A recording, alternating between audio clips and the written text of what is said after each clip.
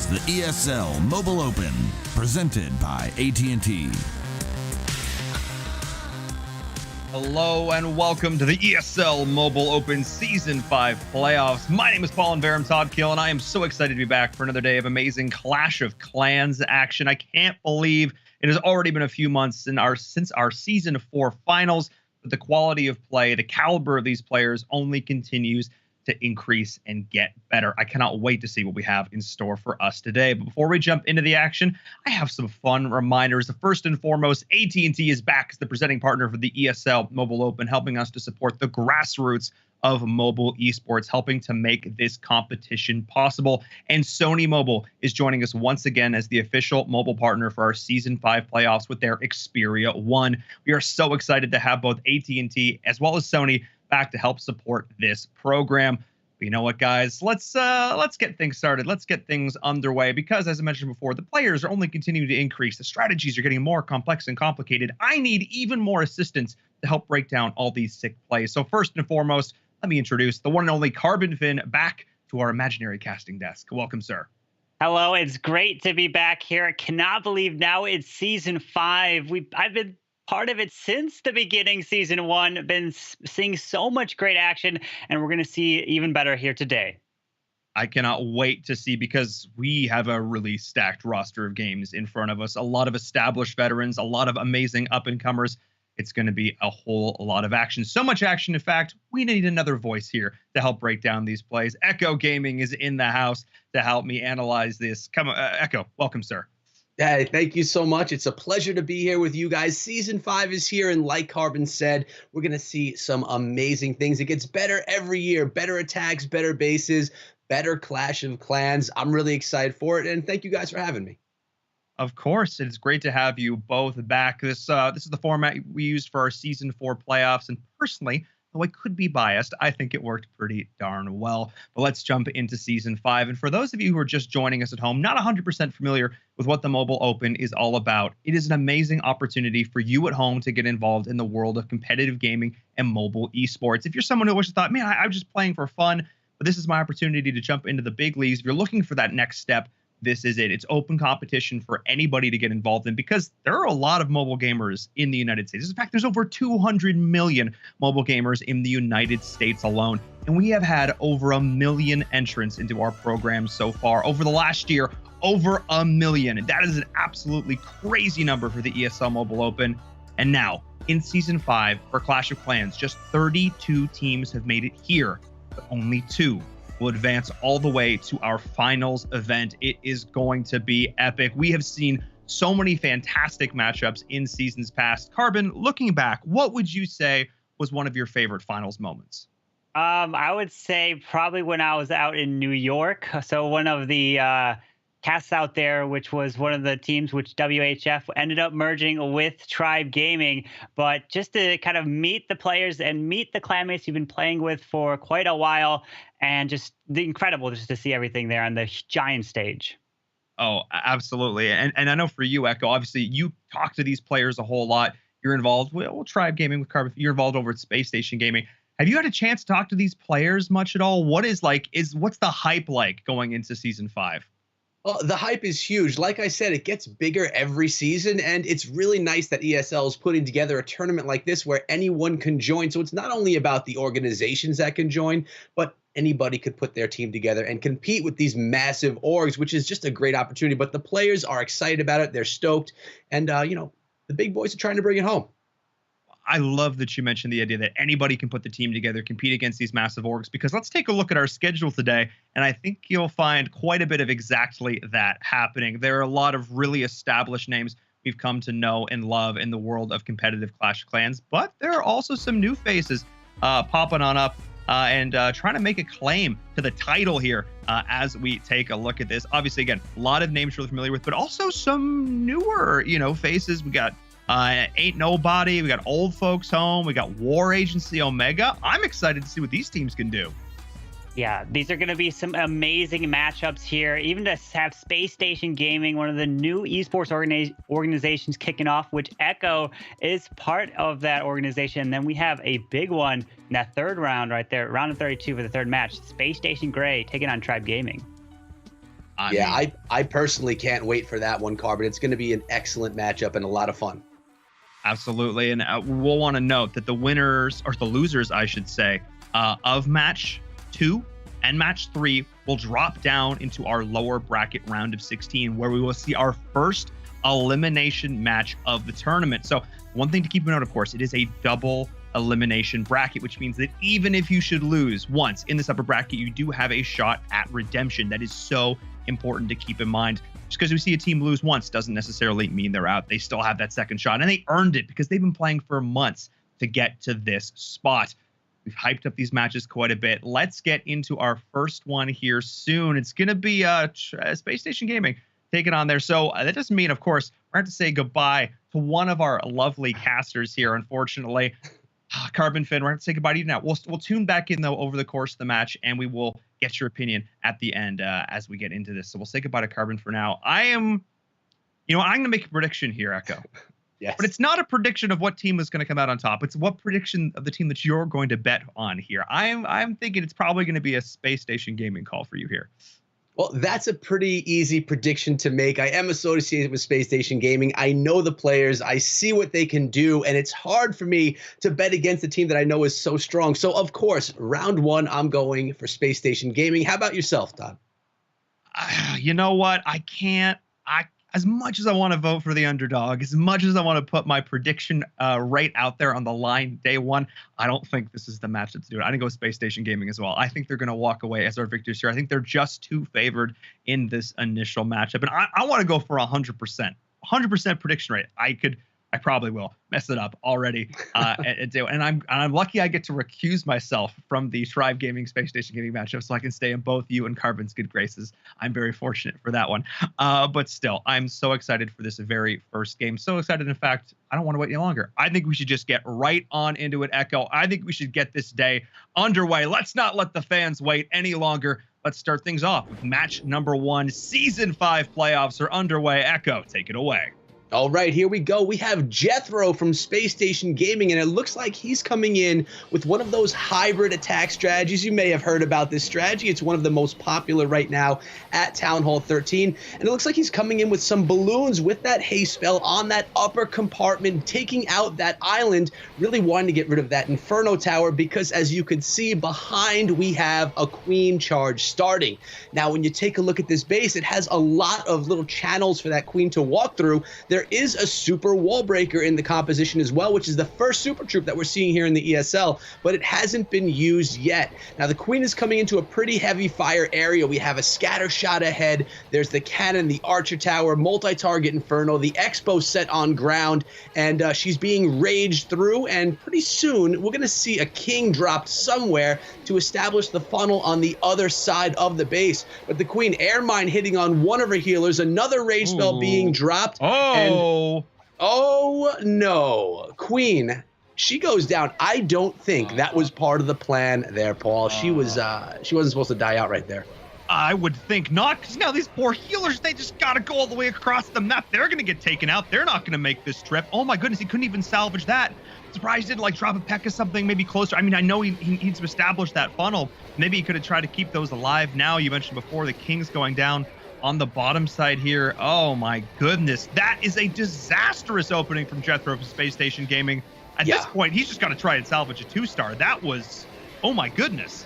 Yeah, that's exactly what he needs to do right now. Okay, the Queen charge didn't go as planned, but you can't let that completely trash the attack. He needs to pull in the 2-star. Now, the good thing is the Queen was able to set that funnel up in the north, so the Hogs and Miners were able to path nicely to that town hall. So grabbing the 2-star wasn't extremely difficult, so he was able to pull in the 2-star, and now it's a percentage game. He didn't pull in the triple that he wanted to, but now he's got to get as much percentage, because how many of these wars actually come down to a percentage here in the ESL? I would say more than half. I mean, we do have some clutch 3-stars that come in to save the day, but we have literally seen Tide Wars Tide percentage, it has gotten that close before in the past. So you can never count out how important every single individual percentage is on an attack like this. It may not seem like much because there's 5 of you and it's the average damage dealt across an entire war and we use stars first, but it does. It really does add up over the course of an entire war. And we are going to see it now here as the base of Agent Craze is just going to hold on. No problem. War Agency is looking pretty good in this first attack. Yeah, it did hold on. Jethro did not get the start that he wanted. You know he was disappointed in that and didn't want to start out the war with a 2-star, but sometimes these things happen. At least he was able to pull in the 2, and now we have to see what War Agency has to bring. I mean, again, 77%. I'm honestly kind of impressed. I thought that was going to be like a 60s attack, maybe. Like, I wasn't 100% sure. Great sort of adaptation on the fly. The hybrid is such a strong strategy right now as it is. He was just sort of able to rely on the strength of the composition. But still, really nice play coming in there on the defending side to just group up. It's kind of that felt like a bit of a bait because you had all those amazing defensive structures. You had the Warden as well doing that work, able to go through that Royal Cloak. So a lot of little things there that make a big difference. Let's get into our second attack. War Agency Omega needs to strike first blood here. Let's see if they can improve on the opening salvo from Space Station Gaming. Yeah, and jumping on what you just said, I did mention earlier the base building. We've seen such improvements as well over the seasons, and that may have been a really good example of that, baiting in the Queen and then making it difficult for her. But what do we have right here? War Agency coming in with a Grand Warden walk to start things out. We have Ice Golem, we have Yeti, a couple of balloons, 2 witches in the composition, the Quad Quake, which is something that I think we're going to be seeing a lot of today. We're going to see a lot of that gaping base so that the troops can just storm their way into the core. Coming out with that siege barrack in the northern portion of the base, which is offering tons of value. And actually, those 2 witches were dropped there with the P.E.K.K.A. that came out of the siege barrack. So that's something new and interesting being done. And I actually have a prediction here that we're going to be seeing a bunch of different types of strategies throughout this season. We've been seeing a lot of different stuff come back into the meta, which is extremely exciting. And I mean, that's the sign of a healthy meta, Echo. Like the fact that you can run a whole myriad of different strategies just goes to show that the balance of the game is in a pretty good shape, as we now see the bulk of this Yeti smash going right on in. There's the Quad Quake that you're talking about as well. Going to open up the whole center of this space. We have some stars already sort of coming over the way here. I mean, that's a really good start. The center of this base is an absolute shambles. My goodness. Question now is, what can the rest of these troops do, especially now with that Royal Champion coming in on the flank? She's going to help clean up a lot of these exterior structures, but I mean, you still got a full health Queen, you still have a full health King. This is looking pretty good.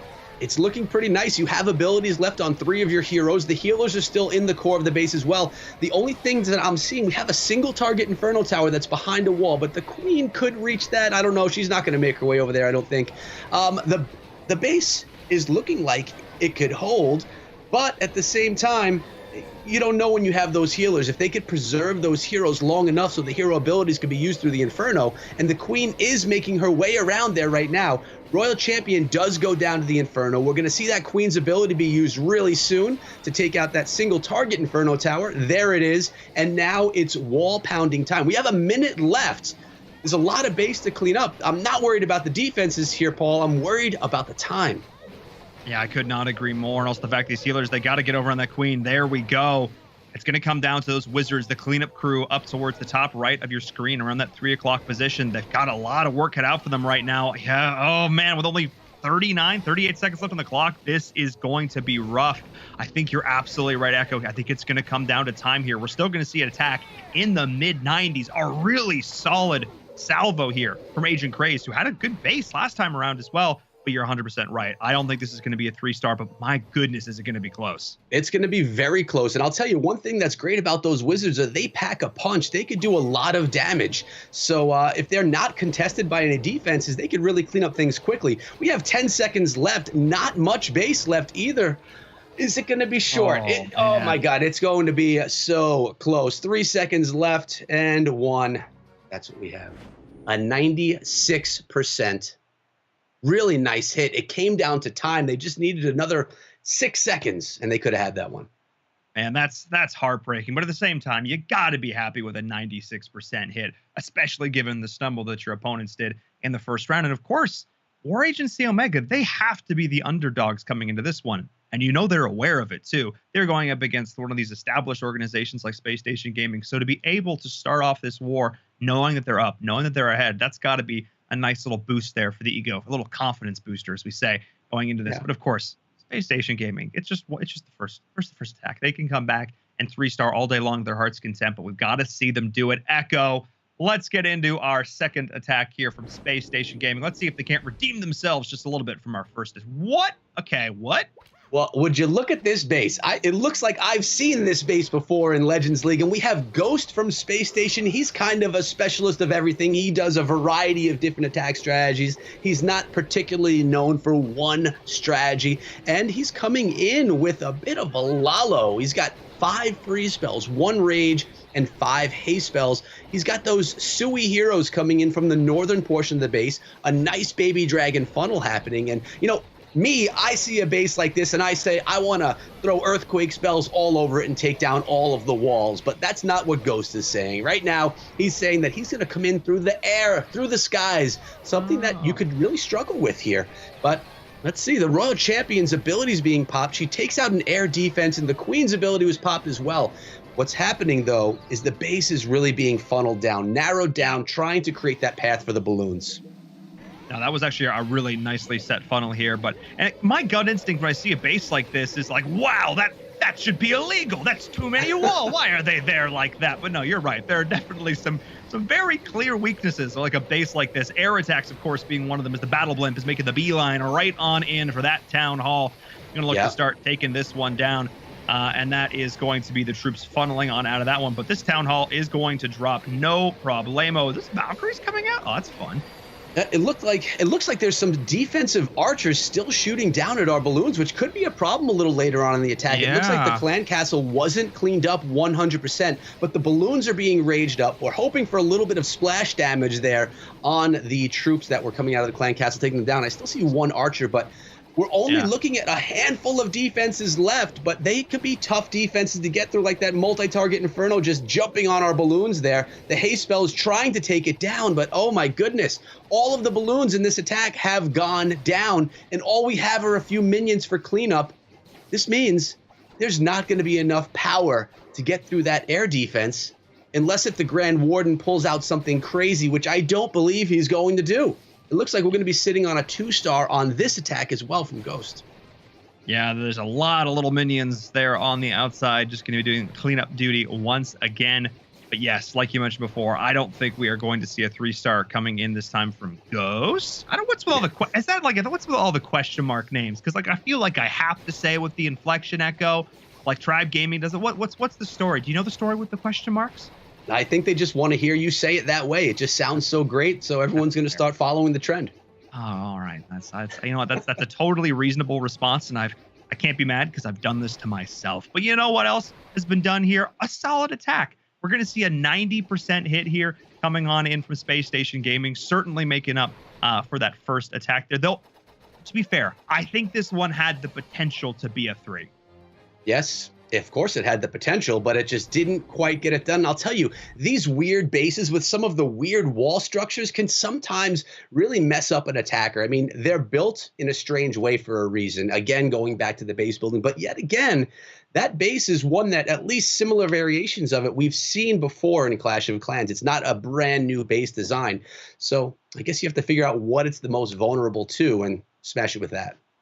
But here's the thing, too. Sometimes you can, by bringing back something old that people haven't necessarily seen in a while at one point they may have remembered the trick to take it down, they may have forgotten because the meta could have shifted quite a bit over time. So bringing in something that people maybe haven't seen for a hot minute could be a great way to shake things up. And as you said before, the way the meta is right now, a lot of different strategies are possible. So I'm excited to see what these players can do. Let's get into our next attack from War Agency Omega. War Legacy sounds good too, but War Agency Omega, it says their profession. They're going to get it done. And we have Drag Bat. And this is one of the other strategies that we've been seeing come back. And a lot of people were shying away from Drag Bat because of those scatter shots. But sometimes, if you figure some things out, look at this, the bats, they're coming in early on the attack. What is going on? You never see this happening, bats, first thing. They're creating a bat funnel on this base. Now, that is pretty unique. I like seeing this. The scatter shot, though, taking down a whole bunch of those bats. They didn't seem to get a ton of value. I mean, you know, I'm like the not bat proponent. I have been kind of vocal about my not dislike of bats, but just like I feel like 8 times out of 10 that I see bats used, I'm just like, wow, you spent a lot of slots on your bat spells and you got 16% with them. Was that worth it? Do the math. I don't know. I just don't really think unless they're used perfectly and unless the freeze. And you also have to use a lot of things around them too. You either have to have troops to tank for them. You have to utilize a lot of freeze spells as well. I don't know. Still need to be convinced on bats. Things I'm not needing to be convinced on is a mass dragon and balloons. Yeah, I have to agree. And if you look at the spell composition, there's only one spell left after that little bat wave on the outside. They invested a lot of spell space on that funnel, only getting approximately 15%. But the dragons are strong. Will they be able to push on through with the Grand Warden's Eternal Tomb ability, keeping them invincible for the time being? But look at those balloons getting crushed by that. Oh my God, yeah. Those balloons, they barely have any health left. A little archer tower could take down one at a time at this point. But they're being tanked fairly well by those dragons. So far, it's doing all right. But what's going on with that town hall? It's all alone. But now we see a couple of dragons encroaching. We also have the stone slammer in the composition still as well. So Agent is coming through. Here's his security blanket to make sure that he at least grabs the 2-star. And although he's going to be fighting a sweeper a little bit, he's got dragons, a slammer. Things should be okay for the 2. Oh, you say that though, but that sweeper's making this a little bit risky. Okay, there we go. Yeah, okay, I got it done. That might have been a little too close for comfort, if I'm being honest. I was a little sus right at the end. I don't know about that. I don't know how I feel about it. I mean, I understand, it's like a precision thing, exactly the right tool for the job, not too much, not too little. He got it done, but still a little risky. People underestimate that sweeper, but that sweeper can crush attacks. I don't know how many times it's crushed me personally, just trying to get the balloons in a certain area of the base, and they're getting pushed back over and over again. The most frustrating thing, don't underestimate the sweepers. They're important.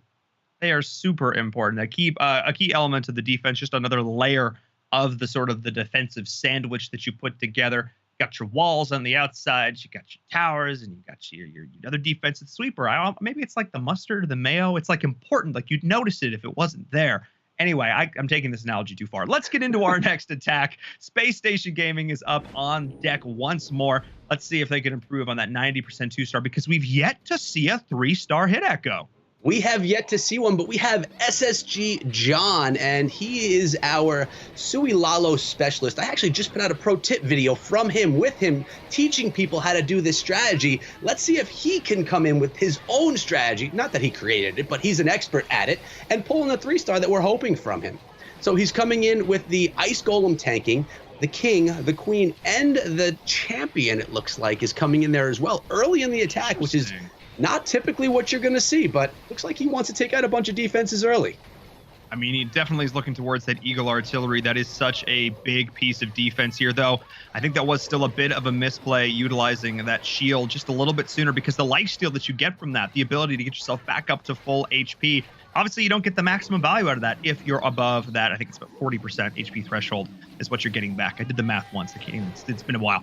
But still, that is a compartment down. That is some key defensive pieces out of the equation. But you got to look towards this town hall, because you can do all the work in the world, but if that town hall is still standing, it's a disaster. Yes, it is. And he's got the blimp to try to secure the town hall, but it has a long path to go along. Balloons are supporting nicely. We have the pups and the minions behind that are cleaning up everything else. And here we go with the rage spell on those balloons, on the blimp, which won't affect the blimp until it actually goes down, which is right now.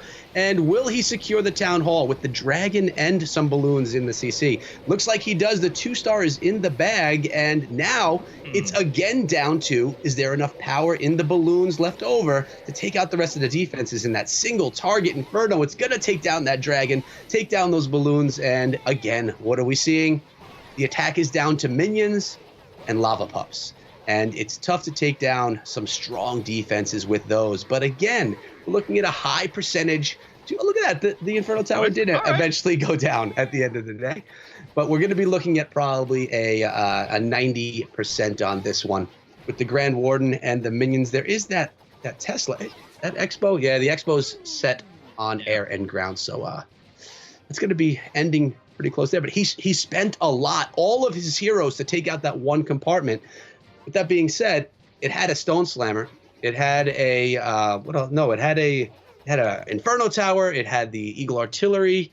It had a bunch of defenses in there. Looking back, I'll be able to tell you exactly what they were. Yeah, I mean, I think that was still another solid hit here. Able to get back-to-back attacks above 90%, really darn solid here from Space Station Gaming. But you know what I'm not seeing, Echo? I'm not seeing the blowout that I thought I was maybe going to see here. I mean, War Agency Omega, there is a reason they are in the playoffs. They have been able to go toe-to-toe with Space Station so far. I mean, looking 87 to 86%. This is still neck and neck between both of these teams. I am so impressed from what I'm seeing from them right now. I can't wait to see what they're up to next. I can't wait to see what this next attack looks like. If they can continue on this trend going into our halfway mark, give Space Station Gaming a run for their money. Let's get into this next attack here. War Agency Omega, clearly part of a larger clan family. This is maybe they have an alpha, maybe this is the Omega, but they are definitely not lesser. They're looking real strong right now. They're looking great, and they have some solid bases, and there's nothing better than a nice, tight, close match in Clash of Clans. So whether I represent Space Station or not, I could always respect an amazing war. And in this one, it looks like we have a bit of a Yeti bowler smash with that Yeti bomb on the Inferno Tower compartment, taking down a bunch more of those defenses. And looks like the Yeti were beaten up on the Royal Champion as well in there. So getting some good value out of that blimp. And we have the Warden Walk happening up top in the north. You know, we've been seeing a lot of that. A lot of these solid clans with these solid players. They really have mastered the Warden Walk, being able to create a funnel and then pull that Grand Warden back with the guts of the attack that we're seeing drop into the base now. The Yeti, the Bowlers, the King, and the Queen jumping in, and again, a Quad Quake, which I love inside of Clash of Clans. The value you grab just can be massive if done properly.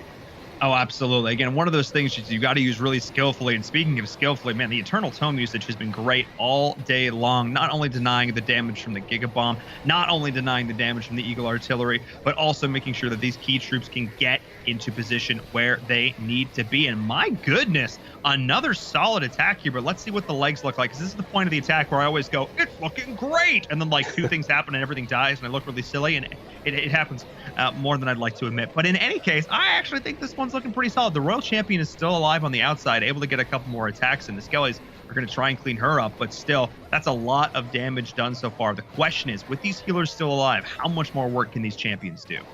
Yeah, when you look at a base, you look back and you say, okay, well, what can take out my troops now? And you notice that the scatter shot is still there, still waiting to attack troops that come its way. And now we do have a Queen's ability. We have one wizard left in the composition as well. And the Queen is going to be coming up on that scatter shot soon. Depending on her pathing there she goes, she's taking a little bit of fire from it.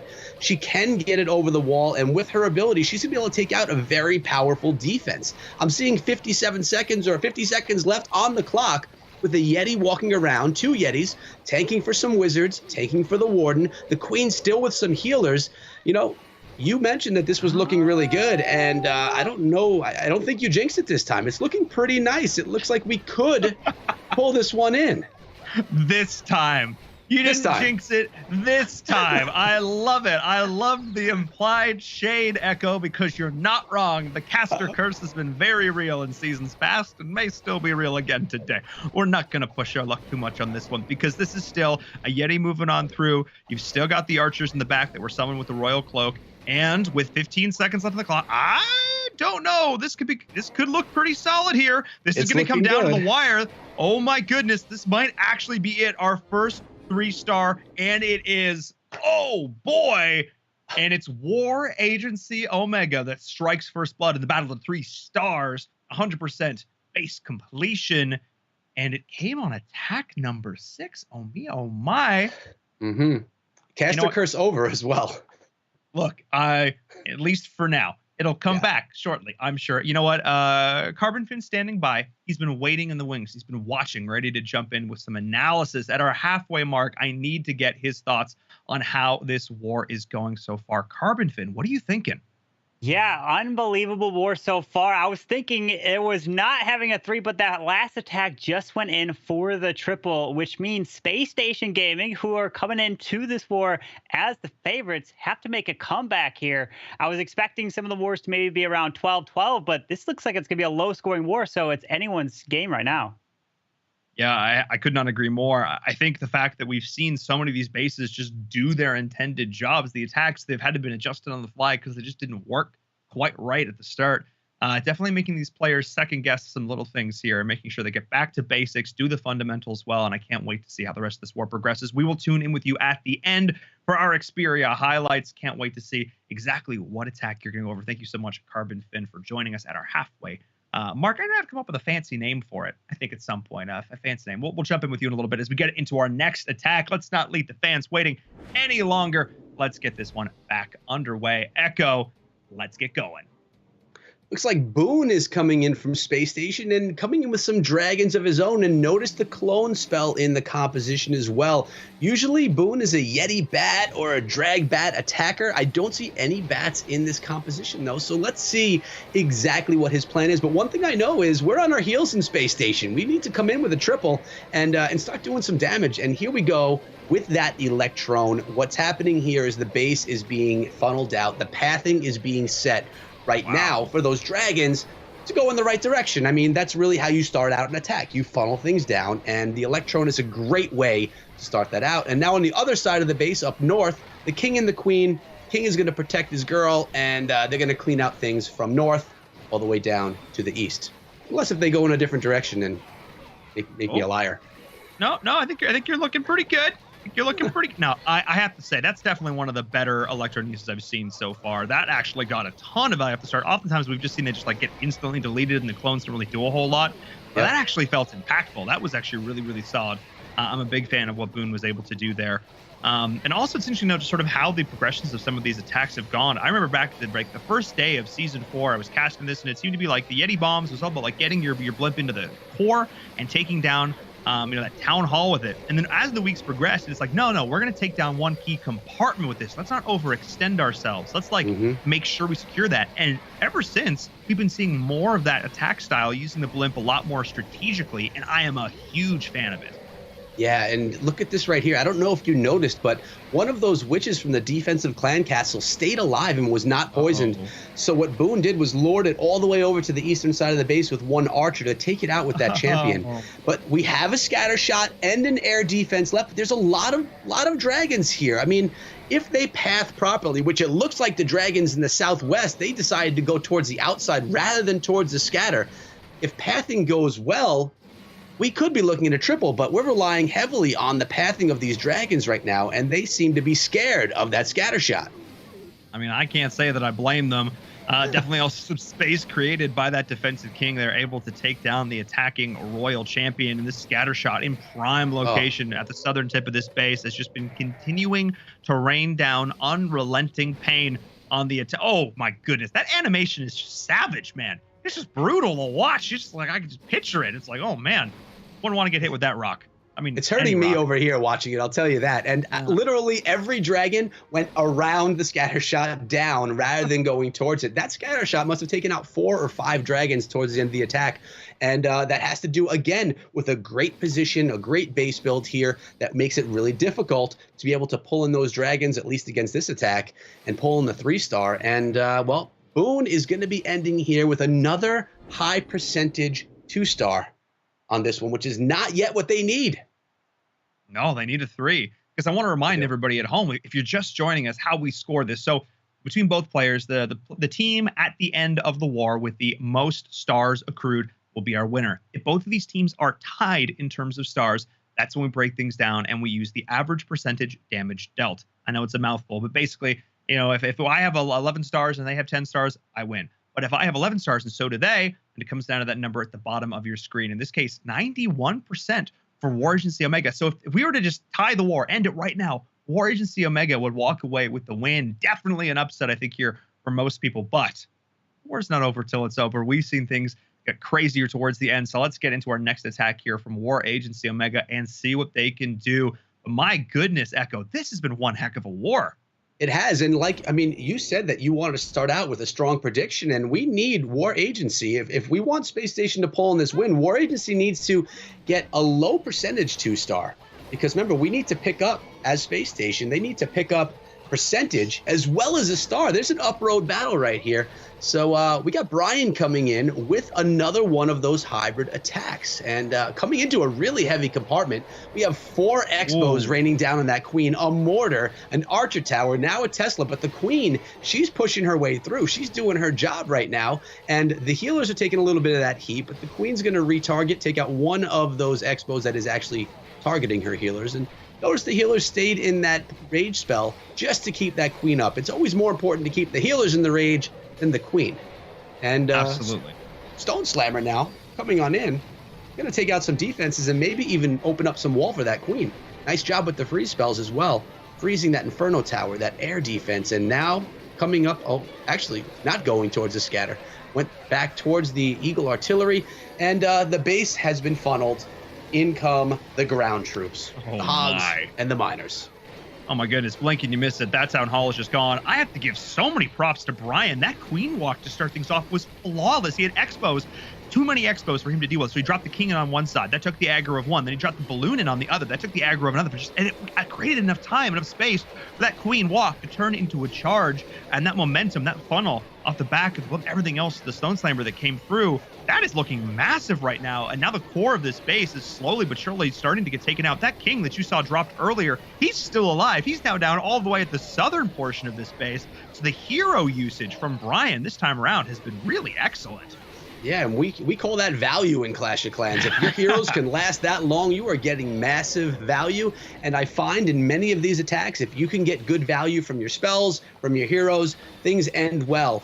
Unfortunately, it looks like those single target Infernos were ending things a little bit earlier than he wanted to. Now we just have a few cleanup troops to try and pick away percentage.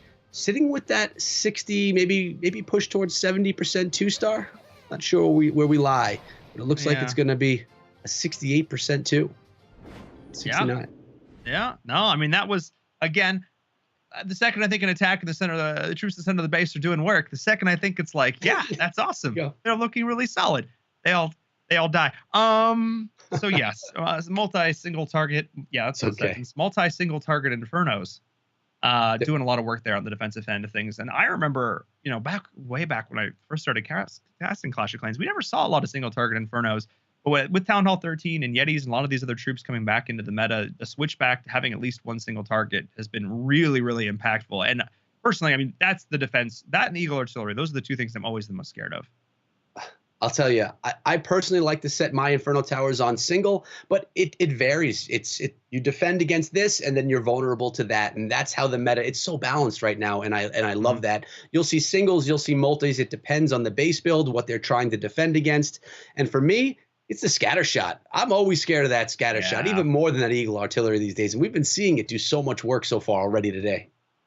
Yeah, I mean, speaking of work, solid defense there from Space Station to bring this back within 0.5%, 85.8 to 86.3. Oh my goodness, we've got ourselves a war, but the biggest difference there, 9 stars to 8. Space Station Gaming have got to get a 3-star here if they want to tie it up. Let's get into their 5th and final attack of our first match of the day. They need to go big. It's not quite go home yet. This is the upper bracket, but still getting knocked out here in the round of 32. My goodness, would that not be going according to plan? No, it would not be going to plan, but we have Agent 33 coming in. He's a player that's good at a variety of strategies. It looks like he's coming in with a Queen charged Lalo. Very strong strategy if you could take care of the scatter shots. And when you look at this base, the 2 scatter shots and the Eagle are being protected in the southern portion of the base right here. So I'm wondering if he's going to try and do a little bit of work with this Queen charge and get her in to take out those scatter shots before the Lalo. A lot has to go to plan here. There's a lot of damage shooting down on her, and we saw this happen in the first attack of this war as well, where the Queen had a very difficult time around a very similar structured defensive area with expos, scatters. But here we go, the Queen, her ability still intact, taking down the Eagle Artillery, working on more expos. We want to see those scatter shots taken down. Remember, her ability is intact, but we need to be careful because we don't want to lose that ability or make a big mistake. I'd like to see your ability being used here. Instead, the freeze spell, that's a great play. And this is why Lalo can work. Scatter shots are gone. Jump spell is going to take out the sweepers and get her going right towards the town hall. This is massive. Agent 33 going clutch with that free spell usage. And I also want to note, the part of the reason that the Queen, this charge, is so uniquely suited to take down this portion of the map is because the way the scatter shot works is if it targets a ground unit, the splash only affects the ground units, which means that the healers, even if it looks like they're in the area of effect radius of that splash, are not actually taking that damage, which means that this combo is one of the best ways to take down those scatter shots. I love it. And now the Royal Cloak has, actually still intact going into this. She still has so many options with the jump spell as well. Now the rest of the attack is coming in. This is looking pretty solid. I mean, you couldn't have asked for a better Queen charge to start out the attack, but now we have to see if there's enough power in the back end, in the Lalo. And notice the Battle Blimp came through, and he just popped it in that compartment because he didn't need to have it take down the Town Hall. He had two ways to grab that Town Hall, one with the charge and one with the Blimp. But did you notice all those balloons just went down from that Blimp? There's no more Lava Hound to tank. The balloons that are left over are being hasted through, but they have to get through that single target Inferno. And it looks like we have a Warden, we have minions, and we have a Queen with her ability. There's a lot of base left for only that number of troops to take down. Now, luckily, we have a little bit of help on that King with those minions and those pups, but the Queen has a big job ahead of her, and she's got to get through some wall as well. And she's not pounding through the proper wall right there. We wanted to see her go down. The decision I like, though, Agent 33 did use the cloak earlier. The Queen will summon all of these additional archers, and what that'll do is increase the DPS, damage per second, and allow this attack to go through just a little bit quicker. But with only 15, I don't think this is going to be it. Echo, I hate to be the bearer of bad news, but this doesn't look like the 3-star hit we were promised. This looks like it is going to be a solid 2-star, but not nearly enough, which means that there's only one option left in this attack. If you're cheering for Space Station Gaming, we need to see a 1-star fail come out of War Agency Omega, because as it stands right now, they're down in terms of percentage, and by enough that it means that if Space Station Gaming, even if they were to get the 1-star, yes, they would absolutely be below Space Stations here. So, not ideal. It's not the position you want to be in, and with that last attack, I'm wondering if he came with a Stone Slammer instead of the Blimp. The Blimp was headed for the Town Hall, and then was just rocked by the defenses when it went down in the core of the base. I think he was expecting to have to use that on the Town Hall. Either way, Space Station Gaming fans have to hope for a 1-star right now out of War Agency, or else they're going to the lower bracket. Again, not out of this yet, but then rip our perfect season predictions. Ain't that right, Echo? That's okay. We're going to see what Skywalker can do here. He just needs to secure the 2 stars. That's all he needs. 50% damage accrued, and the Town Hall needs to go down. And that is going to be the victory for War Agency Omega, taking down one of the favorites going into this tournament. That would be an amazing opening upset. Yeah, and you attack differently when you know all you need is a 2-star. And this base does not have a centralized Town Hall. The Town Hall is near the outside and should be fairly easy to grab. So the attacker needs to make sure that they can take down both the Town Hall and 50% of the base. If they can do that, they're going to clutch themselves the victory on here. And look at that super wall breaker coming in. My God, I love those super troops. Too bad we only have them every other week, because they just do not fail, even for an attacker like me. Look, having some foolproof ways to up your attacking game, you love to see it. You'd also love to see this Queen stay alive, and oh my goodness, forced to pop that Royal Cloak already, even on top of the Rage. That is not ideal. But we are going to see this Town Hall start to go down here. This is going to be the 1st star being taken here for Skywalker, and the bulk of this hybrid is still yet to be used. I can't wait to see what he can do with this here. 32% has now been achieved. Yeah, and he's coming through with that beautiful siege unit that's going to bring the extra troops to the attack. And really, he's just got to have a solid storm into the base, and if he plays it smart, heals a little bit earlier than he typically would, ensures the 50%. He's got the Grand Warden's Eternal Tome ability as well. It's going to probably be used fairly soon. He's going to feel good being able to bring in the victory for his clan. The last thing you want to do is 1-star when all you need is a 2. And that Skywalker is going to make sure that he pulls in the 2-star, 53% 2. This clutches them the war, dropping Space Station down. Your predictions are not going to be 100% this season, I'm sorry to say. Sorry to let you down. But right now, we're going through, and we're going to see if he can pick up the triple. But there's a lot of base left to do just that. Some miners along the outside with those wizards, and of course the Warden trying his best to be clutch. Look, you know what? At the same time, I can't even be mad, Echo. I love a good underdog story because, again, most people will consider Space Station pretty heavily favored coming into this one here. I mean, some of the players here from War Agency, they've been around for a little bit while, but at the same time, you're going into one of these established organizations in the scene. But that's just what the Mobile Open is all about. Anybody can show up. Anybody can go toe-to-toe with one of these top teams and prove why they deserve to be here in the round of 32. And as this Grand Warden is going to go down, 76% to a solid hit here. But solid in this case was just good enough. Exactly what they needed to get the job done. War Agency Omega, 11 stars to 10, will claim the victory here over Space Station Gaming. Oh me, oh my. What a way to start our day. I have to welcome Carbon Fin back to discuss, to talk about this, because there were certainly things to talk about in this one. Carbon Fin, what did you think of that war as a whole? Man, that war was absolutely crazy. Space Station Gaming going down. Big upset right there. The underdogs coming through. But hey, you never know. That 1 3-star can make all the difference, which is what happened right there for War Agency. Yeah, it was just solid hits there. Echo, if you were sort of sitting in the coach's realm of this time around there for SSG, what would you maybe have suggested, like 1 or 2 little things they could look to do differently? Well, I mean, you could always change up how you do attacks. The great thing about this format for war is you don't know what the bases have. Traps are just that. They're hidden. They're traps. You don't know how to deal with them. You don't 100% know how to hit a base. And you just have to look a little bit deeper, work as a team. But they're going to the lower bracket, and it's not over yet. You have to regroup, get yourself back together, and you still have a shot. That's what they have to do. I love it. They're not out of this yet. It is double elimination, and we have seen more than one team. More than 2. We've seen many teams fight their way up through the lower bracket to claim victory at our finals, so no one is out of it yet. Carbon, I need you to walk us through our Xperia highlight from that last matchup. I have a guess which attack you picked. Yep, you know exactly which one. The 1 triple that came in from this war, which I believe was the 3rd attack for War Agency, we'll take a look at, because that was the difference maker right there. That gave him the 1-star victory. And we're going to jump straight into it right here. Came in with the Yeti bowler attack here, and usually tend to start with a Grand Warden walk, and that is exactly what he does up top at 12 o'clock. Wants to clear all of the trash buildings, sends in that blimp over at 9 to help take down that single target Inferno. Does use a rage spell.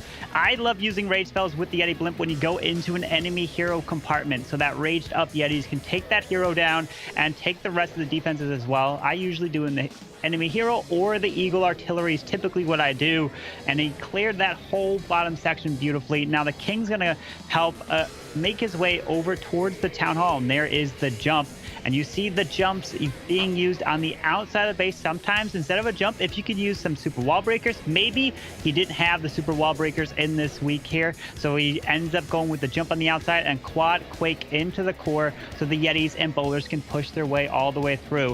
One thing I did notice he didn't take in his attack, which can be very risky, is he didn't have any balloons to follow in. And look at that. Seeking Air Mine comes through, but the Grand Warden ability protected the healers as he's pushed his way through.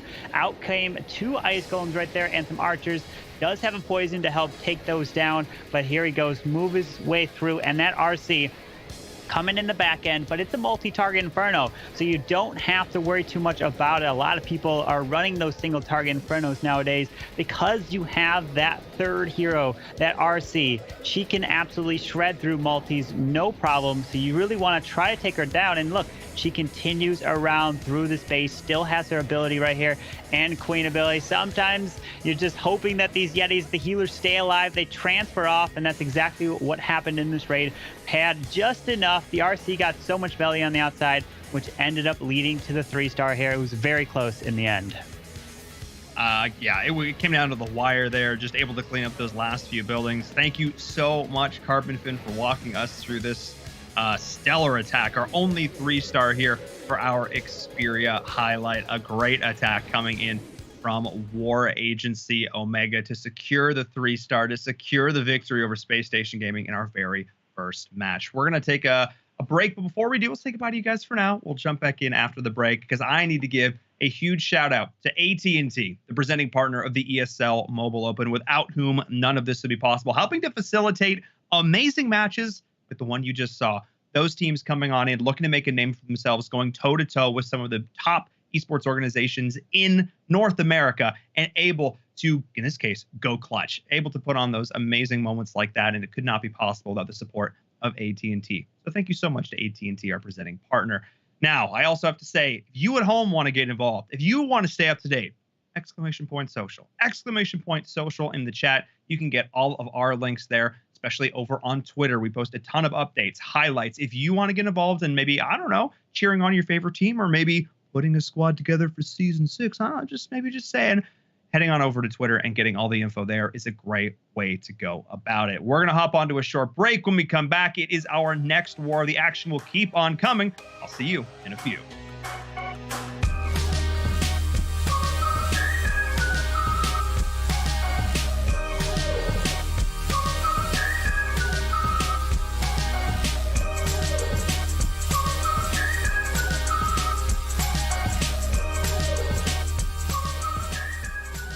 This is the ESL Mobile Open, presented by AT&T.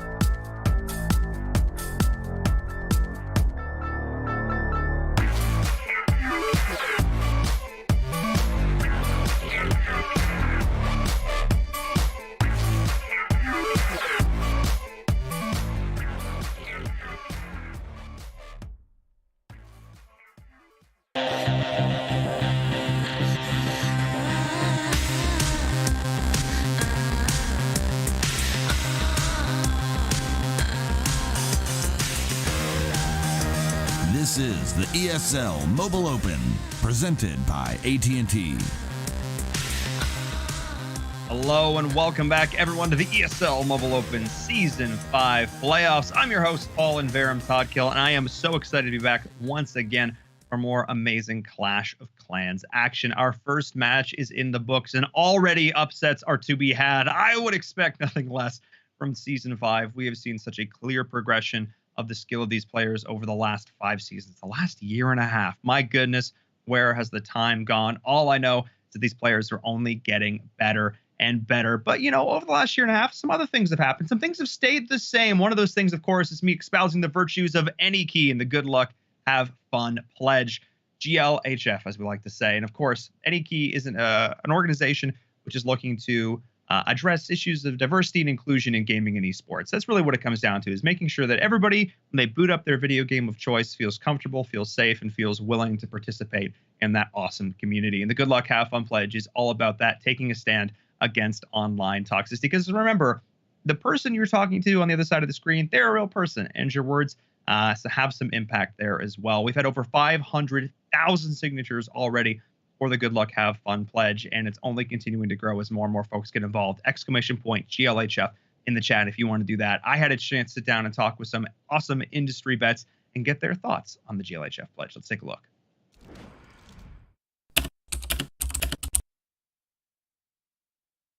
Hi, my name is D1 Ala Mengret. Hi, my name is Sue Lee. My handle is Smix. My name is Jordan Gilbert, aka Nothing. My name is Bill Carter. My handle is Jump. My name is Christopher Michaels, better known as Monte Cristo. Hey guys, I'm Michelle Morrow, and I'm on-camera talent for both esports and the world of entertainment. I think it's important that people are made aware that their behavior is not acceptable if you're going to throw out bigoted terms or target somebody for that kind of harassment. So dealing with toxicity, even just on a normal day-to-day basis, when I game, I just like to be sort of an anonymous gamer, and to this day, I am scared to use my mic. I think that anytime you can sit someone down that has a negative mindset or has a sense of toxicity, think about who you're affecting. If I had the ability to confront a troll face-to-face, they would not be the keyboard warrior that they are inside of the game. The GLHF pledge is super important. Anything that's encouraging people to promote positivity, to promote understanding, to promote sympathy. It's cool to see that people are going above and beyond to be a voice for those from a community that may not be as well represented in gaming. You do matter. GLHF. GLHF. GLHF. GLHF. GLHF. Good luck. Have fun.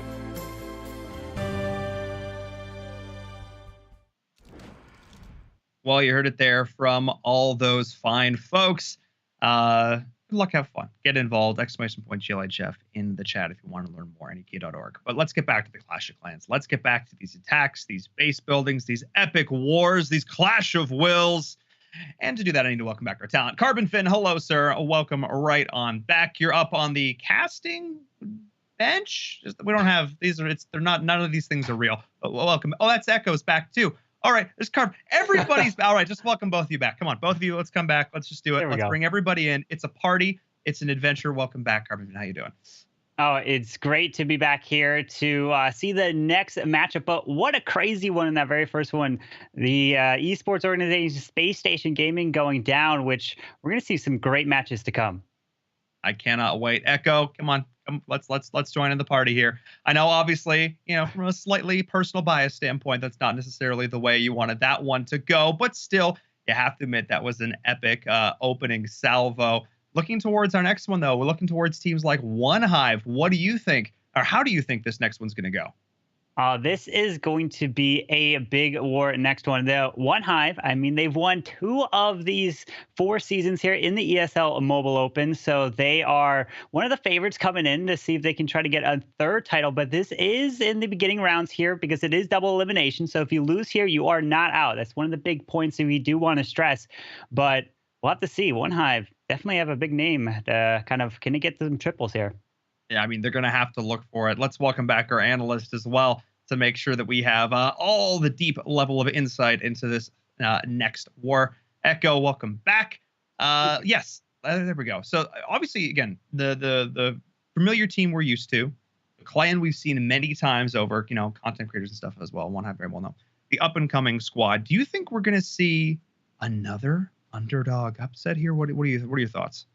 I don't know in this one. I'm picking this for, I'm thinking One Hive's gonna take it. It's probably a safer bet, but you never know. Ain't nobody. They definitely can. They might have what it takes to get it done.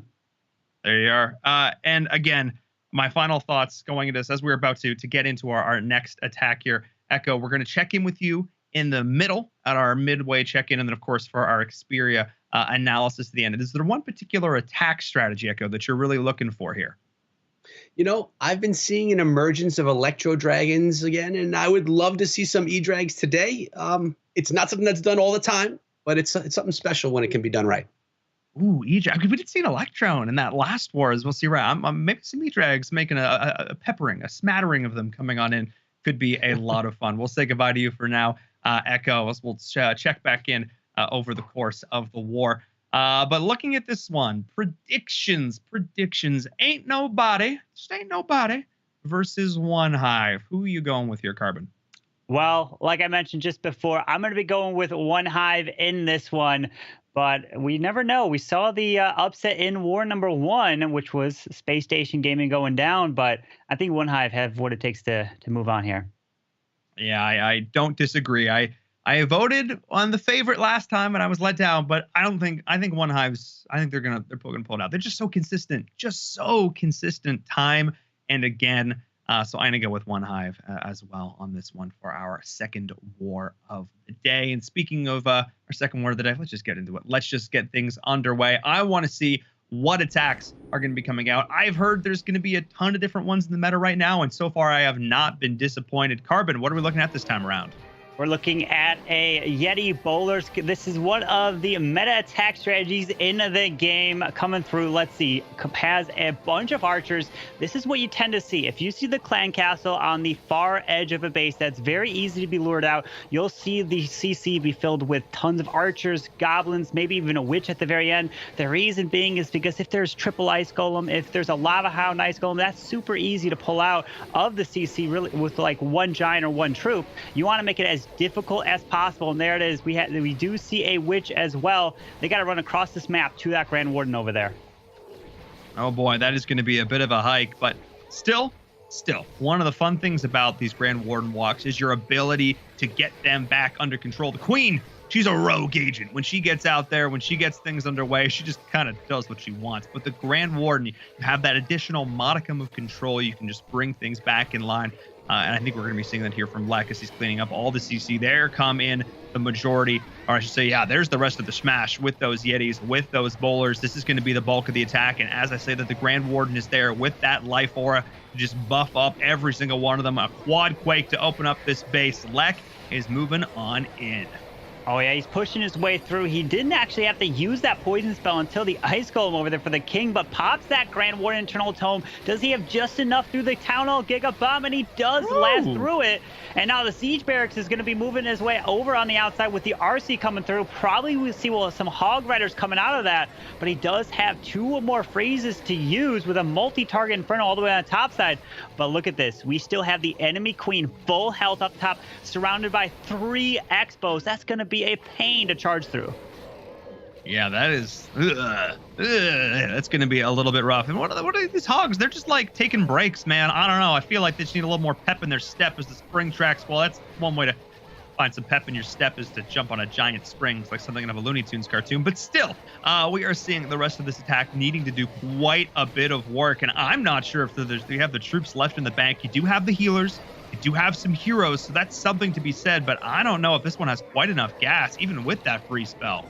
No, the queen is on the outside of the space here. She's going to stay all the way around the edge. The Yetis are getting taken out. No healers there. And that queen is staying behind the wall. And the Yetis were stuck on the wall while they're getting picked off there. And this is looking for a defense here for Urban. And the queen still has her ability. Going to probably pop here on closer towards the end of the attack to try to get as much percentage here. But unfortunate for Lek, he's not going to be able to have enough through, especially that multi-target inferno. That's there, but the queen technically can reach everything, but she's not going to have the time here. Yeah, with only a few seconds left on the clock, that's pretty much going to be all she wrote. Above 90%, though, looks to be the number here from Lex. Yep. Ain't nobody scoffing at that first attack. That was a solid opening salvo here from Ain't Nobody. And still 90% 2-star. If I'm starting a war off, yeah, I mean, obviously you want a 3, but you got to be happy with that one. Yeah, you want to be, if you have those 2 stars, you want to at least be in the 90% range, and that is exactly where he was. So really good way to kick it off. But we saw in the last war that 1 triple made all the difference, and that's what they're going for here today. Yeah, I mean, it's sort of a go big or go home scenario. Again, we talked about the idea that teams can drop to the lower bracket. Nobody wants to drop to the lower bracket. That's not what you're aiming to do here. You're looking to secure yourself the win early, move your way onto the round of 16 and beyond. Let's see what One Hive can do. Let's see what their response is going to be. Their first attack of this war. Carbon Fin, let's get started. Looks like we have Eric coming in with a Sui Lalo. Wow, Eric, I've not usually see him come in with a Sui Lalo plan, so I'm curious to see what he's going to be doing. Sending the king straight into this royal champion. Does have an ice golem and 4 wall breakers. I'm going to try, because you really want to try to get at least one of those air targeting heroes, which is the royal champion or that queen, down. You really want to try to get that queen because she does a lot more damage, but it's okay. He got one of them, which you could use those 2 skeleton spells to take out the enemy queen. We got 2 sweepers pointing over in the direction, which it looks like if he's going to lollo around, it can be dangerous. But the big thing I want to point out, look around this town hall. There is no room for any giant bomb. So he knows he can send a blimp with sneaky goblins in there to help take that down. No problem. And you don't have to worry about those sneaky goblins getting taken out. Tell us a little bit about these sneaky goblins, because if you're just joining us and you're not necessarily super up to date with all the changes coming into Clash of Clans, obviously we talked about the idea of these super wall breakers, sneaky goblins. Tell us a little bit about these unique troops. Yeah, so for 7 days, once every week, or like 7 days, you can have the super troop, and one of them you can have is a sneaky goblin, but you can get it from a clanmate here, which inside this blimp we might see that come out of here. And what they do, they are invisible, and they can help take down those defensive structures or the resources, which the town hall is one. Out comes the balloon, and a dragon. Doesn't look like he has that, drops the skeleton spell, but look at all these archers coming out of that clan castle. He does drop that poison, and he has 1 lava hound moving through. The queen goes down. He's going to try to overwhelm this back end of this base here with 1 final air defense towards the 3 o'clock section. That's huge, man. That poison spell did absolute work. My goodness, all those archers just stopped dead in their tracks. I don't think there's... Oh, there's still a couple down there, though. Not all of them did get taken out. Well, that could actually be kind of a big deal. The pups are going to actually look to clean that up. That was actually pretty massive, because there's still quite a few balloons still up here. I'm looking towards the outside of the base to see a couple of pups, to see a couple of minions. I see some cleanup troops doing some work here, and I don't want to maybe get ahead of myself, but this is looking like a pretty decent attack. The big thing is this wizard tower. I'm worried about if there's any red air bombs near it. It can help take these balloons down real quick. The thing is, you typically don't want to put red air bombs near air defenses anymore, because of those, when the lava hounds fly across, then when they pop, they're going to pull the red air bombs, and you usually want to put it by the town hall scatter shots where the ADs are far away. We have the one witch that is still moving across this base, and unfortunately, he doesn't have... Well, the balloons could kill it off, but now it's just a matter of time here. Does he have enough? Nothing else is going to take out these balloons.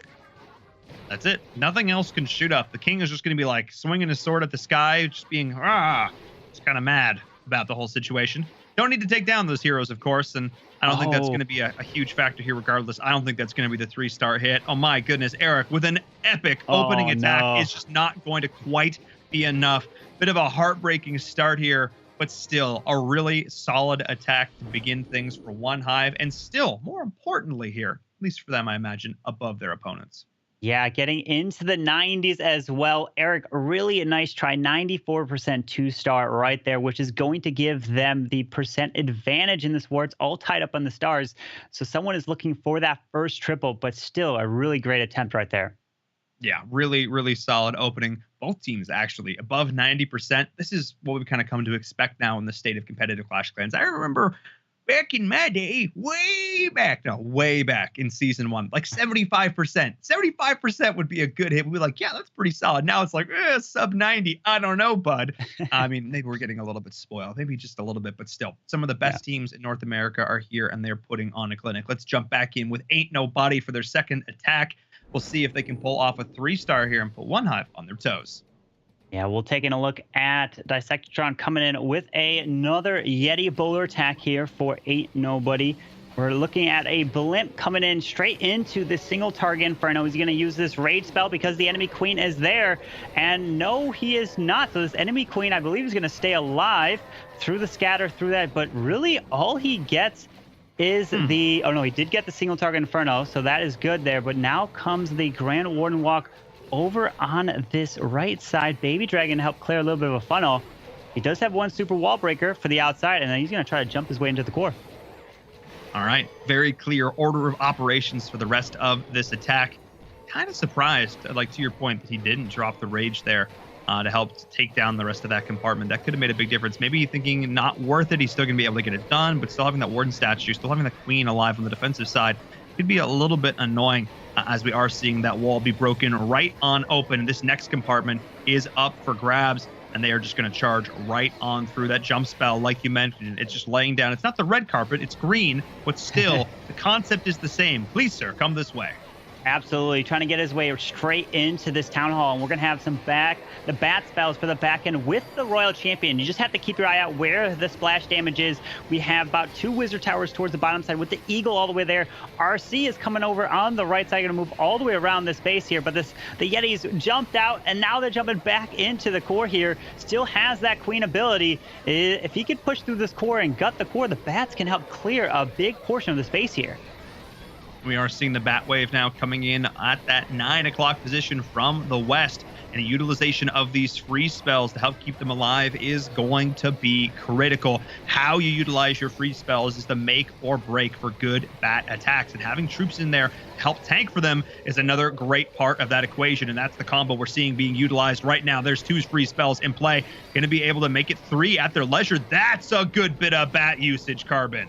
Wow, look at those bats went straight to that final splash damage defense right there, which was the Wizard Tower. And now it's a matter of time to clean up the rest of the space here. The Archer Towers and Tess picking off these bats slowly here. I don't know if he's going to have enough, but the Yetis up top should take the Archer Tower down, and it does, but the bats get picked off right there, unfortunately. Oh, no. I think there's enough damage left from this attacker to take down this base. I don't know if there's enough seconds left on this clock to get it done. That's my big question mark. Even with these 2 hidden Teslas down here towards the bottom, they'll be able to take those out. No problem. Easy peasy, but it's going to come down to time, Carbon. Oh, my goodness. This one's going to be down to the wire. The Grand Warden, he was hitting the Teslas right there, and then he stops. He needed to keep taking them down, and now the Queen is beating through. Wait, the Warden's now going to foul with a Yeti, and Wizards are going. No, now he's going back to the wall. What is this Warden doing? Oh my goodness. It looks like it's just going to be a time fail right here. These Teslas are going to stay up, and it's going to be a 96% 2-star. Oh, what a great effort right there. Oh man, that Grand Warden needing to update to AT&T 5G apparently, because his GPS was just taking him in circles. I don't know if that was it right there. It was so close. It was so close. I don't know if that would have made the difference, but my goodness, did that come down to the wire? Still, every single one of our attacks so far north of 90%. That is a really, really good way to start this war, and giving me high hopes for the rest of it, because every single one of these players, they're just itching to be the one to drop that first 3-star of the war. Think it'd be 1 hive here? That's the question, Carvin. Let's get into it. Let's find out. I can't wait to see who's up next for 1 hive. We've seen every single attack coming in here, one after another, higher and higher percent. Will this be the one that gets to the 100? Can level 8 Pidgey? I mean, you've talked about it before about level 8 Pidgey, right? You wanted him to see if he could get upgraded. Well, here he is. He's going to try to prove that to you here. Coming in with the Grand Warden Walk over towards 3 o'clock. He's going to clear out all of these defenses. I'm taking a look at where all the Infernos are. They're all far on the left side. Does look like he finds the Tesla farm as well. We have 4 Expos right behind the Town Hall as he's going to try to charge through. But he has 2 super wall breakers as well. Oh, my goodness. Okay, so he's going to have options to get in there. The question is, once he's in, what can he do about it? Like you mentioned, all of those Expos, that is going to be just a hail of fire to try and get right on through. The sweepers there as well, keeping an eye on those. As here come the Yetis. The Yetimites going to be disembarking and doing their work. There's the first wall break going to be happening there just on the outside, as well as the siege barracks to help continue to support this push. There we go. The bulk of this attack is now going to move in towards this town hall, but those Expos, they're looking oh so scary. Oh, yeah, he's trying to make that push into the core, but unfortunately, it looks like he was a little too late here on that funneling, which caused the Queen to go far on the left. He drops the Quake right here on the outside. Oh, no, this Town Hall. He still has the Royal Champion. It pulls out the Clan Castle, but nothing targeted Town Hall. This is going to be a nightmare to push. Oh, this is not looking good. I mean, lazy funnels lose games. Oh, no. My goodness. And we didn't see the funnel perfectly set up the troops to move on over into the core to take down the town hall. Now we do have the Giga Inferno being activated here. They're going to try and take this down. The freeze spells are being utilized. They have to take down this town hall, Carbon. They have to get this star. It has barely been tickled. Oh my goodness, that's still a pretty full HP mark. Can they finally take it down? That's the big question mark. It is going to be close. I think they're just... Oh my goodness, no, the Yeti does not, but he still has the Royal Champion. Pops her ability, takes the Town Hall down with the shield there, but he tried to use that Royal Champion somewhere else in the base. He waited and had to force to use that her on the Town Hall so he can get a little bit more percentage, because he realized once that funnel wasn't set, all the troops ran around. It was just trying to save the 2-star at that point. You know, maybe level 8's, maybe that's the right level. Maybe that's the right level right now. Just chilling, you know, just level 8. That's I think that's fine, because you know what? Another key structure. I was getting crazy about that town hall, but the Eagle Artillery was just the sleeper that whole time. It was just raining down destruction on that attacker the whole time. And I always say this is sort of my barometer of success. Are we going to see a high percentage? 2, we're going to see a 3. Is where in the scheme of that attack does the Eagle Artillery go down? And we did not even see it leave the defensive side there. So only 76%, still a respectable hit, but now a 10% difference, 12% difference between these two teams. So that's going to be a little bit of work back here for One Hive. Ain't nobody looking in a great spot. But again, Carbon, we know this. 1 3-star hit can make all the difference. Absolutely. Just that one triple. You can lose on percentage, but as long as you have those stars, you will be moving on. And it's gonna be a close one here. That's what we want to see. So we're gonna be jumping into this next one. Oh my goodness. I just can't wait to see what the next attack, what they're gonna be planning. And looks like we have the town hall all the way kind of isolated in the core. This could potentially lead to a potential 1-star, but also if he gets the right way around, then the troops can move their way through and maybe save the blimp or something for the town hall. This is a very elegant looking base. Like I understand what the different compartments are trying to do. I see the different avenues of attack. Evans got his work cut out for him on this one. The Warden walk to start things off.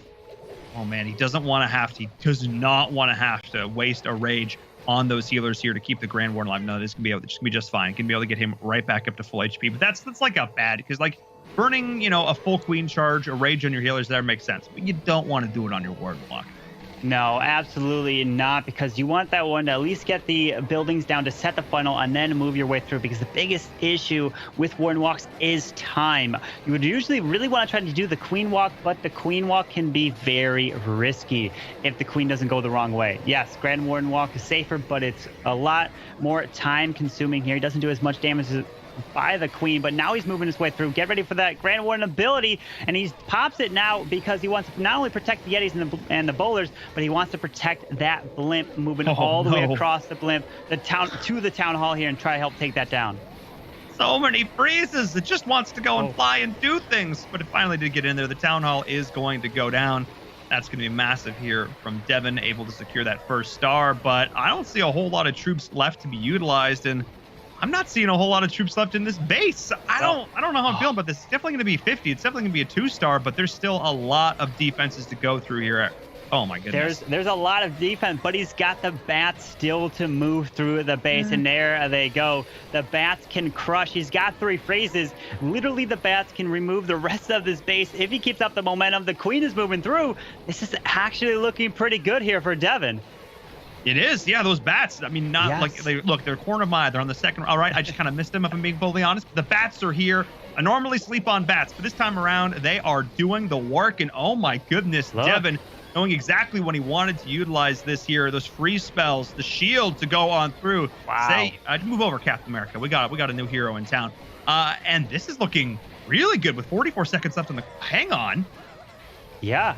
This is looking like a 3-star. The Bat's going to remove that top Archer Tower, at least I think here. But he does have still that Queen ability. She can reach it as she walks around. King's there. This is looking like a 3-star here for Devin, trying to help take down Eric on One Hive. Oh my goodness. Wow. That's, you know, if you're Eric, that's not what you want to see happen here. There's the Royal Cloak being used. We have the minion and the archer on the other side cleaning up the last of these structures, and I think that's going to be it. With time left on the clock, it is going to be ain't nobody that draws first blood in the war to 3 stars, and that is going to be it. Super solid play here. Now up 7-4, 95.3% average damage dealt after 3 attacks. Oh my goodness. And there was the first triple. Like we mentioned, we have to see the 3 stars coming in, because otherwise you will be at a huge disadvantage. All it takes is usually 1, but Devin got that one right there. So now One Hive really has to make this comeback. Yeah, I mean, this is now an uphill battle for them for sure. I mean, again, they have 3 attacks still. They know what they have to do. They know what strategies they want to execute. It's just going to come down to making sure all your funnels are set. All you cross your T's and dot your I's. I always get that backwards, but not this time. Let's get into our next attack here from One Hive. Let's see what they can do. Down, but not out. As I said, they're the favorites coming into this. They are veterans here in our ESL Mobile Open, and it is Urban Legend. This guy, well, he's a bit of a legend in his own right. Absolutely. We're going to see if Urban can come in with the drag. Bat does have the blimp as well. I'm taking when I look at these bases, the first thing I'm really looking for is where the air defense is, and then the sweepers. They're both kind of pointed out here in the base. It looks like a symmetrical base, so if the king and queen kind of go one way, you can kind of react and just flip the plan here. But let's see. We do have the RC coming down at 6. Look at this RC value. She can not only take down this air defense, but she can grab that Eagle artillery. That's a lot of value right there. Yeah, that's absolutely massive, because I talk about it, and I talk about it, and I harp on it, and I talk about it some more. How you should take down that Eagle artillery is kind of a really good defensive structure, and we are going to see the Royal Champion doing that here. She is going to go down herself. However, that's just sort of par for the course at this point. Queen using her ability here to just get as much value as possible here on this eastern side of the base. Would want to take down this Inferno, but I just don't think it's happening. No, the queen's not going to be able to get over and behind the wall right there. He does have that blimp. Get ready to see the dragons coming right into this spot with the Grand Warden, and then the blimp should be coming right behind, popping that Grand Warden and Eternal Tome to protect that blimp. Now the biggest thing I want to think, is he going to put balloons inside of here, or is he going to have sneaky goblins to help take that town hall? Because if it is just balloons, he won't pull out a ground targeting CC like Ice Golems or a Lava Hound, but he does pop it, and there he goes. He's going to try to move his way through the core and overwhelm it here. Yeah, here we go. And you know what? You promised me sneaky goblins, Carbon. I want to see some sneaky goblins coming out there. And I can't honestly tell. There's too much smoke and stuff. Well, it was sneaky goblins, because we do see the triple Ice Golem coming out, where the problem now is these dragons are going to get stuck on those Ice Golems. He should probably drop an archer over towards 9 to move the Ice Golems and drag the dragons over there, but the bats are moving their way through. The enemy RC is doing some work as well, and unfortunately, he only has 2 dragons left, and the scatter shot takes a bunch of the bats down. And it doesn't look like he has enough here to push through the back end of the space. Oh my goodness. The scatter shot, the bane of all bat players. My goodness. And now with so many tools, like I thought it was tough to play bats before. Now the vendors have so many tools in the toolkit, so many weapons in their arsenal to try and deal with these swarms of very angry bats. And I feel like it just makes bat players angry, if I'm being fully honest. That's just that's rough. Only 78%. I think this will probably be one of our lowest attacks yet of the day. Yeah, unfortunately, the splash damage defenses were spread around this base, so it's really hard to use your freezes to help take that or freeze them as the bats moved around, and then they will just get taken out. Finishes right there with an 80% 2-star. So One Hive really needs to try to make this comeback. They need a handful of triples, because right now they're not winning this percentage game. I'm so glad you pointed that out. That was exactly what I was thinking, because now they're getting to the point in the war where they have to not only get tied in terms of percentage, but they have to then beat, or in terms of stars, they have to beat them in terms of percentage. Back is against the wall. I got to check in with Echo here as well, our analyst who's watching these clips as well, watching these attacks. Echo, what do you think here, man? What is going wrong for One Hive? It's the Titans are having a tough time today. We have One Hive, we had Space Station, and they're struggling. And I mean, the use of the bat spells and that 100% attack was beautiful. You thought that one was done, and then Carbon said, "But wait, there are bats," and the bats are able to clear most of the base out. And unbelievable, great play on both sides, but they have to come back on percentage. They are quite a bit down on a percentage and a star. Yeah, I could not agree more. But wait, there's more bat play catching me off guard. But those pros watching at home are like, come on, Inferum, you know what's going on. But yes, I agreed. A huge task now for One Hive, and ain't nobody, just got to keep doing what they're doing. Let's get into this next attack. Thank you so much, Echo, for our mid-match check-in. I like that. I like that in terms of tournament. I think we'll stick with that for now. I'm digging it. Let's get into this next attack. Carbon, take it away. We're seeing another drag bat coming in right here, but he does have 2 ice golems, using the first one down here at 6 o'clock. Sends in the king and the queen behind. I feel like this ice golem might have been dropped a little bit early here. Let's see, he's going to freeze up the archer tower, and the king's okay. The king's going to charge straight in, but this RC, no ice golem for her, so she's going to have to charge her way through the right side, and she's going to push her way through. But we have the sweepers that are already to the top side of this base, with the town hall kind of isolating the core here. So we'll have to see the value he gets. Yeah, I mean, what is with these like 4 stacks of expos? I feel like I've not seen a whole lot of that until coming into these playoff matches today. But oh boy, this is going to be, yeah, with that Eternal Tome, this is going to be exactly what they need to just sort of strong arm their way into the core of this base. Tornadoes don't mean nothing as they take down that Eagle artillery as well, pushing their way right on through to this town hall. It is not long for this world as well. And all right, ain't nobody. I see you. Let's go. Oh yeah, get ready for the Million Archer CC coming out right here, because the CC's all the way on the far edge, and now he freezes up the Wiz Tower again. The Bat's under rage, clearing the whole top side. He's got to use one more freeze for this Wizard Tower, and he just gets it down in time. As long as if these Bats can take this Wizard Tower down, it's looking good. One final Wizard Tower at the bottom side, but he just, oh no! Oh no! The Bats died to it. Oh. Dang, those Bats getting taken out by the Wizard Tower. Definitely lost that momentum push through. We needed the Bats to move around, take out the Teslas, take out the single. He would have had enough dragons to take out the enemy queen and Wizard Tower down south.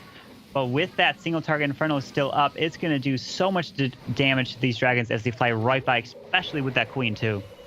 I like how it was just so sudden. It was like, here's a massive swarm of, no, Wizard. Oh nope, and it was just instant deletion. Yeah, hate to see it. Splash damage defenses. Oh man, oh boy. Okay, well, you know what, still above 80%, still holding on pretty well here. But I think this was definitely, if there was a slip, if there was a bit of a problem that One Hive could look to take advantage of, I think it's probably going to be this attack here. Yeah, they're going to have to probably get about 2 triples here just to make a comeback, because their percentage is pretty low. But unfortunately, these dragons are going to get slowly picked off here by the defenses. We just have about 20 seconds left here in the raid. Dragons getting as much percentage as possible. And then finally, it's going to go down right there for about an 87% 2-star. Oh, how unfortunate. Going down, and then those Bats, that Wizard Tower, you just hate to see it when that happens. Because like the timing, so there's this magic moment in the world of chain CC, which is a terminology from other games and other esports, but I bring it here to the realm of Clash of Clans for an instant, because crowd control is important, and overlapping your free spells perfectly is crucial. So you want to have this moment where it's like, you overlap it just enough that there's not that opening for the animation, the attack to go through, but also you don't overlap it too long or else you're losing value on that free spell. Finding that sweet spot's important, and I feel like we just didn't quite hit it that time around. It was so close, but still a solid performance, 87%. Gonna bring that total percentage down like 3%. Wasn't a whole lot, but still. One Hive, back-to-back triples. I need to see it. Let's go. One Hive. You've only got one chance. Let's make this happen. All right, let's get this going. One Hive, they really need these back-to-back triples. If they can get it, then they'll have that chance. But or they could have a defense to help bring them back because of that one triple here. But Chubbs is starting with the Grand Warden towards 4 o'clock, going to help try to get as much of these trash buildings, including the Archer Tower and some of these mortars, out of the way. And he's going to send in the Yetis and bowlers to try to charge his way straight into the core. But let's take notice, he does have a siege barracks right now. And is he going to help try to push into the base with that, or is he going to switch it up to a blimp? We'll have to take a look. That might be the question there. We will keep an eye on that as this attack goes on. Another Grand Warden walk, marching his way into our hearts, into that base. One of those things. King coming down as well. Ooh, finding the hidden Teslas down there in the bottom. Going to be taking those out as the funnel is set, and they really want to take down this. That's a juicy compartment down there at the bottom. You got an Inferno Tower, you got a Wizard Tower, you got an air defense. Those are things you want to deal with. Oh, yeah, he sends some balloons also to pull these Seeking Air Mines to protect these healers. But, oh, one of the Seeking Air Mine takes out the healer. Unfortunately, he doesn't drop the balloon to protect it. Bowlers are charging their way straight through the scatter. There's a jump and the rage. Get ready for the Grand War Internal Tome. He needs to pop it as he gets closer to keep these bowlers and Yetis alive. But he does have the siege barracks over at 3 o'clock on the far right of the screen here. And we might see some hogs that might come out of that siege barracks. There's the War Internal Tome. The Town Hall does go down, but watch out, there's triple ice golems going to slow him down in the core here. Yeah, those ice golems are going to create so much space, so much time for those defenses to do their work. You can just see them raining on down the health bars of the attacking units, just getting chipped away more and more. You see the hogs and crew coming in on the right side. The brigade of wizards is there as well to continue to put up the pressure and take down those structures on the outside. But the question is, has enough been done? I mean, what little remains of these attacking troops with the bombs and stuff, I don't know if this one's going to happen. We needed 3 stars. Chubbs needed to go big. I don't think we're going to see it here. The big thing is that Royal Champion, she goes down. He does have the Queen ability here, but he pops it, and now the Wizards are moving all the way on the top side. I just don't think he's going to have enough with the Archer Tower Expo. 1 healer left. Is he going to have the Queen to be able to push her way through these final defenses? Her health is getting so low. Oh, wait, though. Jump wears off, and now she's going to have to go through quite a bit of walls. She'll probably have just enough, but the question is time now. Does he have the time? I don't know. He's getting through 2 walls. This is not looking good. Well, that's heartbreaking. Oh, I feel like we never see that. I feel like the jumps, they just last forever. What gives? That's not supposed to happen. That's not the way it's supposed to be. And now the Queen has got to work her way through all of this, and with only a few seconds left on this clock, I don't think we're going to see it happen. A solid high 90% hit, but we needed 100. There's only one number that we really would have accepted here from Chubbs, and he couldn't quite get it together. Oh man, that is heartbreaking, because that was a really, really solid attack. Just didn't quite have enough legs to get there. Yeah, 95% 2-star. Very nice try right there. I bet he's looking to try to see if he was able to save that Royal Champion ability for a little later in the raid, because so many of the attacks that are at Town Hall 13 really rely on keeping your Royal Champion alive to help clean up the base. And that one fell just a bit short for One Hive. So, there's the 8 nobody with the 1 triple here and the percentage lead. If they get the triple right here, it's over. Yeah, that's really going to be it. That'll be the nail in the coffin here from One Hive. And the day of upsets would continue. The teams that, again, are known in the community have been I recognize all the players on Ain't Nobody. They have played in the ESL Mobile Open before. They are veterans as well. They've put in the time, but haven't quite made it to that stage. Haven't quite gotten that spotlight. Well, they're getting the spotlight today. Taking down a team like One Hive would really put them on the map. Let's get into this final attack here from Ain't Nobody, who are going to be somebody after this game if they can walk away with this victory. Yeah, we have the next attack coming in right here. We'll have to try to see what we have. A Sui Lalo. Look at this. 3 Lava Hounds. And he's going to try to charge his way. The Eagles all the way in the core with the 4 ground expos. That is the biggest thing you want to keep your eye on. Because, hey, you can fly all the way around and don't have to worry about the expos locking onto you. I'm just thinking, what is he possibly going to do with the potential to go for the 3? Is he going to risk it or going to at least go for the safe 2 here? That's the big question. Never go for safe 2s. But we've gotten past that now, Carbon. Let's be real. There was back in the day when I said, 2 stars win wars, whatever. Oh, I was so naive. What a time. No. Go big or go home. At this point, if you can put the nail in the coffin, if you can secure this war, if you can lock it up right here, you do it. You go big for your team. You try and go with the epic play, and you try and get it done. And that's what I'm looking to see here from Lido LLC Incorporated, apparently, for Limited Liability Corporation. This guy he's putting his money where his mouth is. That's for sure. And I believe the number that he's shooting for right here is at least a 73% 2-star. Because if that's what he gets, then if OneHive triples, I don't think they're going to have enough with a 3-star because of the percentage, the disadvantage, because they're so low on percent there. So I think if he gets a 73, that is looking good. But look at this. He is flying all the way around from the opposite side of this town hall here. This is risky. This is okay. I asked for risk. I didn't necessarily mean like this degree of risk. I meant like, within reason. All right, that's fine. Free spells are going in. We do have the haste as well. Popping those pups, trying to keep a little bit of aggro going, as well as the battle blimp to try and make the beeline in there. But wow, you talked about it, Carbon. There is so much space still left to chew through. Here we go.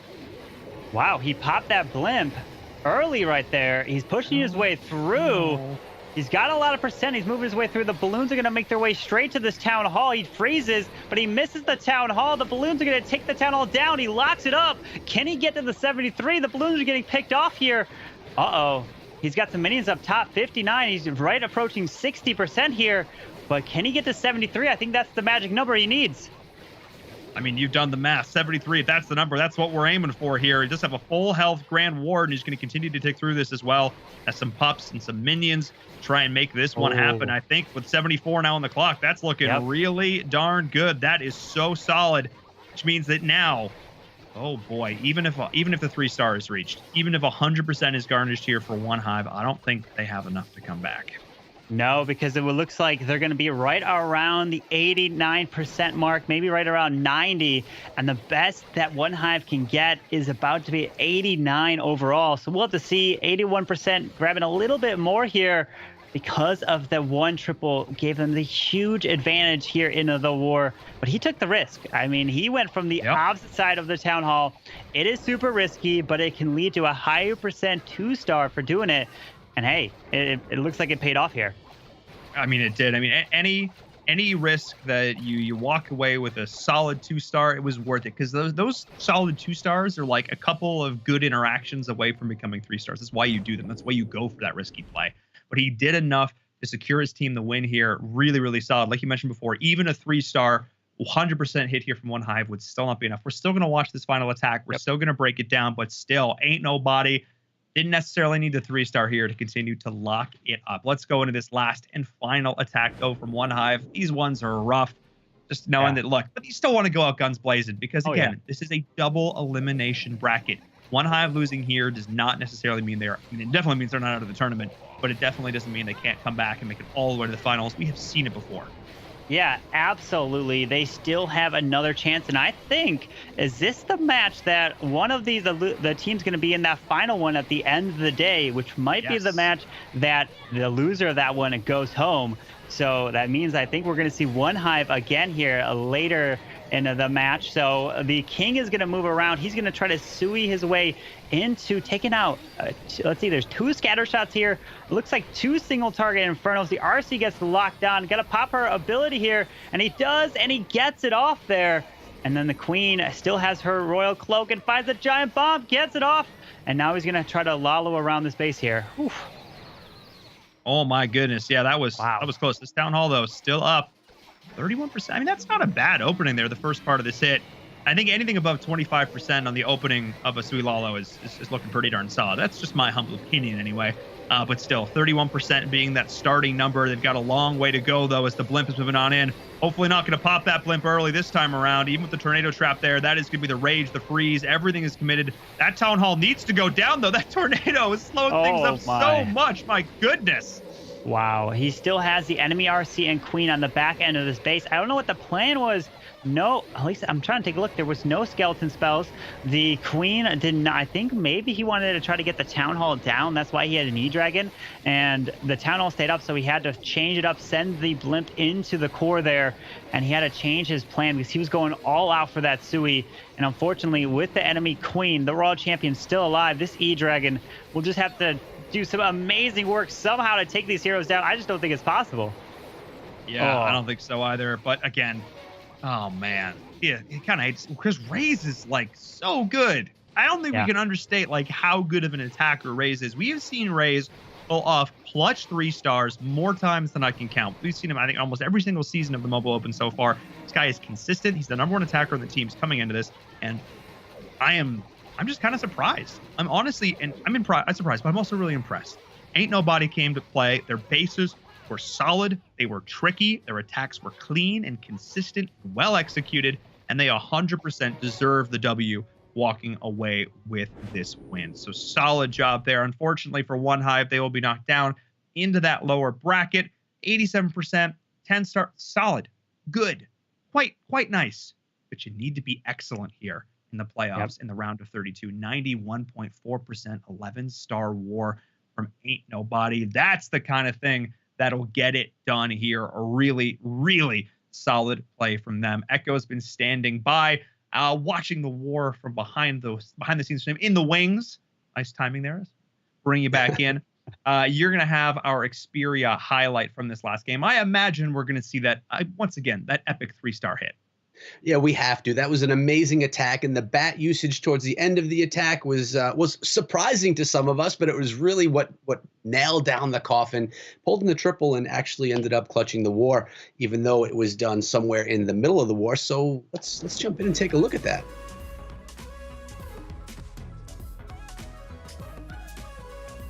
So notice we only have 4 healers in this composition, and this is the, we have a bunch of bowlers, we have the Yeti, and we're going to get a really nice walk from that Warden in the beginning of this attack. It's all coming back to me now as I watch it for the second time, and look at this Warden's health, how close he was to going down. But, you know, you don't want to have to pop the ability, you don't want to have to use the rage spell, and Devin was being very patient and a little bit risky at the same time as you watch that Grand Warden's health just get really close. But as soon as that cannon goes down, the Warden is going to be healed right back up. The super wall breaker, it looks like it was just a regular wall breaker. He's got the sneaky goblins he's utilizing. It's nice to see one of those super troops being used. Then we have the Grand Warden meeting back up with these troops, getting right into that compartment with the single target Inferno Tower. Sweepers are going to push those healers back a little bit, but we have all the troops going into this section of the base, right into that jump spell, which is beautiful. The pathing went just perfectly. Now with the Ice Golem coming out of the defensive clan castle, you have to worry about being slowed down a little bit, but it looks like it's not going to be too detrimental. Look at that battle blimp getting stalled along the way as well. But the Grand Warden's Eternal Tome ability, keeping everything alive and invincible while they were frozen. Now we have the blimp going down on the town hall, and it looks like it's going to be going down with what looks to me like a Yeti bomb. Yep, that looks about right. So the town hall secured. And at this point, this is when you were kind of curious, saying, is this going to be the end of the attack? We don't know if there's a lot left. And Carbon said, look at those 5 bat spells. And when you look at the rest of the base, all we have is the scatter shot and that wizard tower, which are right next to one another. They're being distracted by that Yeti, and they're being frozen. The bats are going to get massive value as they path from south all the way over to the east, not being light-handed with those freeze spells either, making sure that the splash damage is shut down. Now, the small number of troops that we saw left over in the attack look a lot stronger when you have the bats coming through, picking away defenses along the way. And the Inferno Tower with the freeze, and there's no splash left, although the bats are going to start getting picked away by the defenses left. We now have the heroes, we have the healers, and we have those Yeti to help clean up the rest of the things in this base. And part of the reason why this was so clutch was being able to get that blimp on top of the town hall, securing the 2-star, just setting the funnel beautifully for that bat wave along the back end of the attack. And this was clearly the highlight star attack from this war, although a few others were very close, just down to a few seconds worth of time. But this one stood out to me. And I mean, if you're looking at how to use bats properly and how to really clutch some attacks with bats, this attack strategy, this attack right here is a textbook example of how to get value out of those spells. Just so solid. Again, I thought all hope was lost. Is that really the end? It can't be the end now. But then those bats came in and they were supported beautifully. The free spells were there, and the tanking troops made all the difference. Thank you so much for that Xperia highlight there, Echo. I'm going to say goodbye for both of you guys for now. Take a break, grab a sip of water, take a little bit of a relaxing one because we have an amazing match coming up next. But before we get to that break, I need to give a big shout out to Xperia by Sony and Sony Mobile, our official mobile partner for the ESL Mobile Open. We are so excited to have them on board. And this Xperia One Sit Next, I've got a couple of them actually. I am decked out in phones right now, and it's great having the chance to use this phone over the last few months. Working with Sony as a partner has been fantastic. Them also helping to support the grassroots of mobile esports and showing off an amazing piece of hardware that, you know, if you're looking to maybe up your game in terms of Clash of Clans, having that 21:9 ultra-wide display, that cinema-wide display might be a great way to go about that. But we'll talk about that more as the show goes on. I also want to give a big shout out once again. I talked about it earlier.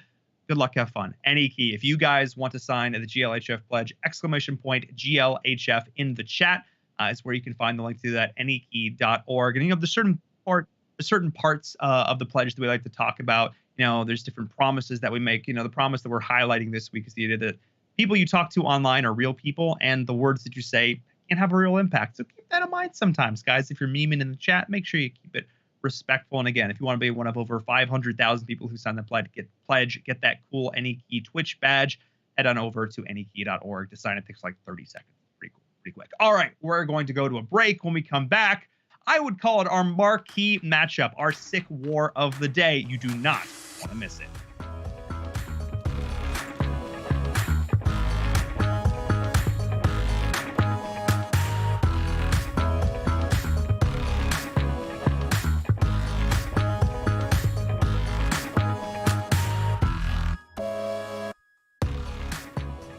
This is the ESL Mobile Open, presented by AT&T.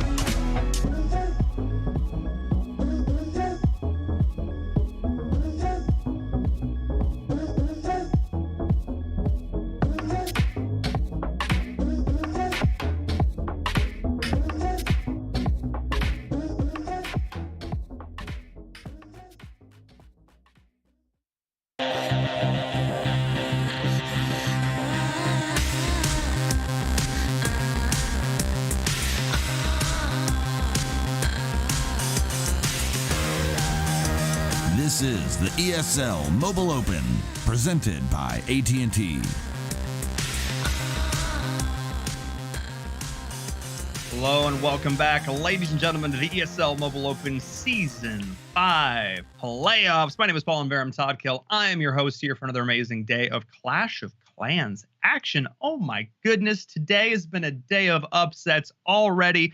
Two teams we expected to go far in our upper bracket have already been knocked down into our lower bracket, but they are not out yet. They still have a shot at redemption here, going further on into the tournament, because of course it's only day number one. We've rocked it all. It's still exciting though to see all these new up and coming teams doing their work and seeing exactly what they can bring to the table. I cannot wait to see what's coming up next, because it is, like I mentioned before, our marquee matchup, Space Station Gaming Gray taking on Tribe Gaming. It's going to be epic. But before we get there, I mentioned it before the break, talking about the Sony Xperia 1. This awesome piece of hardware we got a chance to use and feature here on the broadcast. I actually got a chance to sit down and talk about it a little bit earlier. Let's take a look.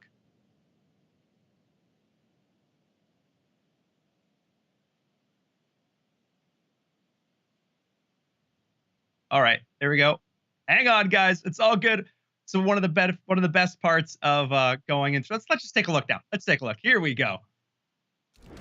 Hey everyone, my name is Paul and Toddkill. I'm the host of the ESL Mobile Open, and the Season 5 playoffs are right around the corner. Back in Season 4, we had the privilege of welcoming Sony Mobile as the official mobile partner for the ESL Mobile Open, and we are very excited to announce that they are back for our Season 5 playoffs, their Xperia 1. It's been a few months now, and I've got plenty of opportunities to use this phone, and I have to say, if you're looking for a phone to get involved in the world of mobile gaming, definitely check this one out. If you're looking for a phone that can maintain a crisp, clean 60 frames per second, not overheat for those long gaming sessions, and of course has a long battery life, this is definitely a phone for you. I think one of the things I love about it the most is the 21:9 aspect ratio. It's the cinema-wide display. It's got the 4K screen. If you want your games to look crisp and beautiful, this is definitely a good phone for that. And not even just playing games. If you're, I don't know, maybe watching a TV show or a movie, because let's be honest, we're all doing a decent amount of that right now. This is definitely the phone for you. But I think the thing that I like the most about it is the fact that, there's a lot of stuff going on in the world right now. When I want to sort of tune all that out, I just want to focus on playing a game, maybe a round or two of auto chess.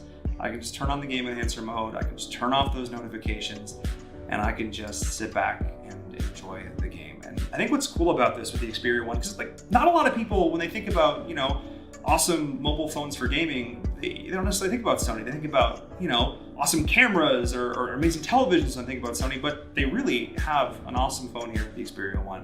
So if you're interested in upping your mobile gaming game, yeah, go with that one. Definitely check this phone out.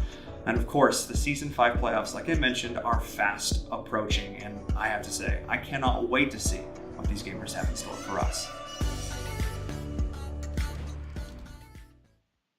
Well, you heard it there, folks. The Sony Xperia 1. So glad to have Sony back on board as the official mobile partner for the ESL Mobile Open. Like I said, the cinema-wide display. That's the thing that's really cool, especially in the world of Clash of Clans, the fact that you can just see everything that's going on. It's a whole lot of fun. But let's get into our next matchup. It's Tribe Gaming taking on Space Station Gaming Gray. Oh my goodness, Carbon Finn, welcome back, sir. This one's going to be awesome. I know you have a slightly vested interest in the outcome of this war. Yeah, this is going to be a giant war here between two amazing esports organizations, Space Station Gaming Gray and then Tribe Gaming. I just can't wait to see what's going to happen. Neither can I, because Echo is here as well. And the two of you are going to be casting this one. It felt wrong. It felt wrong for me to come between this matchup. I want to see some friendly banter. I want to see a little bit of smack talk. Both of you folks affiliated with these respective organizations. Echo, how confident are you feeling for your team going into this? I'm feeling good. I mean, our first team went down in that first war, so I am putting all my eggs in this basket with Space Station Gray. I mean, we're going to bring it to Tribe and try our best. We want to take them down. I'm sorry, Carbon, but we have to take you guys down. Oh, it's going to be a good one. I can't wait, but I don't know. We're going to Tribe Gaming. Let's see if they could get the victory, but it's going to be a good one. It is indeed. So I am, oh wait, before I take a step back, before I leave this, let's take a look at our schedule for the rest of the day. Let's just remind everybody what they still have in store for them here, because again, there are a lot of amazing matches so far today. So I want to make a note. The loser of this match and the next match will be the one to face off in our lower round of 16 match. So that's important. So the loser of this game and the loser of the next game will face off, and the loser of that last match of the day will be eliminated. So somebody is going home today, and I don't know. We'll see. What if Space Station maybe try? I mean, Noble Knights, like this, old folks. Like there's a lot of great teams here. That was my last final note. That was my last final point. So I'm gonna say goodbye to you guys. I'm gonna leave it in your very capable hands. Carbon Fin, Echo. You guys are gonna give us your predictions, and you're gonna get into this matchup. I cannot wait to see. But goodbye for now. Thank you so much, Idverum. We can't wait to see what's going to happen because, I mean, we're going to see one of these two teams again here.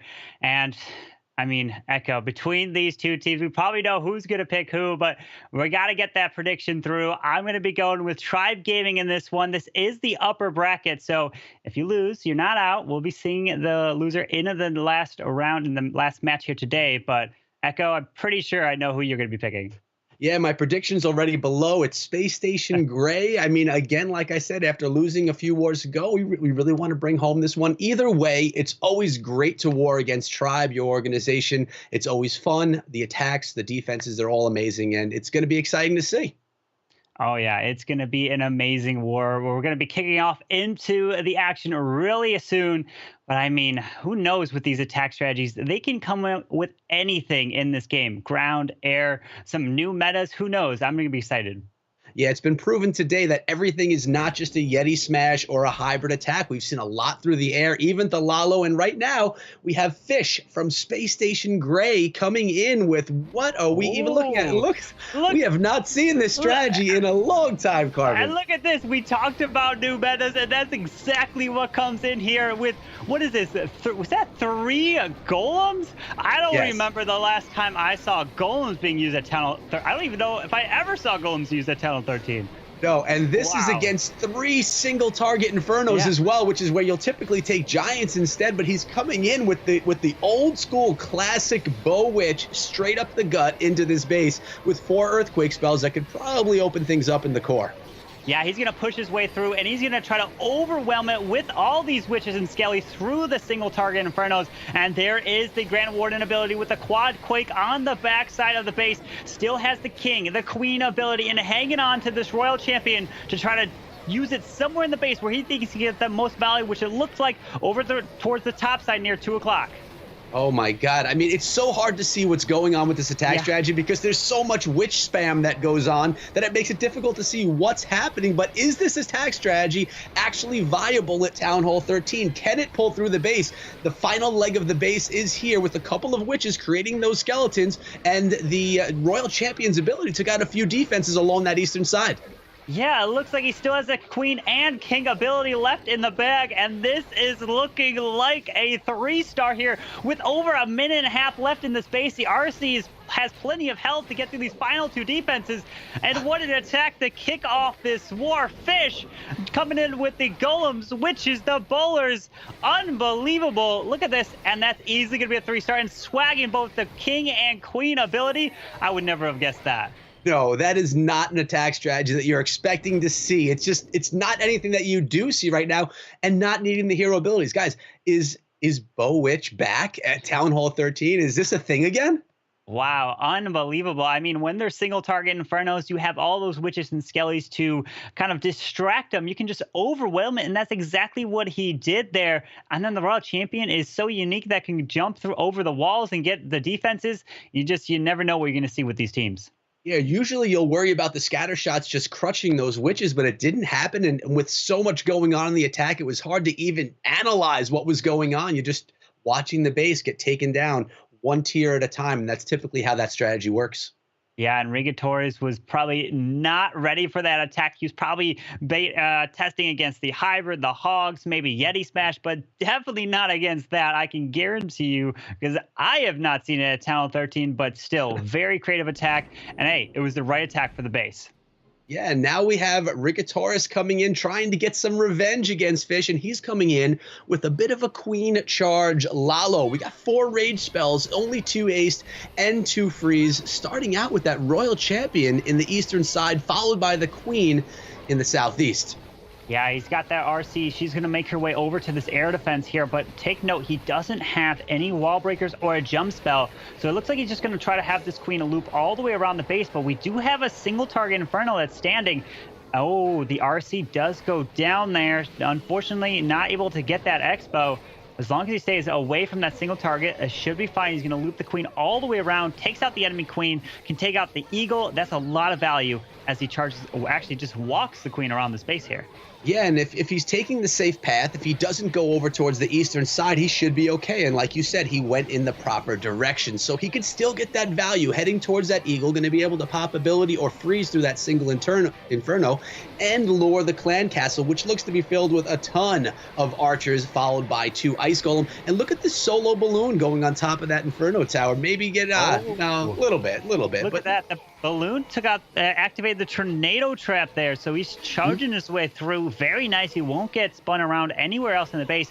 But take note, he still has the blimp to drop as he flies around it. And we're looking around this town hall. There's no rooms for any giant bombs except between the clan castle and the scatter. So if he angles this blimp properly, he can have sneaky goblins and a lava hound come out of here. Yeah, he totally can, but look at this. He's getting two or three air defenses taken down from this base. He took out the Eagle Clan Castle troops. He could get the Royal Champion here as well. And, I mean, he took out some key elements, but he's also taking a lot of time on this walk. Not even Queen Charge, this Queen Walk.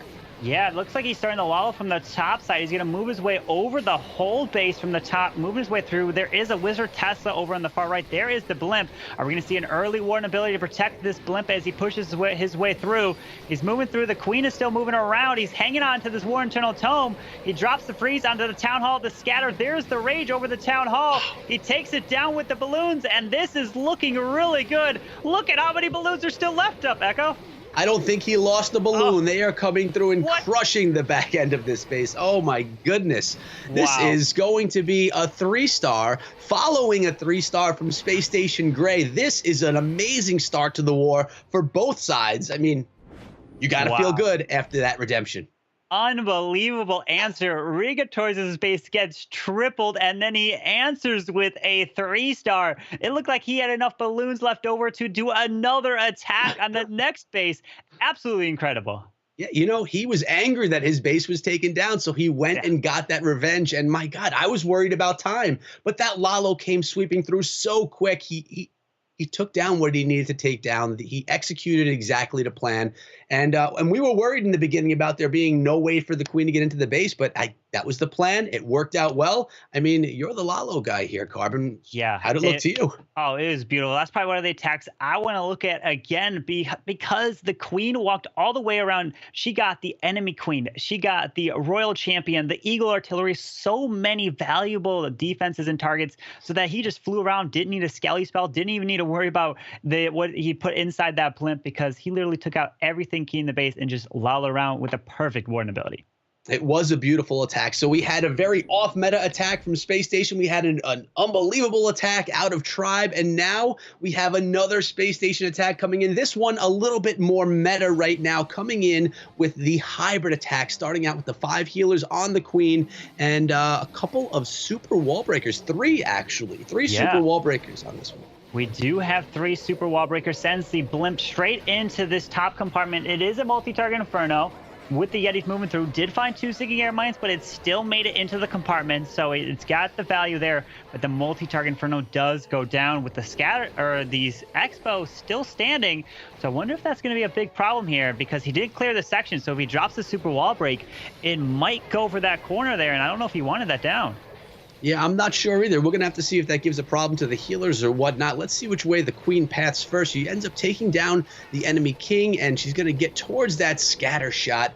And, you know, sometimes we see this attack strategy just completely dominate bases. Then I try it, and it does not work out the same way. What do you see happening? He failed that super wall break right there. Unfortunately, he did not open that compartment. Now he's got to drop a second one. And he's going to charge this queen all the way around. He's got no... Oh, wait, there it is. He's going to open up the compartment where the Eagle Artillery is as he's moving his way around. But the thing is that if the queen steps up into here, she can't reach the town hall. No, but she can take out that clan castle, and she could also take out the eagle. I mean, we're going to have to see. We do have the hybrid that can run through a town hall. We've seen it happen before. The king is starting that funnel down in the south, and it's going to leave a nice narrow path for the hogs and miners to go straight for that town hall. The path seems to be set fairly well. Here come the hog riders and the miners with the royal champion and grand warden support straight into the town hall. The king even decides to go to the party. Yep, the Kings loop it into the core there. There they are onto the town hall. Tesla Farm pops on the back end. Hogs, miners pushing their way through with a Grand Award and Eternal Tome. Does have 2 more phrases. And look at this. He can use it on the scatter shot on the back end. He's holding off on it. There's the freeze on the single and scatter. I think he's got a ton of troops here. He just got to drop 1 more heal. This is looking really good for Space Station. Yeah, it's looking really nice. And look at this, the queen finally dealing with that expo you mentioned early on in the attack. But the freeze spell just completely shuts down that devastating compartment. The final defense that you want to fear, that single target Inferno Tower, is being worked on by the miner, but the queen can't reach it. She's going to have to, she's going to go down right now. Wow, they all just avoided that single target Inferno. She loses her ability before, and that single is going to stay up. With the RC still has her ability here, but the problem is, that single target Inferno, does he have enough? He's gonna, the warden dies off and the RC just makes it through it.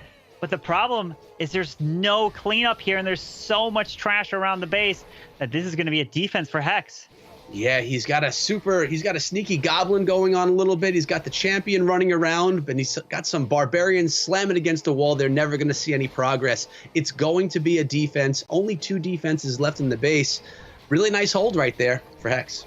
Yeah, absolutely. That was looking like a 3-star with all the troops still up, but unfortunately the pathing, that single stayed up, did not end up removing the queen, which she could not stay up and help remove the topside defenses in all those buildings there. So what an unbelievable start. Triple, then an answer with a 3-star, and now an 87% 2-star here. So Tribe has a little bit of room here, but they're looking to get another triple. I don't know. Let's see if they can do it here, Echo.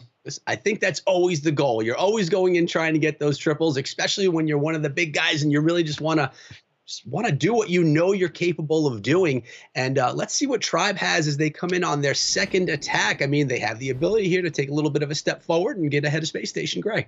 Yeah, we see Nick coming in with a queen charge, a Lalo attack here on Halo Blade. And I mean, I'm used to seeing Nick come in with a Sui Lalo, maybe Electrode. I am not used to seeing Nick coming in with a queen charge Lalo, but if any air attack Nick comes in, he's a master at. So I'm assuming that he exactly knows he's going to try to charge this queen in. I mean, we do have Inferno Towers, but look at this. They're all lined up right in the core with 2 multis right there protecting kind of the queen and the Royal Champion. Yeah, definitely a strange base design. We'll see if it works out in the end or not. And we're seeing a lot of this Royal Champion going in earlier on these Lalo attacks, where typically in the past we were seeing them come through on the tail end. I don't know. We're going to see if that works out in his favor or not. The queen should be able to get right on in there and secure the town hall. We'll see if she pats in the proper direction. Looks like she's going to, and now she's got the healers to support her on that journey. Yeah, the beautiful thing, it is a multi-target Inferno near this town hall, so the queen is safe to make her charge through. Does have 4 raid spells that he could use here. Pops that king ability to help take down that storage, which is going to force the queen straight into this town hall. There's the raid spell to help take it down, but he's hanging on to that poison because I don't think he took out the full clan castle as he tried to fly around the space here. But that's so much value. Look at this. The 2 scatters, the multi, that's just incredible value for this queen here.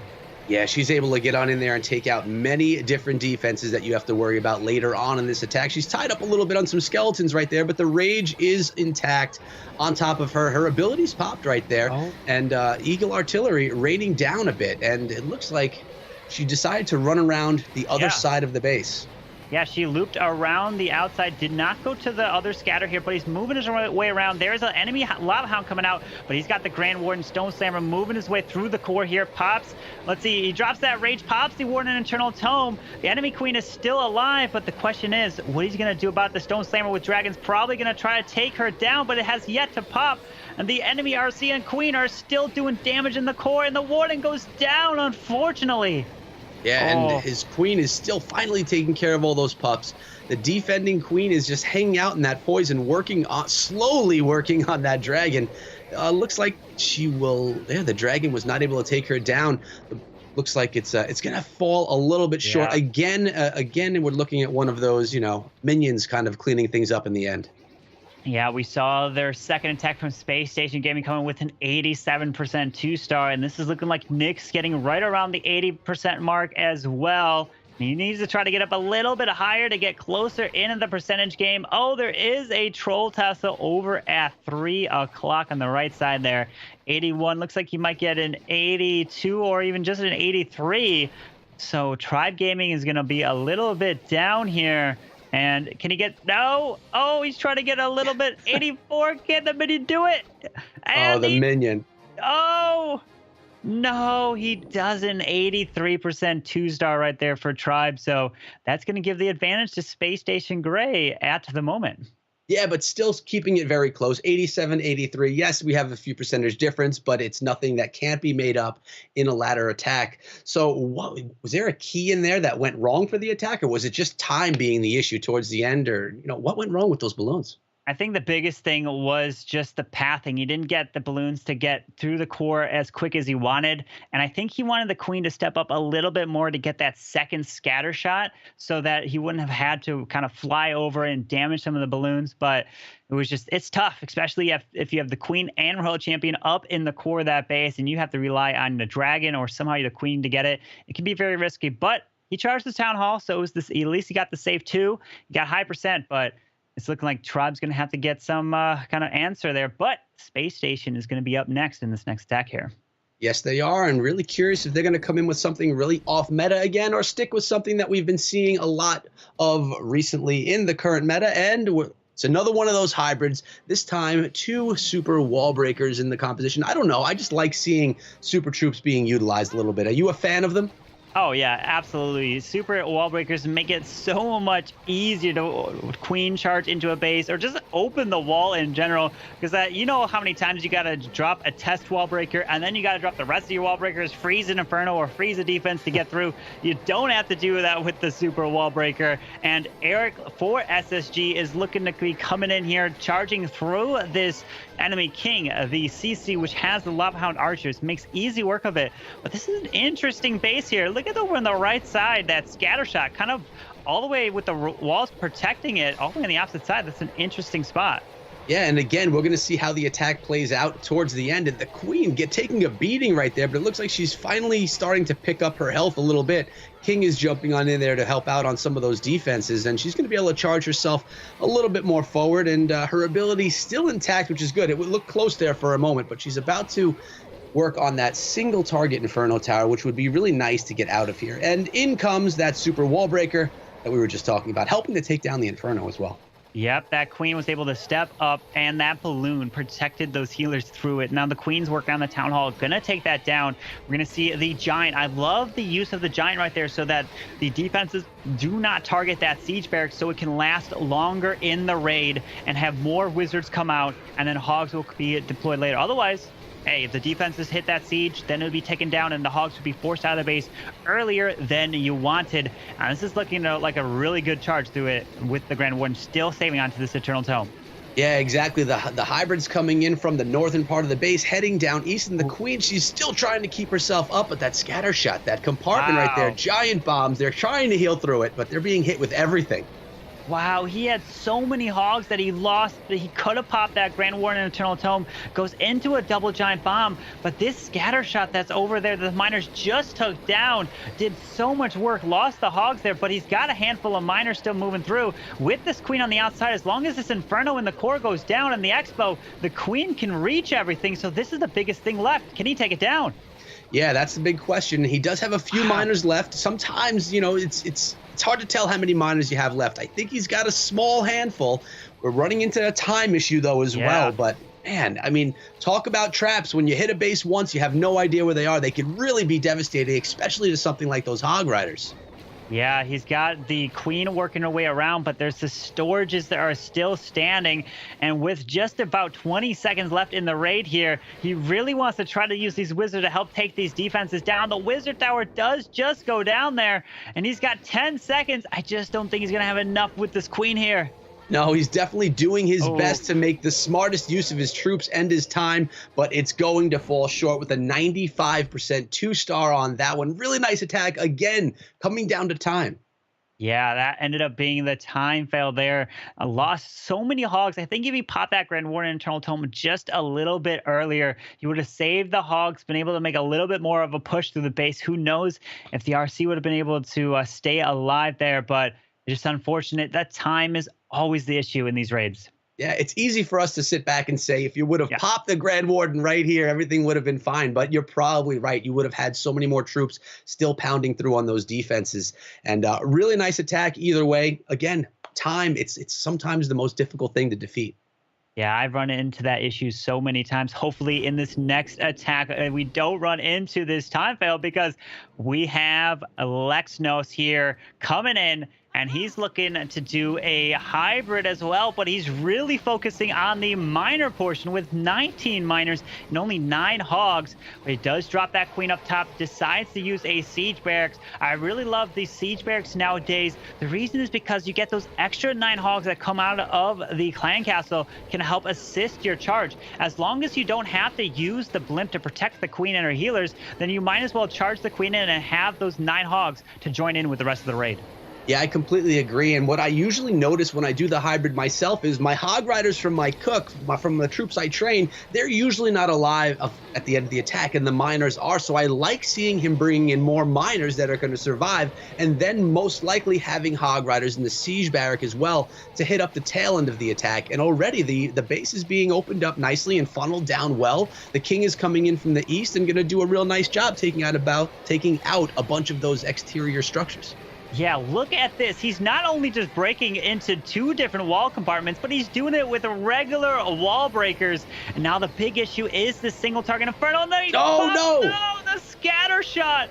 Unfortunately, the queen goes down. If the queen stepped up in there, she would have been able to grab the single, the wizard tower, the scatter, the expo, and that clan castle would have been an amazing value. But unfortunately, losing the queen there, now he's looking to just get the 2-star and get as much percent now. Yeah, he is, and it looks like he's got to deal with those clan castle troops as well. Those ice golem could freeze his troops in the core of the base. We're going to see how he handles that, but man, that's the second time tonight we've seen something devastating go wrong when the queen is interacting with that scatter shot on a charge. Absolutely. Pops that Grand War Internal Tome, but here comes the Ice Golems on the back end, moving his way slowly. The miners will target it, but the hogs are moving their way through. Doesn't have too many hogs, except the 9 hogs joined up from the clan castle. Now the RC is going to try to make her way over to that single and take it down, but she already did pop her ability. She's going the wrong way, and the single is going to remove that Royal Champion, and it looks like these miners are going to get stuck on this Ice Golem in the core. But that scatter shot killing that queen off was just so unfortunate there. Yeah, the scatter shot definitely does make it more difficult. It's something you really need to pay attention to on these attacks. Not saying that Lexnos wasn't. It just can really mess up those charges. And, you know, like I said, it's not the first time we saw it happen tonight. If that did not happen there, I think we would have been seeing a 3-star. The attack started out so beautifully, as you were saying. Yeah, unfortunately, as he was trying to make that charge through, it just lost healers. He lost the queen, and just that push through the base. And plus, that siege barracks was getting targeted really early, so the hogs came out of it really early, which he didn't have any more of the wizards to kind of move their way through. But that queen, he really needed more value from his queen charge there. Yeah, I agree. If you're going to charge, you want to get as much value as possible. And a lot of times when you see the queen go down a little bit earlier than anticipated or than planned, usually the attack is going to end in a fail. But you mentioned something earlier about dropping that giant before the siege barrack. That's something that a lot of people don't know or never even thought of, to protect the siege barrack when it comes down, trying to get more wizards and be able to hold off on your clan castle troops coming out later in the attack. Yep, absolutely, because that P.E.K.K.A is a little bit delayed when it does get dropped. So that means if it's in range, it will get targeted there. So it's a little small tip that a lot of these pros do end up using here. But we're going to see, because we have Space Station Gray with the percent advantage right now. It's all tied up on stars.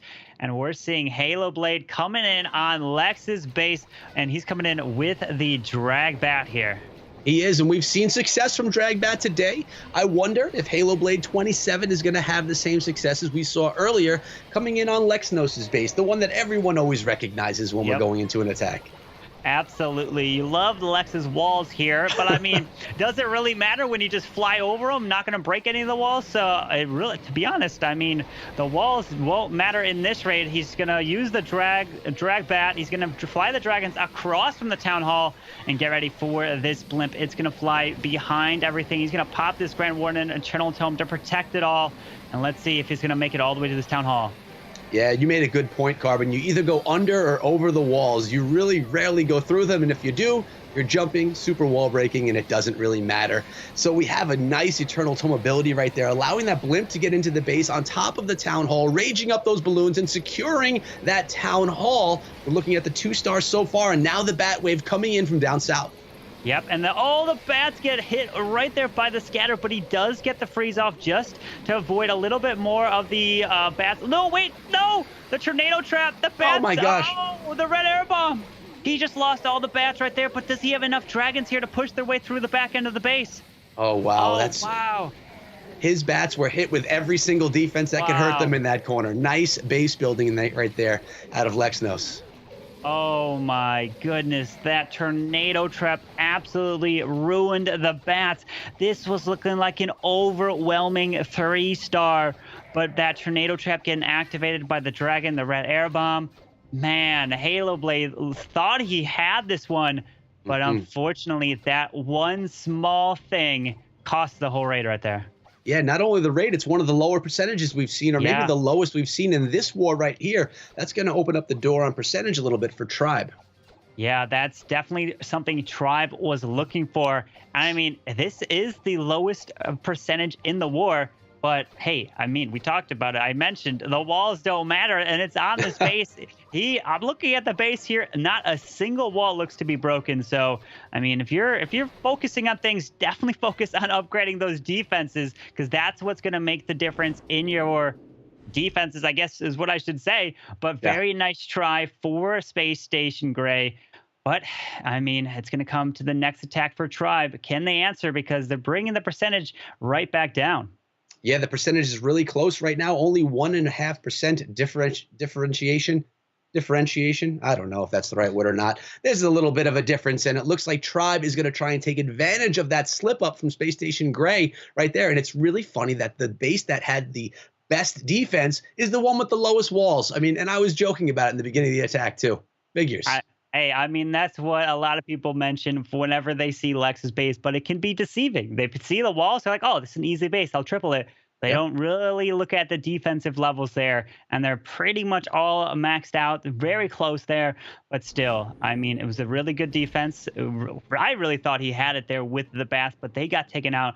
And now we have a Sir Longsword, and he is coming in with a drag bat as well.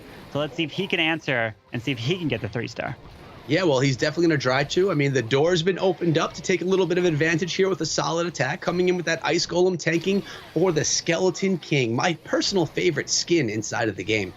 Yeah, he's gonna try to charge through. I think I think would be the P.E.K.K.A. King. That's my favorite skin in the game for sure. But I mean, I really love that they're coming out with all these different skins here. And they really can you can express your personality through them, whichever one you love. But here we go, RC Suede straight into this bottom compartment. Pulls out a little bit of the clan castle. Looks like there's archers inside of here, but he does have 10 dragons. Uses the queen all the way on the top side. Doesn't look like he got the air defense here, but looks like the dragons are going to fly all the way from 3 o'clock. Yeah, a nice path has been set. They can go counterclockwise around the base, and well, we have a bunch of bat spells, 2 rage spells, and 3 freeze, not to mention that blimp. Yeah, that blimp can come right behind the Grand Warden if he chooses to use it to get to the Town Hall, and there it is. But let's keep our eye on. Oh, he pops it nice and early through the eagle shots, and to let this blimp make it through. The biggest thing is here. Oh, he pulls the Siggy Air Bike. Can the blimp make it? Drops the rage, and the blimp did make it to the Town Hall. And then here comes the bats from the top side. Yeah, they are coming in. This is something I say.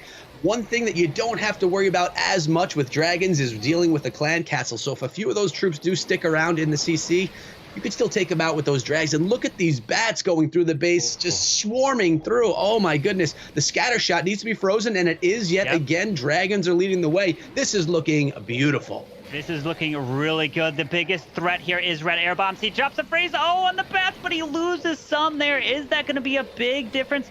The bats have moved over to the Archer Tower. He's got a dragon now onto the Wiz Tower. He's got some over on the single. He needs to take that down. It looks like they do take it down. Just the Grand Warden, Archer, and some Teslas left standing. I think he's going to have enough for this with just under a minute left. Yeah, the time isn't going to be an issue. We're looking at about 5 dragons after that black bomb hits against that last one. And it looks like a triple is coming in right here for Sir Longsword. He doesn't have, the dragons don't have much health here, though. Oh, no. Oh, no, the Teslas. Oh, they're going to be doing so much work. The dragons are getting picked off. I spoke too soon. I'm so sorry. Oh, no. My goodness. A Tesla farm shutting down 5 dragons. Yeah, the dragons unfortunately had such a low health there, and that wizard tower did some work to the bats, and they could have been able to move their way through, but unfortunately just was not able to get it. Yeah, we underestimated the health that was left in those dragons, or we overestimated, I should say. They were all pretty low in health. Not knowing that, if they were full health dragons, it would have been no issue. But the Tesla, that Grand Warden, were able to pick them all away, ending the attack. I was not expecting that. Yeah, the big thing I want to take note, if we look on the screen, look at it. The 9-9 in exactly the same percent. Wow. It's all tied up, 89.5 to an 89.5. So that means it's coming down to these 2 attacks. Whoever can get the higher attack with the most, either the triple or the highest percent, is going to win this war. It doesn't get more exciting than this. Final attack from each, tie score. Let's see who can get it done. This is going to be incredible here. This is what we want to see in these matches here, and we're going straight into this. And we have Cameron taking on Sir Longsword, and he's coming in with the Yeti Smash. He has some bowlers as well. Grand Warden Walk up top at 12 o'clock, and he does have 3 jump spells to jump right through the base. Yeah, it looks like his plan is to go straight on through this base, opting out from using the Quad Quake, giving you the ability to bring 2 jump spells rather than 1 wall opening spell composition. And for me, I personally like the Quad Quake. I make less mistakes, but let's see how well he can jump himself through this base. A couple of balloons going on top of that mortar as well, trying to set some funnelage here. Yeah, he's going to take the mortar down. It looks like he's probably dropped the Yeti straight onto the Archer Tower with that jump spell to try to make his way straight in. And the second jump's coming down right away. And get ready for the Yetis, the bowlers, king, queen, charging everything through right with the rage. He doesn't have any more balloons to protect these healers, but here he goes. He needs to charge his way through with a siege barracks over at 3. He's going to have to time it. Watch out for some ice golems here. Yeah, the Ice Golems are going to slow down that attack big time, but he's got a lot of power pushing on through. He's got the healer support as well, and the Grand Warden's ability is still intact. Looks like the Town Hall should be going down right here to those bowlers, and the jump spell has already been set. Better to set it early than to set it too late where your troops walk on you. And although, are they taking that jump? It looks like they are. Here we go. And the Hog Riders coming out from the Siege Barrack in the eastern side, straight for that Eagle and for that scatter shot. Yeah, the RC is making her way down. Does have 1 more freeze to use on the bottom single target Inferno. The Queen is up with her ability still to be used. This is looking pretty good for Cameron. The Queen's ability is there, the RC, but she gets locked down. Needs to freeze that single to protect her. And he's not. He finally does use the freeze, but can he have enough through it? This is looking pretty solid. Yeah, will it be in time? Will the Inferno go down? And it does. The defense that you really need to fear here. And the Queen, she just goes down to that giant bomb, but that healer doesn't make it either. Looks like the champion is going to run through as much as she can. The Warden's going down. No. Oh, my goodness. The Archer Towers are going to stop this Royal Champion. It was looking so good, and Sir Longsword's going to hold an 83. He's going to get a little bit more percent, has about a minute left. So now Tribe knows exactly what they're going to need to beat and to win this war, because this is double elimination. This is the upper bracket. So if you lose this war, you're not out of it. But the loser of this war, we will see later today in the final war on the stream here. But we see, unfortunately, it's going to be, he's trying to get into the 90s. So it's going to be a high percent here. But the question is, can Tribe answer? It looks like he's going to be able to pick up the 90%, which is a nice percentage 2-star. But like you said, it opens the door. A 3-star will give this one to Tribe, or a percentage more. It's so close. It could just literally be 1%. And we're going to see, actually ended up in a 91. We got that Winion being clutch up top. Wow, 91% 2-star right there. So now we know what Tribe Gaming needs to get. They need to get the 92% 2-star to get the victory, just barely. But this is going to be a good one. Only 2 attacks so far for Tribe have been above that mark. So we'll see if they can get it done. Yeah, that's pretty simple math right there. When things are so even, it makes it easy. But Carbon, do your guys have it? Do they have it in the pull in a 3-star or to get the 92? What are you thinking? I definitely believe in every single person on the Tribe roster. Every single one of them can get it done. It's just a matter, did they choose the right attack strategy for the base? Because, you know, those small things, if you just drop your king or the queen or something on the wrong tile, goes the wrong way, and it can mess up the whole attack. But now we have it here. We have Hex coming in with the Yeti bowlers. And all he needs to get is the percentage victory. We're looking for, I believe, is a 92 to get it. Drops the Grand Warden over at 3 with the raid spell. And here we go. Baby Dragon as well. He's going to try to set the funnel on each side and send the Yetis and Boulders right into the middle. Yeah, he's got a lot of big troops coming in this one. Not much extra, just the Baby Dragon and a few Wizards along with the Yeti, the Boulders, and those healers. So not a lot of stuff for cleanup on the back end, just a couple of Wizards. So he's got a pretty heavy kill squad that's going to dive straight into this base. Only 1 jump spell as well. 2 jump spells. 3 jump spells. He already dropped 2 of the jumps. My goodness. Got 1 left over. But here it goes. He's setting a beautiful funnel on each side. Get ready for the Yetis to pull this Grand Warden. Nice. He took out that Wizard Tower, so he doesn't have to deal with it. But here we go. He does still have that Siege Barracks. Going to see where he's going to drop it. Yetis, Boulders going to charge their way straight to this Town Hall and try to get it down. Yeah, and those early jump spells, they trick me all the time. He saved 1 in his pocket because you don't want it to fade away. Raging everything up straight into that clan castle. We have some Ice Golem and Witches poisoning them as they go through and trying to get this kill squad to maybe get there on that Eagle Artillery with some Yetimite and then into the Town Hall, taking it down to secure the 2-star. Looks like a bunch of our Wizards from the Siege Barrack are dealing with the enemy king as well. Yeah, he does have the Grand War Internal Tome, just pops it there. He didn't pop it over the Town Hall, but he's got the Siege Barracks. Unfortunately, that Peckin Wizards got slowed down so much on the enemy king. Finally, it goes down. Yetis and Boulders are on the backside with the Royal Champion moving her way through. The Queen is stepping up, but he's got a ton of Yetis. He's looking to get that 92% 2-star. Does he have enough here? The RC's moving around with the Hog, but they all got taken out. I don't know if he's going to have enough. The scatter shot just crushed all those Hog Riders, and the thing that I'm seeing is that single target Inferno Tower. Is it going to shut down the rest of the attack? The nice Royal Champion ability right there, able to take out the scatter. The Inferno is going to go down, and what are we looking at left here? A couple of Wizards. We have the We have the Grand Warden, and that's it. That's it. It's only a 72% 2-star, looking like he's going to get a little bit more, but it doesn't look like it's going to be enough here. This SSG Space Station Gray with the 91% looks like it's going to be just enough. The Grand Warden is picking off these buildings on the outside. 78, he's got 30 seconds left. This Grand Warden goes down, and that's going to be a defense there. That is going to be a defense with the 1 Wizard left. They're not going to be able to pull in the percentage needed. Looks like they're short about 12%, maybe 11 after this Collector goes down. Really nice attack, but then again, like we've been seeing, fading out towards the end. I don't know. Is it base building? Is it the attack strategy not being as meta right now? What's going on? But I guess at the end of the day, Space Station Gray staying in the top bracket. And we're going to see Tribe again later on in this stream. Yeah, unfortunately, Tribe is going to go down, but it was definitely a great effort. It was unbelievable. But, I mean, what attack should we take a look for the highlight, Echo, do you think? I mean, Space Station won the war. Should we take a look at their triple? I think we should look at the triple from the team that's staying up in the top. Yeah, let's go look at the first attack. Although the second one was really good. Tribe's Lala was unbelievable. It was, but, I mean, still, the Space Station came in with the unbelievable attack there. Guys, I got to chime in. Before we go to our Xperia highlight, because that was a war. Back-to-back triples to start things off, and then to end it, to round it out. This doesn't happen too often. We were tied in stars. We were tied in terms of percentage.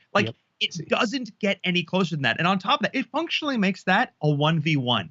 In that final moment, it's just you versus the guy across the aisle. You just got to take him down. It's essentially just a one-on-one, mano-a-mano for that final attack there at the end. Got to give big shout outs there. And I agree. I think we should go to the triple that won the war there in the end for the team that ended up winning. So let's go take a look at that attack there. I want you guys both to walk us through our Xperia highlight here. Carbon, you can start us off.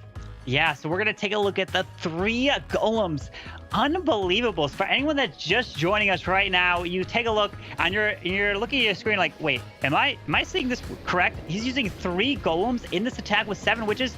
And take note, no healers in this raid. He's just looking to overwhelm this, set the funnel, and he's just going to just send everything straight into the town hall. Yeah, and this, like you said, this is an attack strategy you just don't see happening at Town Hall 13. Maybe after everyone watching this, we may start seeing Bo Witch come back at Town Hall 13. But it was so hard to see what was going on in this attack because of the amount of skeletons and spells being dropped. So I'm happy we're taking another look at it now. And the jump spell was just placed perfectly, allowing all of this kill squad to get into those small compartments, into the town hall, and into that single target inferno. And then the quad quake just completely opening up the rest of the base. The troops can path directly to the other side of the base through that open wall compartment.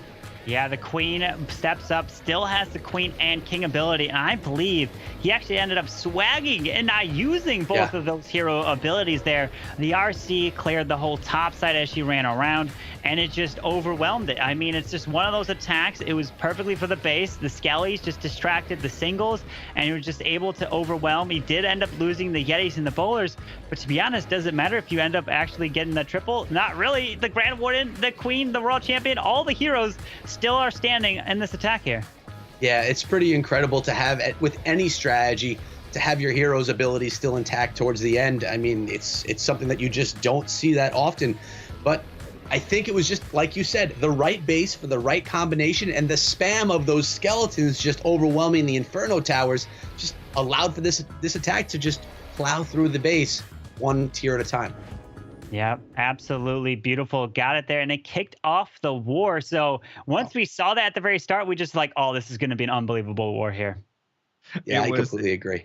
It was so much fun, guys. It was so much fun from start to finish. And like you said, Kurt, what a way to start things off. Like a bit of an off-meta strat going in and just obliterating the base in like no time flat. I feel like I looked away for 2 seconds. I go, oh, it's done already. Oh, that's cool. But you know what's not done, guys? Our show. We still have 2 more amazing wars left. We have to find out who is going to be facing off against Tribe Gaming in our final matchup of the day. So I'm going to say goodbye for you guys now. Take a little bit of a break. You have both earned it.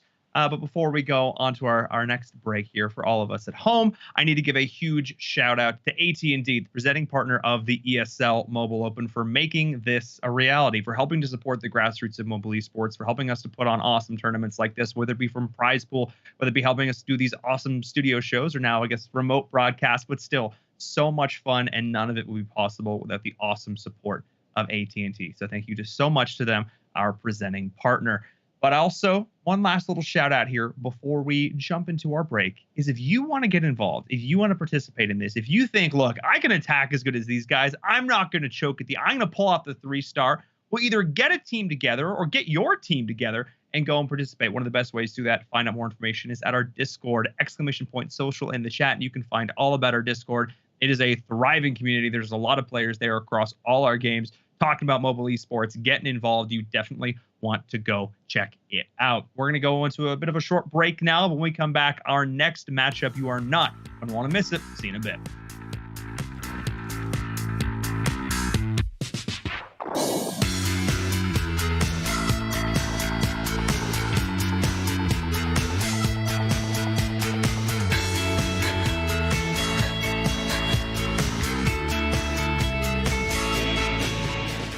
This is the ESL Mobile Open, presented by AT&T.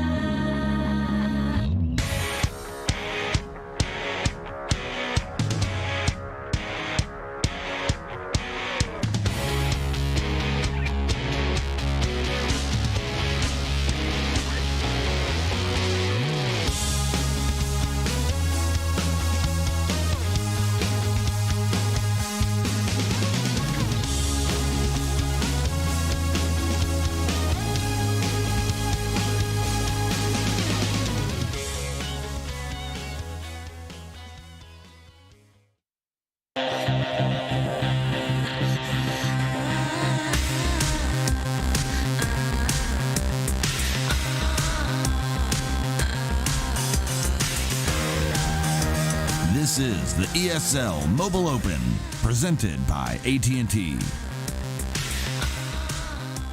Hello, everybody. Welcome back to the ESL Mobile Open Season 5 playoffs. We're back with more amazing Clash of Clans action. As always, I'm your host, Paul and Verum Toddkill, here to help weave us through the stories that are happening today, because there have been many upsets already abound, and we've had so many fantastic matches, and we have two more great ones in store. But I need to welcome in the rest of our awesome talent. Echo Gaming, first up on the plate here to help me catch this next match. He's got to be feeling good because his team just walked away with the victory in that last match. Yeah, it always feels good to have a victory, but it also feels good to watch amazing wars. And that war, if everyone that's watching now saw that, it was unbelievable, went down to the wire, and that's the most we could ask for viewing some amazing Clash of Clans. I mean, the North American scene is so rich with talent, and we're seeing a lot of it on display here today. Of course, Tribe Gaming now knocked down into the lower bracket. We'll see them later on in the day. But Carbon Finn is still here. He's going to be playing analysis duty on this next matchup here. Carbon, how you feeling, sir? Obviously not the outcome you were necessarily looking for, but I don't think anybody could disagree. That was a stellar war. Yeah, it was an unbelievable war to have those triples kick off the war there, and then the final two attacks to decide it. You literally couldn't have asked for anything else. Yeah, no, it was, I just love the idea that it was tied going into attacks 9 and 10. Yeah. It's just, it's functionally a 1v1. It's these last two attackers who can do better. One ring to rule them all, one attack to decide the champion.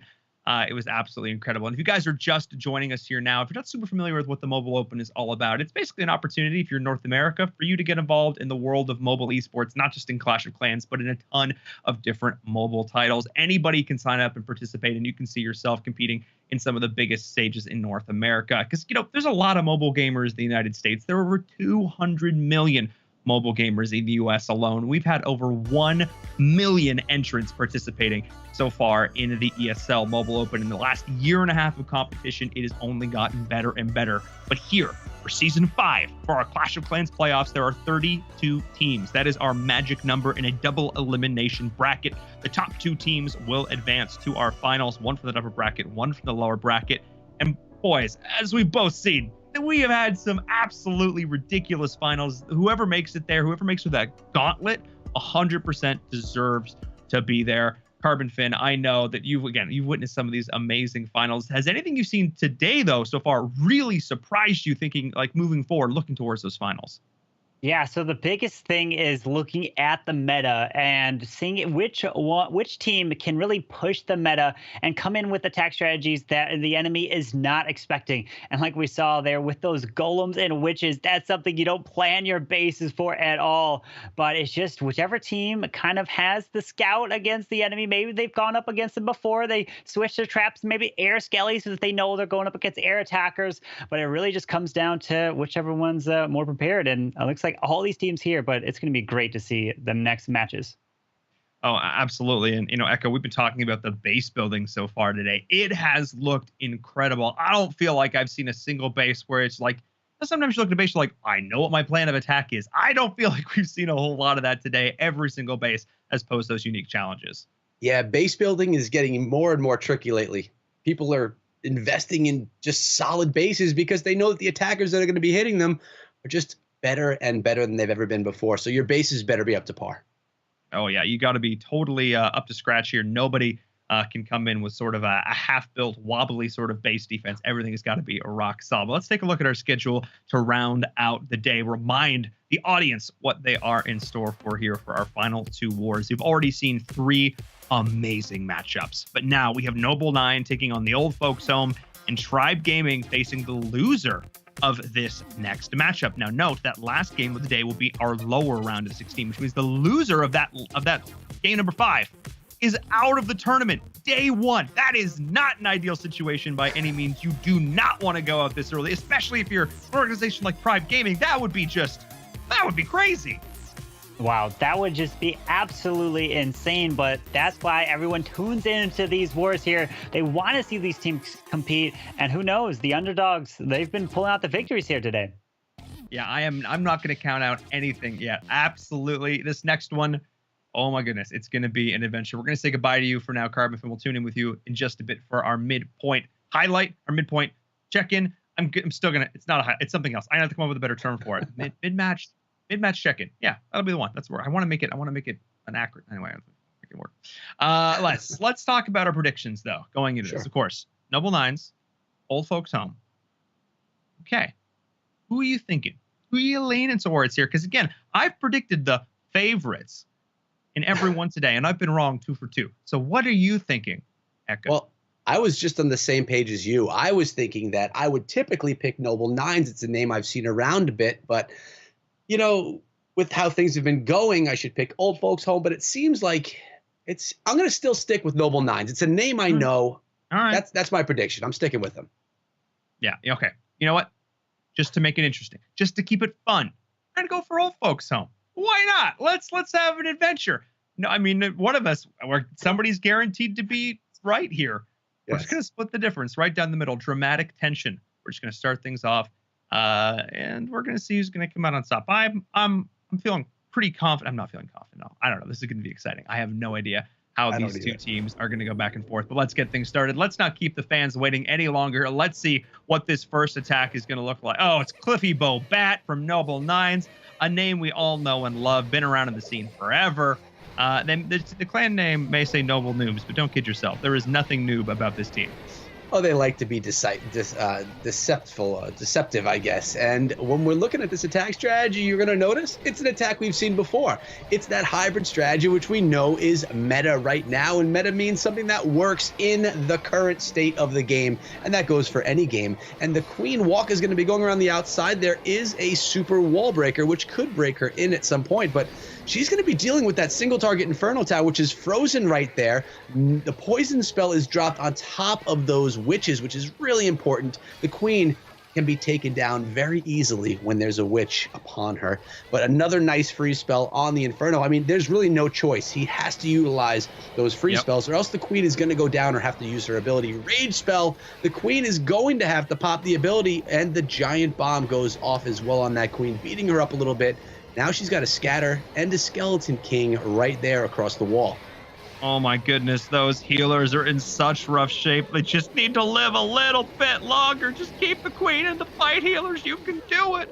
Because the rest of this attack is going in now. The RC is going to be in play, helping out, supporting all these hogs and crew that are pushing on in. You need to take down that town hall. The attacking Queen finally will fall, but the bulk of the attack is now here with this hybrid strategy going to be doing its work onto this town hall. But that Eternal Tome is just barely in play long enough to avoid that Giga Bomb damage. That was absolutely huge. And now with chaining heal spells, Cliffy Bo Bat looking in pretty good shape. Yeah, he's looking pretty nice. The miners and those hogs are pathing fairly well through the base. A nice heal spell on top of the Inferno Tower and that scatter shot. They're trying to take down the Eagle Artillery, but they're dealing with a whole bunch of mess there that's keeping them from it. Now they're on the scatter. The Raw Champion's abilities being used to soften up that scatter shot, and now she pushes through the final defense, but the Hog Riders are no longer with her. It looks like there's just a couple of wizards, or let's make that, yeah, 2 wizards left on the outside. They're going to clean up a little bit of percentage, but it looks like that is the end of the road for Cliffy Bo Bat. Looks like just those 2 super wizards there. Going to get as much percentage as they possibly can. They're going to have to be superheroes. They're going to just, okay, that's good. Okay, never mind. Oh my goodness. Oh, there's another one down there. Right at the bottom there as well. There's 3 wizards. There were 3. Now there's just 1. Oh, now there's an archer hiding down there. There she goes. Down there at the bottom. The archer? Can't tell. Okay. Yep. It's an archer. Right. There we go. Pink head. There and she is. She's not going to be able to get that drill, unfortunately. So we're going to be settling at a 75% 2-star for Noble Nines. Cliffy Bo Bat. How does he feel with that? A 75% 2-star back in the day used to be something you could kind of feel comfortable with, but is that going to be settling right now in Season 5? Given that we are seeing multiple wars finishing with above 90% wars, no, I probably don't think so. 75% is good. It's decent. It's fine. That's you're sitting around 75%, then you go on YouTube and you pull up like an Echo or a Carbon Fin on YouTube and you look at strats and how to get better at the game. That's about the point where you're there. You know what I mean? I feel like we need to see post-educational levels of attacking here. I feel like we need to see the next level, the next point to step up. I'm not trying to throw shade. I'm not at all. 75 is good. Just dealing with good defenses. But we're going to need to see some 3-star hits because today has been very 3-star light We have seen wars with 6 3-stars in them, Echo. I need to see these teams step up. Let's go. I know, and we may. I mean, it's early on. That was 1 attack out of 10. There's many more to go. Everything else could be a 3-star here. We don't yet know. And we have Kojak coming in from Old Folks Home. We don't know much about Old Folks Home, so we're about to see what they are all about right now. Coming in with the Yeti Smash. Quad Quake yet again, going to entirely gape the center of that base. It's going to open up so many compartments. Let's see where he's deciding to come in on this attack. It looks like things are starting up north with some Yeti leading the way. I love those Yeti because they'll attack anything, but then their Yetimite will jump and go attack those defenses. That can be really frustrating. And notice he put in a couple of those sneaky goblins as well behind the Yeti to help out take down those structures just a little bit more quickly. And now the Barbarian King enters the base, makes his presence known, and is about to start beating on some skeletons.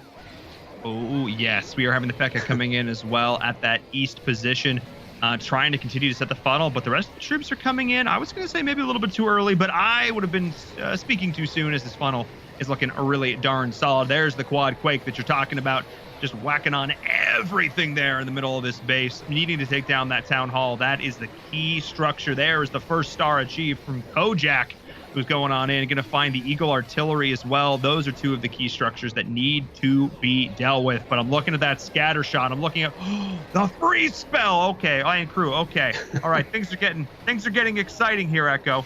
Yeah, it looks like Kojak has a plan for this attack, and he's actually doing a nice job, but he's continuing to freeze that scatter shot because his troops did not go for the scatter, but the Grand Warden turned up clutch right there. Looks like he got a shot on it to take it down, but notice the jump spell is not being used yet. It's only going to be used by the Queen and that Warden as they move on over. Everything else is going around the outside of the base. The Royal Champion, though, has those healers, and that could be extremely valuable if she can push on through. Now we have a single target Inferno Tower. She's getting struck by it. The Grand Warden helps out. The skeletons are there to slow things down. Is there enough left in this attack? Oh my goodness, those healers are fighting as hard as they can. The skeletons really slow down that champion, but the extra healer left, the Warden, is helping to keep that champion up. She only has to deal with 2 Tesla, 1 cannon. There's a minute left. Will she have enough time? Will she have enough strength? Will she get through it?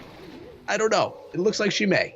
I am leaning towards yes. I think the high damage per second, the DPS going to be brought to bear by this Royal Champion will be enough. And at 93%, those healers went absolutely clutch, and this Royal Champion did not stop. What did I ask for before this attack started, Echo? What was it? I believe you asked for a 3-star in Verum. I believe that's what you said. Gosh, look at that. Ask and ye shall receive. I love to see it. Kojak 3 from Old Folks Home, starting us off strong once again. Back-to-back wars with an opening salvo in the first 2 hits. A 3-star now, which means Noble Nines is on the back step. Oh my goodness, that's what you like to see. Just textbook. Just started the funnel, pushed on in, used your spell as well, had the jump spell, up round out the end of that, and everything looked good. It seems so simple when you put it that way, but when you try it, it's so not that simple. But Old Folks Home showing what they're all about right there. They have that 3-star potential starting off this war. Perfect. But can they finish it off? Can they continue with that much strength and that much power to put down Noble Nines, a name that we've seen here before? We've seen it done in other wars tonight. Is it going to happen here?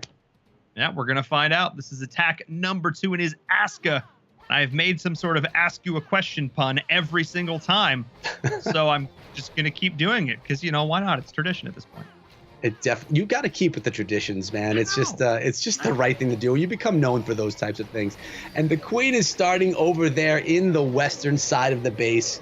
We have it looks like an Ice Golem went down to freeze some things up, and now the Clan Castle lore has been a success. Ice Golem, we're seeing a lot of Ice Golem Witch Clan Castles. They seem to be the way to go on the defensive Clan Castle front. Queen's going to deal with that now. She is being targeted by that Grand Warden pedestal. I've seen that pedestal cause some problems, and it looks like Aska has as well because he's sending a balloon in there to try and take it down. Maybe just try and protect his healers as well. I'm not sure. Either way, looks like he had some concern about that pedestal because he had to drop the freeze as well. Yeah, I mean, that was close. The Queen just going clutch to protect those healers there at the end as well. Going to see the Queen surviving through this, though. Might have to use the Royal Cloak. Oh man, kind of hate to see it, but still, that is going to be the opening bit from this attack here. Going to be creating a lot of space by taking down the CC. Wow, the Queen those healers just tried their best, but it was not enough. My goodness, that is a very early Grand Warden ability as well. They're not going to have that pushing into the rest of this base. That's only the first star achieved here, and there's still a lot of base to go. And I'm checked. I'm not missing any bat spells this time. This is all they got. No bats in this one. And I'm telling you, I've seen bases similar to this where they'll stack one corner of the base with the town hall, lure you in to try and grab that easy town hall. But it's really tough to push through it because the defenses are just so insane with heroes there, traps there, clan castles there. It's tough to push through. Asuka tried his best to get through that portion of the base and now does have some Hog Riders running around the outside and healers with the Hog Riders running down towards the south. So looks like the Queen's gone. The healers are literally spread over all the troops in this attack. They're all over the place. I mean, you know what? They decided it was time. We just needed to go our separate ways. We were great as a band. It's like, I don't know, like the Beatles, I guess. They're just like, hey, there's these 4 memorable all-stars who now need to go and try and do their own thing. But hey, what can you do? Sometimes just I should have thought of a better example than the Beatles. And being, I don't know, my classic rock. It's fine.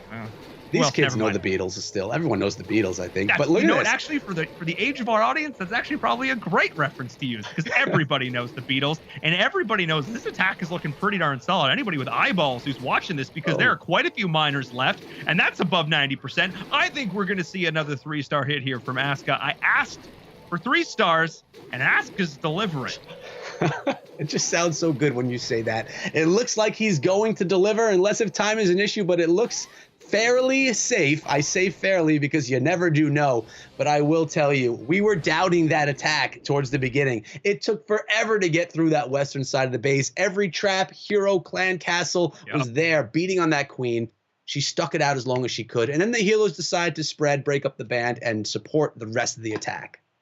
And it worked out really darn well. The miners were there at the end to clean up all those structures on the outside, just having the ability to get where they needed to be, not worrying about all those pesky walls. And the Grand Warden and healers are there to support them doing what they do well with that bonus HP and the life lore and everything there. That was a really solid comeback there from Noble Nines, definitely making up for that just okay first attack, which now puts the pressure back on Old Folks Home. They need to continue to deliver. Let's see if they can in attack number 2. This war is still young, and I cannot wait to see what new strategies they're bringing out.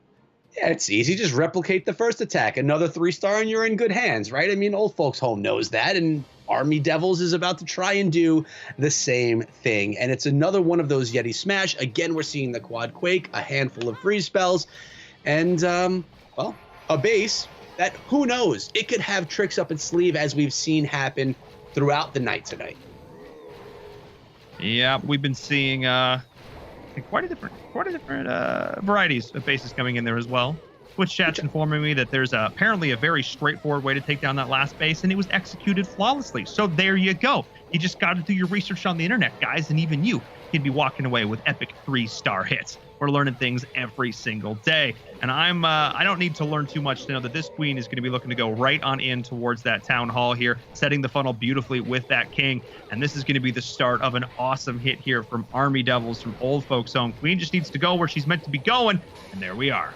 Yep, and that's being done really well. And you know what? The chat always has great things to say. You could learn so much from reading through the chat as well. So I'm really glad they're engaging in this event as well. And Queen luring that clan castle. I always worry about this composition. You have the Lava Hound. Usually the Lava Hound will pop. Then the Queen's going to target that Ice Golem and freeze, and then you're going to have Lava Pups attacking. This is one of the scariest, in my opinion, clan castles to have to deal with. But we have Yeti coming in with boulders from the top end of the base. Look at this. We have the Siege Barrack coming in later, keeping it protected. That was a tip that Carbon shared with us earlier.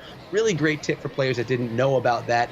Keep it protected. Don't let it get targeted by defenses. You get more wizards. You get more value. The Queen is struggling hard, but she does go down. Oh, there's just too many defenses targeting her. Grand Warden's aura is an ability. I mean, the troops, they decided to not go for the core of the base. We have the champion in the core popping her ability, taking down the enemy Queen, but everything is walking around. What is going on here? I guess the Quad Quake is not getting the value that Army Devils wanted.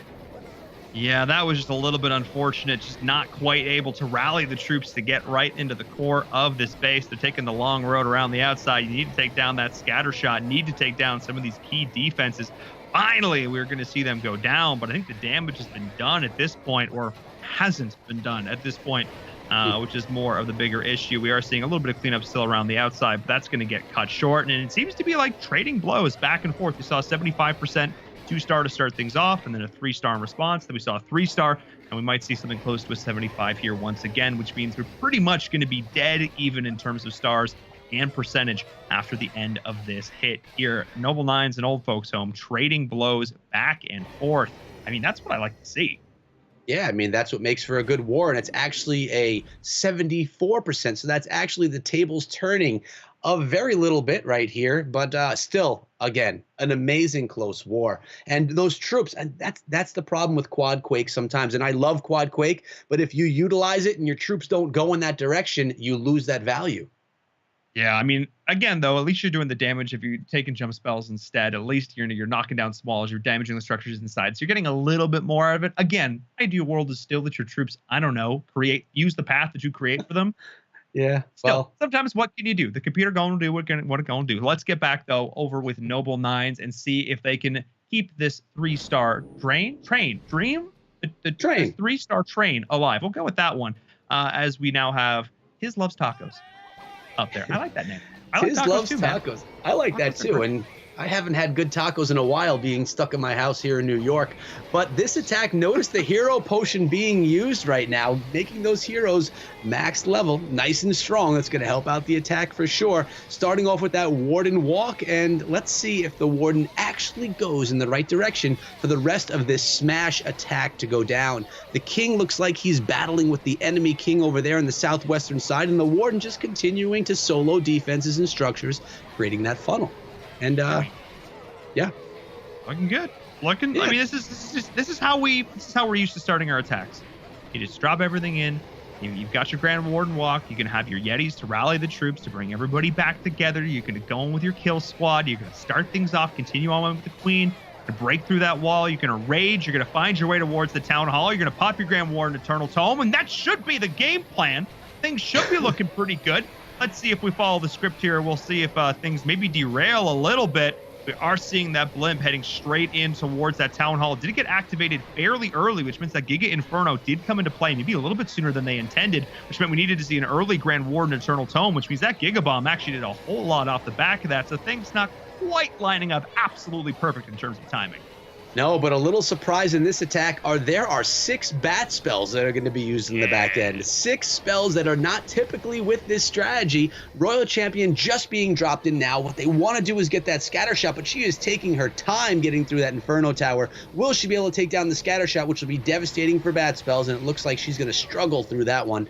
Oh, she does not get it down. They're going to need to burn a freeze right there. And I think that scatter shot is going to beat up on those bats. Oh, and if my not, goodness. the Wizard Tower is. Yeah, I mean, so one freeze was used early to help support the Royal Champion, and then they had to burn the freeze to try and get the bats around to deal with that. And then they burned another freeze on the Eagle. Yeah. Oh, my goodness. No, that's sort of the risk reward when it comes to utilizing these bats. That's just not ideal. That's 59%. And that is going to be all she wrote here for Tiz Loves Tacos and Noble Nines. Oof. Well, I think this is probably the weakest attack we've seen so far today.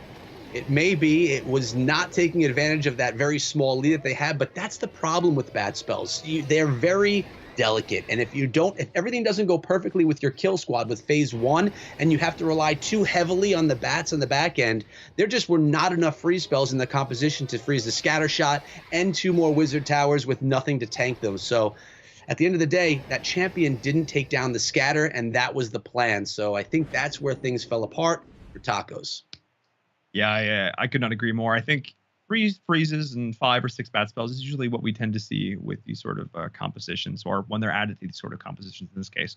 But I agree. It wasn't necessarily that particular combo wasn't executed. It was that the pieces, the dominoes that needed to fall in place before that could come in just didn't quite line up. I think he was either deciding to use the bats a little bit earlier to allow the champion to tank for them, or just lining things up a little bit better so that the champion could take down the buildings that she needed to. Just things could go a little bit differently here. But again, there's so much nuance in these attacks. It's hard to find the exact moment where it's like, We can try and pinpick and nitpick what we think maybe got a little bit different, but really there were so many factors going on there. Either way, 62%, not ideal, but Noble Nines not out of this yet by any means. Let's see if Old Folks Home can put up some better numbers here. This has been a slugfest back and forth as we get into attack number 6. And I have to applaud the creativity of that attack. It's not typically what you see. So I like people trying different off-meta strategies, and that was a perfect example of that, although it didn't do as well as the attacker would have liked. But here, coming in with Drag Bat, and we're seeing a surprisingly large number of bat attack strategies throughout the night tonight, more than I had anticipated. I asked for Electro Dragons earlier. I have yet to see them, maybe later on. I'm not sure. I would really like to, though. We'll see if my wishes come true. And notice there are no healers on this attack. This queen is going in solo. Will she be able to take down that town hall? She's got that double cannon there, and that could be a problem for her for sure. King is setting a funnel up in the west, and the queen, she's trying to make her way in there to beat down on that town hall, lower the clan castle. I'm not sure what she's planning on doing because she just took a giant bomb, and that's going to take her down big time. Will she secure the town hall? Wow. Yeah. Just got it done. And little lucky, little clutch, maybe a little bit of both. I'm not sure, but she was able to get the town hall, securing the 1-star for Old Folks Home. And this is actually huge. This is massive because what this allows you to do now is you just don't have to worry about that star. You can just write that star off like, good, I've got it. It's in the books. I can now, focus the rest of this attack to just do maximum damage. I don't have to hold anything back. I don't have to save anything. I don't have to throw a clutch Royal Champion in or a blimp or something in to maybe deal with a town hall that I didn't get earlier. The job has been done. Now your job, Echo, is just destruction. Straight up destruction. And that Grand Warden's ability making everything, all of that power going through the base invincible. But no matter how much power you have, an air sweeper can mess everything up. And look at these dragons and balloons getting pushed backward time and time again, which is just allowing them to get struck more and more by that Royal Champion and by the Eagle Artillery. Scattershot, not the Scattershot, the Stone Slammer is still up. It's not a siege unit we see used as often lately. 2 freeze spells left in the composition, but that is all. And it's for the bats, which are coming in from the northern side of the base. Hopefully they can push through, but oh my goodness, it looks like... No. Where did all the bat spells go? Oh, that was an Inferno and the freeze and everything was there. And it should have been great, but the bats just couldn't quite do it. And this is what we talk about, how fragile those bat spells are. You need to be perfect with deployment. Everything needs to go perfectly. And when it does, it makes it look like bat spells are the best thing inside of Clash of Clans. It makes everyone go and train up their new army with their bat spell army. And then they realize that it's not easy to do, and it only has some of the best players with the best planning that can actually execute these bat attacks. So props to the people that can get it done, because it is not easy. But we still have a high percentage here out of Old Folks Home, pulling in, still trying to keep that advantage over Noble Nines. Looks like they're going to be able to do that at least. The core, here's the thing. The core fundamentals for Old Folks Home has been spot on. There's been some tiny things that maybe just haven't quite gone their way generally. But overall, these attacks have been really darn solid. They've been well executed. Just considering, you guys have to remember, they have no time to plan this. There's very little time to scout these bases. They don't know what the trap setups are. They only get 1 attack each. It's you don't get chances to try again. You go in, you do your best, and that's it. And again, the fact that they're able to maintain 90, 100, 74%, these are really good, solid attacks. They're now up 9% over their opponents at the halfway mark. So that's pretty darn impressive here from Old Folks Home. Both teams have tripled. They've shown that they can do that. They've shown that their opponent can bleed in that regard. There is an opening in the armor. So that's just making this even more exciting. Carbon Fin, I need to welcome you back here at our halfway point. Is there one attack here that really stood out to you? What were you thinking looking at this? Was there one attack that really caught your eye? Well, so far in this war, like you mentioned, there are the 2 triples. But the biggest thing that I've been seeing from these bases, defending-wise, a lot of them I've seen before, in Legends League, or so they're some common bases. So it might be the fact that if they've seen them before, if they've gone off against them, maybe one team might have the advantage. But, with the percent advantage, Old Folks Home is looking pretty good. But I'm just curious what are the other bases that are going to be coming through, because I've seen quite a few common ones so far. Yeah, there's a lot of these really strong bases going on around online. You can just copy them, you can utilize them yourself. People have already put the time and the work into sort of developing these, and looks like that may be coming in a little bit for both of these squads. But again, the issue with that then is if you're facing on a base you faced before, then you know what you should be looking to do. So we'll see if that continues or if we're going to see some unique builds, unique strats. Let's get into it. Thank you so much, Carbon, for our mid-match check-in. And let's get into this next attack. Echo, let's get into things. Let's get into things. And here we go with the Electro Dragons. I told you I wanted to see these strategies. Now let's see if Noble Nines can get it done with the Electro Dragons. My day has been made. I don't know why I suddenly have this love for E-Drags, but it's just I think it's because I haven't seen it much, but we have them literally all just being dropped in. Get the queen setting a very small funnel, drop in the king, and go all in with E-Drags, storming into the base. The blimp is there in case they need to go back end that town hall, not worrying about the clan castle, which has witches and can really slow down those Electro Dragons. Here comes the blimp. We have 1 rage, 2 more freeze spells left in the composition. It looks like we're going to easily be able to grab the 2-star as long as that blimp does its job, and the E-Drags are there to support it as well. Now the Royal Champion's coming in from the north, going to head her way down east, but the E-Drags, they're actually going down a little bit in the core. They're taking some serious fire, and, well, they're not pushing through the base the way I would have liked to see. I mean, you got 51%. There you go. You got that 2nd star, but oh my goodness. First of all, that was a very early Grand Warden ability. I understand like wanting to utilize it. You have 9 seconds of invulnerability when it's maxed out. That's a long time. That's a lot of time to work with. And I understand wanting to use it when all your troops are still clumped up together, but at the same time, you were soaking up that initial salvo. You soaked up an Eagle Artillery shot or 2 Eagle Artillery shots, but I don't know. The rest of that attack, those troops fell apart really darn quickly once they got in there. And as much as I appreciate the brute force methodology of this, I just maybe the finesse wasn't quite where it needed to be. Clearly it wasn't, because that's 60% the only thing that's up on the board right now. Well, there was no finesse in that. It was a drop them in and try and overpower the base, which is fine. And I've seen lately in a lot of the leagues and wars that are going on, we've been seeing some really well thought out Electro Dragon attack strategies that have been amazing. And, you know, sometimes they work out, sometimes they don't. Sometimes it's how you plan it. Sometimes it's the base you're going against. But I'll tell you what, this Electro Dragon can get some good value with some Chain Lightning here, picking up more percentage, making it a little bit higher than we would anticipate from this attack that didn't go so well, never actually made it to the core. But these E-Drags, they are really slow, and it's going to take a while either way. What I do love watching are the lights light up on the back of that E-Drag. And, you know, once that top spike is lit, it attacks. I think it's the coolest feature of the Electro Dragon in the game. So that's a lot of fun. Yeah. I mean, look, I like the RNG element of the E-Drag. I like the random effect of where the lightning bolts go down and where the chain lightning goes. I think that's super cool. I like that because it just, as a caster, you know, you want to see these really exciting, intense moments, and they just tend to add to that. But either way, that was a fine attack. It ended up getting a lot more percentage than I thought it was going to. We saw only a couple of troops left at like 52%, and I was like, okay. But he ended up getting it up to 71 there in the end, so not bad from Noble Knights. However, when your opponent's sitting at 88% average, you at least need to get 88%. You want to be adding a net positive value to the team. And the fact that we're now looking at a place where it looks like only a 3-star will be the difference maker here. Old Folks Home would really need to stumble in this next attack for things to not go their way.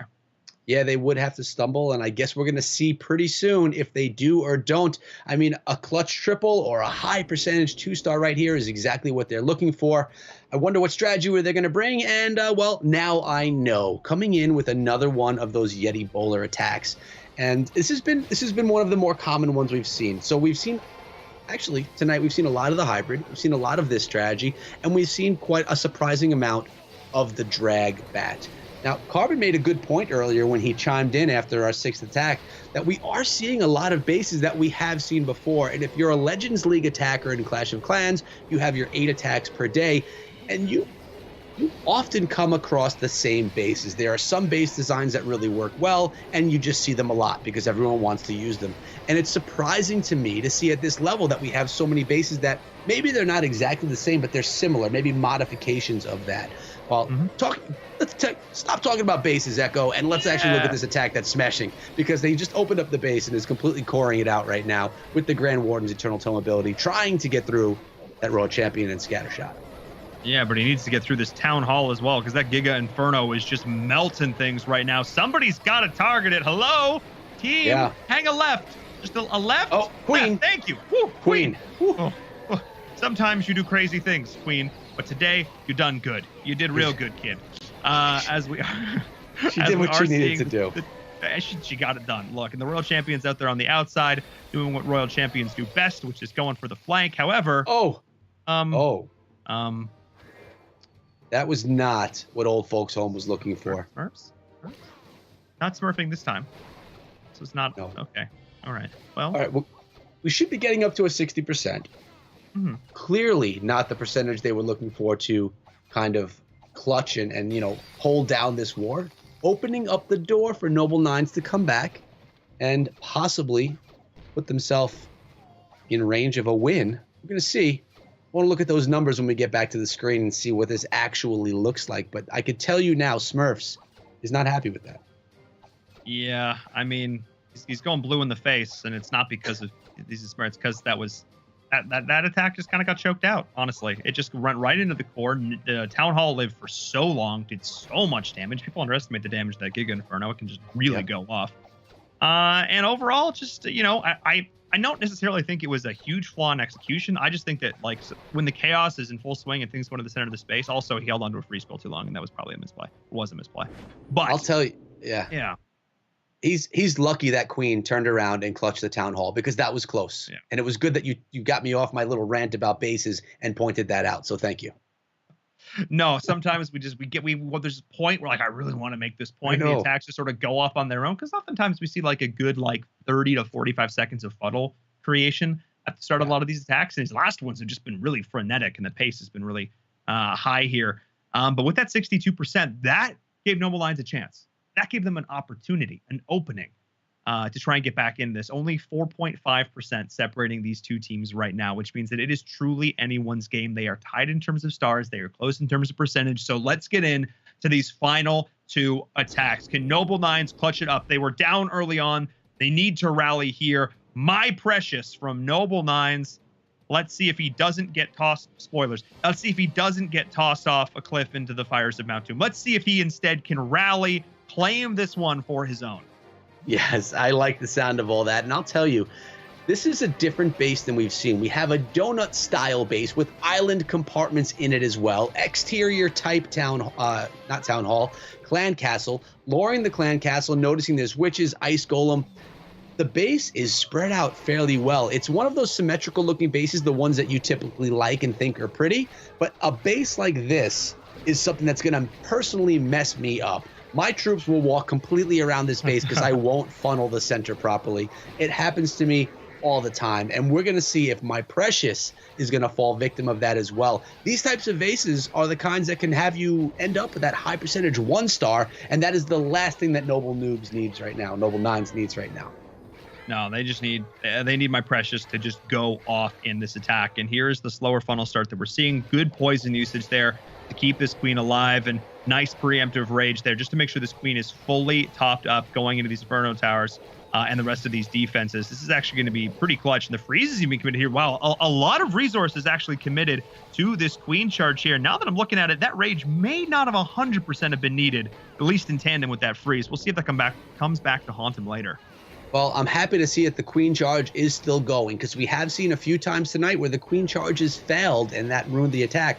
I want to see this Queen charge deep into the base. We have one more rage spell being used right now. Actually, there's one more from the CC composition as well. She's going to make her way around the base. It looks like there's a blimp as well, which could be what's used to clutch the Town Hall.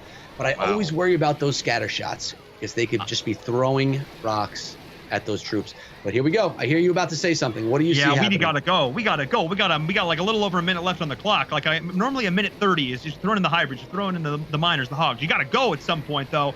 You just got to get those troops in there, because this is how time fails happen. We need to get these troops in play. They finally are, but I'm wondering now, Echo, is it too little too late? Let's see if my Precious can prove me wrong. Let's see if he timed this perfectly, beautifully, if he had just enough finesse to get these troops where they need to go. The buildings are falling one after the other. It's like watching dominoes, but let's see if the time is there to get this attack done.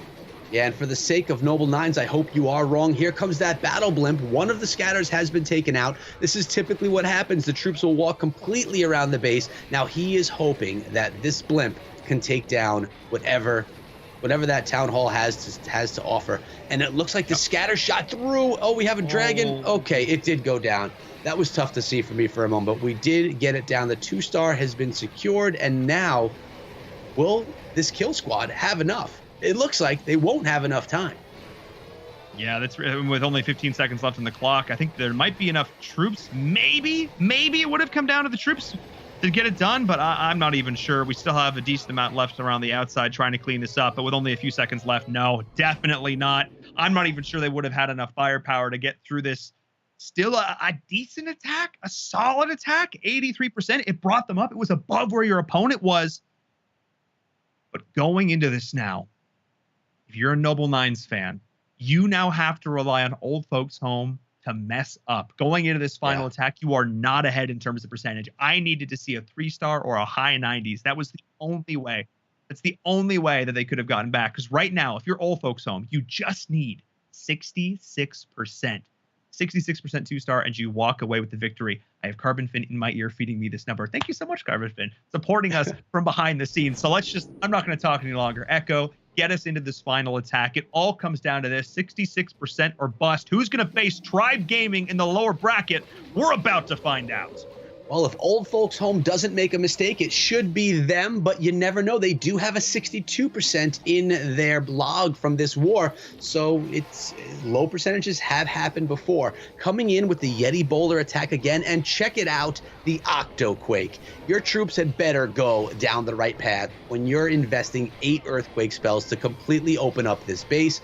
Take your time, set the funnel properly, and he is doing that, utilizing the Siege Barrack to completely funnel down the southern side of the base, and what looks like the Warden to take care of everything over there in the east. Here we go. Yetis are coming in. Boulders are going to go in behind, and we want to see everything dive straight for that town hall, straight for that clan castle. Grand Warden joining up with that army, ready to just tear down anything in its path. I love the Octoquake, but there's one problem, and that is you don't have a lot more spells for support. Usually it's going to be 1 Rage, 1 Poison, and 1 Heal spell.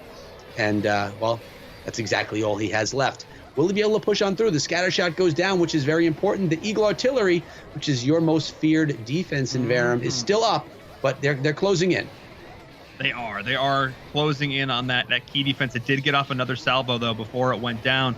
Before it is going to go down here at some point. Oh my goodness, every single time those big old eagle shots fall, I just feel so bad to watch those health bars tick away. 66%, that's the number here. I don't need a triple, I don't need 100, I just need 2 numbers that are the same number, and it's 66. That's all you need to do. Full-blown Alki, I need you to just step right on up right now. If you are a fan of Old Folks Home, if you are a fan of Verum's predictions being right, go for it. Hashtag no bias. As we are pushing on in, we still have this Royal Cloak ability, and with that, I think they're going to be able to seal the deal. I think there are going to be enough of these structures still in range to get that 66%. The Queen's going to take us right over the edge, and that is going to be full-blown Alki clutching it up for Old Folks Home, representing for all those Old Folks Home people out there. I see you in chat. Do it up. Celebrate. Spam some emotes. Have some fun. Woohoo! I'll tell you what, though, he didn't crush it too much beyond that 66%. It was pretty close. He's sitting at the 70% right now. So if Carbon's numbers are right, which I trust him very much on his mathematics, it looks like Old Folks Home was able to pull in the victory on this one. That's going to send Noble Nines down to face Tribe, correct? That is correct. You got it. In our final match of the day in the round of 16 lower bracket, the loser of this next match doesn't have a shot at redemption. They don't have a chance to come back next week. They're just done. The last 2 months of competition, 6 weeks in the open qualifiers and the closed qualifiers, all for naught. Dreams dashed on day number 1. Oh my goodness. And with 71% for full-blown Alki, I believe that will be enough. And it is just barely. Well, you didn't leave yourself much to work with there. Full-blown Alki, you just barely did it. Just barely did it. 79.4%. As I lean into the microphone there to really make sure you get that on there. But look at this. Oh my goodness. Wow. It really doesn't get much closer than that, Echo. No, we've had some close wars, which means we've had some exciting wars, which means everyone's staying tuned and not leaving the screen because they know more excitement is to come. I mean, these are the best type of wars. I love it when they're close. Absolutely. And, again, Noble Nines, a veteran squad here in terms of ESL Mobile Open competition, is now forced down to the lower bracket to take on not only a veteran, but a champion here in the ESL Mobile Open and try to get, oh my goodness, things are getting intense. Carbon come back in and walk us through, please, with our Xperia highlight from that last one. Which attack do you want to look at here? We definitely should take a look at that one triple from Old Folks Home that kicked off the war for them. And that was absolutely, we'll take a look at that 3-star, but I mean, the percentage there was just barely enough to advance here in the upper bracket. But we're jumping straight into this replay right here of coming in with the Yeti Smash with the bowlers here. And let's take a look at the base here. I did remember there was a tornado trap when we look at later in the raid that was over towards 3 o'clock. And we'll notice that is over on the outside because he was probably planning for a blimp entry there, and that is exactly not what happened here. So there was no tornado trap inside the core of this base, and he's using some of these Yetis to help set the funnel on the top side, and it's just going to be pretty simple. Send the Yetis there, and then send all the troops right down into the core, into the town hall. Looks like we got the king, the king of the Yetis right into here, and then there is the siege barracks. So it's not going to be using the blimp, and then you will see that come later in the raid, which will be activating the tornado trap, which you'll see down there. And then here goes the Yetis, the warden, the balloons, and testing for those seeking air mines. And some of these bowlers are making their way over to the archer tower here on the right side, but there's the quad quake. We're looking at what it opens up is the town hall, the eagle. The queen can then reach over the wall and grab the scatter, the expos, literally everything of value. And then there is the jump to connect that back inside there. But the biggest thing that you have to take note is the royal champion does get locked up on the lava hound pups for quite a little bit there, but she was still able to move around with the healers. And it was just one of those attacks where you're just kind of overwhelming the core here. And these attacks can turn into the 3-stars if you could get the healer transfer off sometimes onto those Yetis, moving your way through. And then the queen kind of just used the jump with her ability, and the royal champion, as long as you keep her alive on the outside as she moves through, you can get the base down with the triple, and that's exactly what Kojak did here. Queen burns her ability. The biggest threat remaining is that single, but it goes down, which leads to the triple here. So very nice job getting at least the save 2, which turns into the triple. Really solid play there from start to finish. That was just an awesome play by Kojak, as we can just wrap this one up. The rest is history. These last 15% in the books, keeping that royal champion alive. You absolutely nailed it, Carbon. That was the difference maker here, and really showed just these small interactions, keeping those healers alive, keeping those heroes alive. Healers and heroes do a big difference to secure those triples. Awesome attacks there. Awesome war. Old Folks Home will be advancing to our upper bracket round of 16. And we are going to see, unfortunately, an epic, well, I guess unfortunately, an epic matchup in our lower bracket round of 16 there. But before we get to that, before we jump onto a break, I need to give a big shout out to Sony Mobile for joining us as the official mobile partner for the ESL Mobile Open Season 5 playoffs with their Xperia 1. I've now had the opportunity to use this phone quite a bit over the last few months, and I have to say I've been super impressed, especially looking at it as a phone for gaming. Because it's interesting, because like a lot of people think about Sony, they don't always necessarily think about phones. Think about like this camera that I'm shooting this on right now, which looks amazing and it's fantastic, or like televisions, but they don't always think about phones. And the Xperia 1 is probably a reason why you should start thinking about it, because it's got a 21:9 display. It's got the cinema-wide display, which is fantastic, especially for somebody like me. It gets my thumbs out of the way, and for a game like Clash of Clans, it's fantastic because it gives you more screen real estate, as well as having a super powerful processor, 60 frames per second, no matter what game you're playing. It's got a 4K OLED display. It's got a really long battery. This phone's been on for a while, guys, and it's still looking good, which is fantastic. And also, we are able to send you guys over phones, Echo, Carbon, I know, and you guys have got a chance to use it as well. Echo, what have your been impressions so far with the phone? You know, there's a lot of things I like about this phone, but the screen, the 4K OLED display, has to be one of my favorite. It just looks beautiful. You can literally see every pixel when you're playing the game. It's just a really nice looking picture that you don't see on all the phones nowadays. So it's probably my favorite feature. Yeah, and the really nice thing also about the phone is the widescreen that you can see. You can see from end to end, especially if you're playing Clash there. You can see any of those troll Teslas, but it's really wide and you get to see the whole angle, which is really, really nice that a lot of phones that don't have. Yeah, absolutely. Again, it's sort of when we're playing a game like Clash of Clans on a phone versus something like a tablet, this definitely gives you that competitive advantage just having that 21:9 display. So thank you so much to Xperia for joining us here as our official mobile partner. And thank you guys so much for helping to break down that last matchup. I'm going to say goodbye to you guys for now. We'll be joining us for our final game of the day. Before we go, I, of course, need to remind everybody once again to hit that !social in the chat. Go give the Twitter account a follow if you are a fan of everything ESL Mobile Open. If you're a fan of Clash of Clans, that's the place to keep all up to date, all appraised of things Clash of Clans, esports, whether it be here, the Mobile Open, the World Championships, all that good stuff. So !social in the chat. We'll be back right after this next break with our final war of the day. Who's going to be the first team going home? Find out.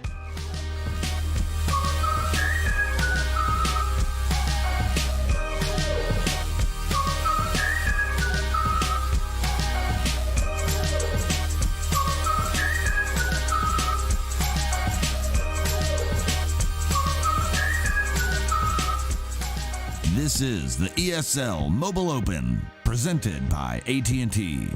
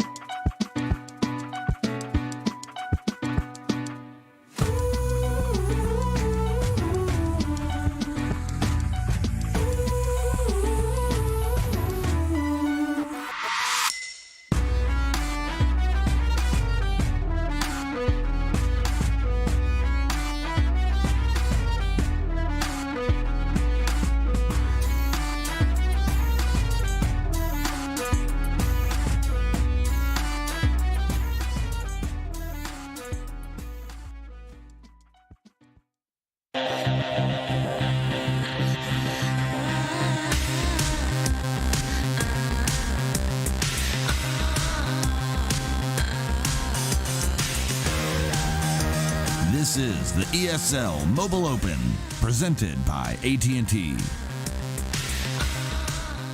Hello and welcome back, everyone, to the ESL Mobile Open Season 5 playoffs. We're back with more Clash of Clans. I'm Paul and Verum Toddkill. I'm your host, helping to weave the tales of adventure and woe we've been seeing today because, man, these matches have been nutty, and I cannot wait to see how this day concludes, but I cannot do it alone. I have to welcome back Carbon Finn, who's going to be helping me cast this next matchup. Sir, Tribe, Noble Nines. Oh, my, when we started the day, I don't think this was the match we were expecting to finish it with.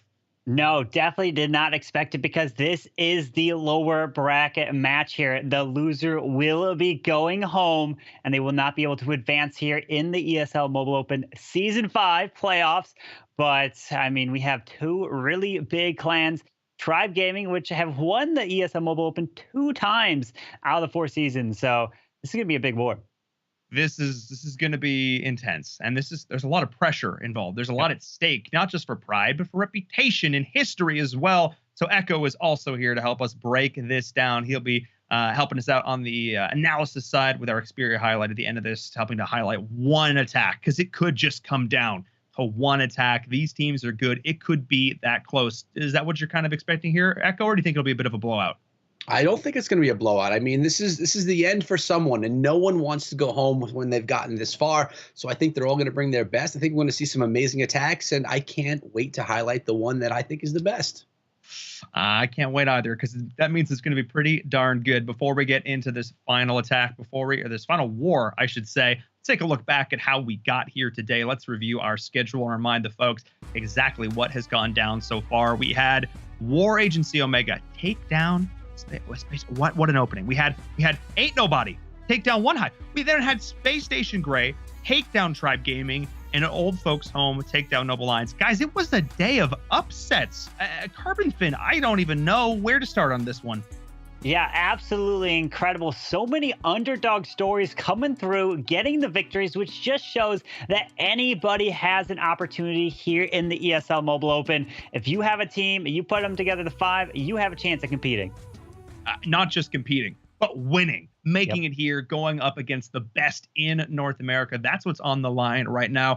We're going to say goodbye for you, just for now, Echo. We'll check back in at our halfway point with our mid-match meetup is what I'm going to go with. I like the 3 M's. A check-in's good, but mid-match meetup also sounds kind of nice. All right, predictions. Yes. I predict your predictions. Tribe Gaming, done. Tribe Gaming for Carbon Fin, done. I'm also going to say Tribe Gaming. You know what? I think it would be kind of awkward if I didn't predict them now. So I'm going to go with Tribe. They've been our champions. They have a lot of history. They've played on big stages. They know what's going on. Let's go with Tribe. Yep, absolutely. I believe Tribe will take this one. It is the lower bracket, so they know that everything is on the line here, and they don't want to go out in the very first round, the lower bracket. They're going to have to work their way all the way through it now. This is the hardest road from the very first round, but I believe Tribe Gaming has what it takes. I mean, last season we saw them go up against Zombie Doom, who came in through the lower bracket, and they had a run so difficult, I nicknamed it the Gauntlet, because it was terrifying. But with how many good teams we have now, even just getting knocked down, whatever gauntlet we had last season, it looks like a children's ride. It looks like we're at a carnival in comparison. It is nothing compared to how intense the lower bracket is going to be this time. So I cannot wait to see what's going to happen. Let's get this final war underway. Let's get things started. It's attack number 1, Tribe Gaming, Noble Nines. Let's get this rolling. Oh, this is going to be a good one. And none other than Riga Torres for Tribe Gaming is coming in. And I literally think Riga Torres is one of the, if not, I think actually he's the best Lalo attacker here in the game. Coming in with the Queen charge Lalo. Drops the Queen down south. Looks like she's going to walk pretty close to the single target Inferno. But what is his plan for it? I'm going to have to be curious. Maybe he drops a... Oh, there's the Royal Champion. But this is interesting because I would be scared that the healers are going to transfer off to that Royal Champion. And no, it looks like they do. Oh no, this is what I was worried about. This is what oh no. Oh no. Oh no. Okay. All right. Okay. This is fine. This is fine. Wait. This is fine. This is fine. It's probably not. Okay. It's not fine. We have passed the point of fine.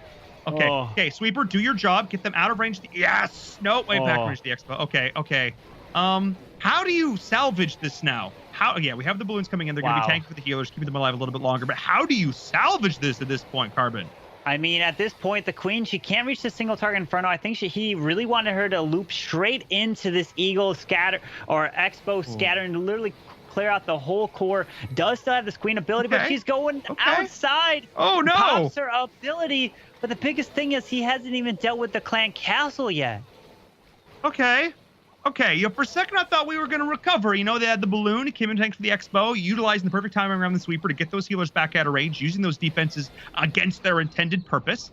But then the queen, she's like, look, guys, there's an opening in this wall right in front of me. I could go through it. But instead, no! She just took a hike. Okay. Wow. 51%. Here we go.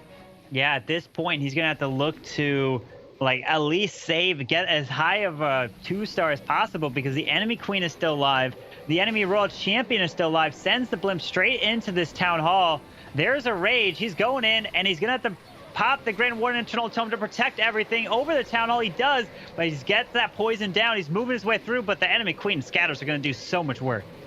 Oh, my goodness. Okay. You know what? I was losing hope a little bit here, but this is looking like a pretty darn good follow-up. Those haste spells are going to get decent value. Getting that Grand Warden crew in with these balloons. Got to try and take down these key structures. And you know what? The scatter shots. These are the raid bosses still left up here. But maybe, just maybe they can continue. I mean, 82%. That's already a solid start.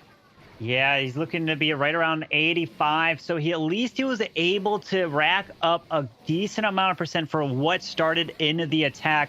So very nice recovery here. Some more minions trying to get it. 87. Does have this Grand Warden. Can he take down an air Oh, wait. Are they going to go to the clan castle next here? The Grand Warden does turn around, but he's going to follow wherever the dragon goes. It looks like he's going over to this air defense here. No, the Warden don't get picked off. 88. And then an 89, he does just get the 89 right there.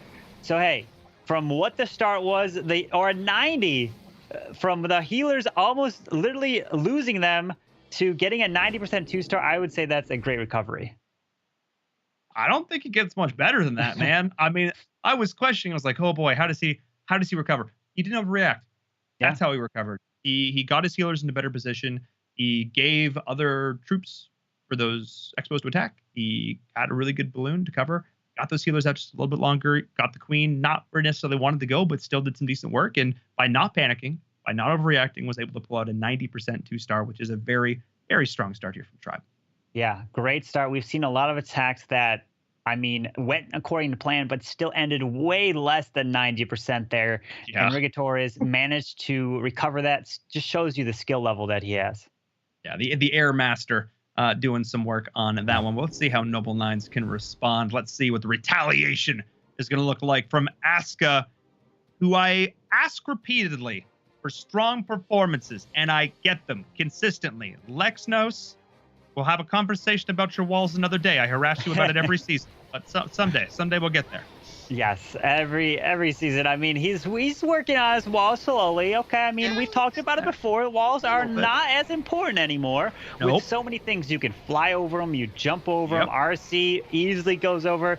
You have super wall breakers that now literally one-shot any level wall there. So nowadays, those walls are not as important. But Aska is coming in with the mass E-Dragons. We have not seen too many of this. The biggest thing you're looking for with the E-Drags is to set the funnel on each side, and then you want that chain value inside the core of that base. And then obviously you don't want to fly into sweepers. You don't. And I talk about the percentage game. You know, we have these like Sui Lala attacks. We have any sort of Sui air attack. What percentage do you want to get before you throw the rest of the troops in? What percentage do you want to get with your heroes? And I generally say if you can get upwards of 25%, you're looking pretty good. We saw around 13 to 16% with this one. What is sort of your magic number for that carbon fin? I wouldn't say there's a magic number. I would say you want the funnel, right? You want the key defenses. If you can get a scatter, if you can get air defenses, you can get potentially an enemy hero that helps create pathing. That is what you want, especially when you get that chain value, because if then you can set that funnel on each side, then those E-Drags will have nowhere to go but straight into the core of the base. And in this attack, it looks like they're splitting into two different groups here. He decides to use one of the rages up top at the single target Inferno, get some nice chain value. But now the biggest question is going to be keep your eye on the bottom single and air defense with near that scatter shot. This RC is going to take care of this air defense, no problem. But look at this. Inside the core, what is that giant defense that's raining fire? Yeah, that's the Eagle Artillery still doing its work. But I have to say, I love it. I'm learning something new every day. You're looking at that. It's like, no, it's not about the number. Don't get distracted by the number. It's what is being taken down that counts. It's not just the 1% that building represents. It's what that building actually is. I love it. That deep level insight, Carbon. So we love having you on the broadcast. I also maybe saw a swag freeze. Definitely didn't fat figure that. I definitely didn't. I don't know what that was. That's fine. But either way, yeah, that's there. Oh man, but this eagle is just making me real sad because it's real hard to get 3 stars and that eagle's still alive. I mean, I guess he's kind of going to swag the rage in theory because, I mean, you swag the rage in the beginning, you swag it at the end, but he's going to get some chain value with this E-Drag under rage. Oh, it's going to go down to the Eagle Artillery, and he's going to be in the 80s, but it looks like Rigatores' recovery is going to give Tribe the advantage right now because Rigatores did grab a 90% because remember, guys, the loser of this match in the lower bracket is out of the playoffs. I mean, normally the expression would be go big or go home. I mean, we're all at home. So It's just go big or stop playing, and now you have to watch. So, still, it's fun. It's fun. It's fun. Either way, not a bad opening here from Noble Lions. 82% is respectable. It's solid. It's not 90. It's not a match. And it's 8% off. That's pretty substantial. 80% doesn't seem like a whole lot in the scheme of things. But oh my goodness, does it add up? We know over the course of these 10 attacks, how much a single percent can even affect these wars. So Noble Lions is going to have to really step up the next time around. They're going to have to hope the Tribe Gaming slips up. But given the Tribe now is in clutch mode, back against the wall, I don't think we're going to see too much slipping from them. Yeah, we're going to have to see what they're going to come in with because they can take the risky attacks. They know that they have a little bit of advantage and the percentage, but they have to be wary that it is a one or done here in the lower bracket. And we have Nick. Okay, this Nick is coming in with a ground attack. This is like once in a lifetime sighting. I don't think I've ever seen Nick come in with a ground attack, especially a Yeti Bats. Oh my goodness. Wow, this is very surprising. Okay, so this justifies my use of Nick? Yes, absolutely. Perfect. Because I literally see Nick only go air, and he is going ground. This is not like Nick at all. Wow. Wow. I mean, look. I mean, that just means that it's got to be excellent. Because if it's bad, it just validates that you should probably just take the air, my dude. You should probably just not do this. So I'm expecting big things. I'm expecting really big things coming in here from Tribe Gaming. Cross those battle axes. I mean, the tomahawks, whatever. You know what I'm talking about. Let's get things moving here. Tiz Loves Tacos needs to hold strong. Got those quad expos in the middle of the base. We're going to look to try and slow this down as much as possible, but it's the Eagle Artillery up towards the top that I'm really looking forward to here. The longer it can stay alive, the more salvos it can rain down, the harder and harder it's going to be for Nick to execute this. But the bats still need to be accounted for. Yeah, he's got 6 bats. He's moving his way through. Literally the only splash. We got a Wizard Tower here next to the Grand Warden, but the Queen can reach that. We have a multi-target Inferno on the top side, so that's the one thing he's got to freeze. He does. And hang on, as long as his Eagle does not lock onto the bats, keeps his multi frozen, this is looking really solid for Nick. The bats are moving through. Can they take out the multi? He's got to freeze it one more time, and he does. And hang on here. This is looking like a 3-star. Nick coming in with a ground attack. I don't know if I literally don't remember the last time I've seen Nick come in with a ground attack. You're not exaggerating. I can hear the actual questioning in your voice. You're literally just like, wait, hang on. How long has it been? But that's the thing. If you're going to do it, you're going to do it in the lower bracket of the playoffs, the ESL Mobile Open, tens of thousands of dollars on the line. Not only your prestige, your history, your pedigree up for grabs right now. You got to go big if you're going to do it. I mean, come on. Nick absolutely crushing it right there with the Yeti Bats. And that is why Nick is part of the Tribe Gaming, can come in with any attack strategy. We saw him come in with a Queen Charge Lalo. Now we see him coming in with the Yeti Bats. Literally, what can Nick not do? I mean, Yeti Bats, more like Yeti Slaps, because that was just, that was done. I had like 40 seconds left on the clock. That was easy. Made that look solid. There was never a moment. The overlap on those free spells to take down the multi-target Inferno was picture perfect, frame perfect. It's like he was speed running. I love to see it because now that puts Tribe Gaming in a good position, but it also puts Noble 9 in a fun position because they have to respond. Let's see what that response is going to be. Let's see if they're going to be able to answer with a 3-star hit of their own, or if they're going to be on the back step all war long. Let's get this going. Cliffy Bobat a name we know and love. He stumbled the last time around. Let's see if he can step up here in the lower bracket.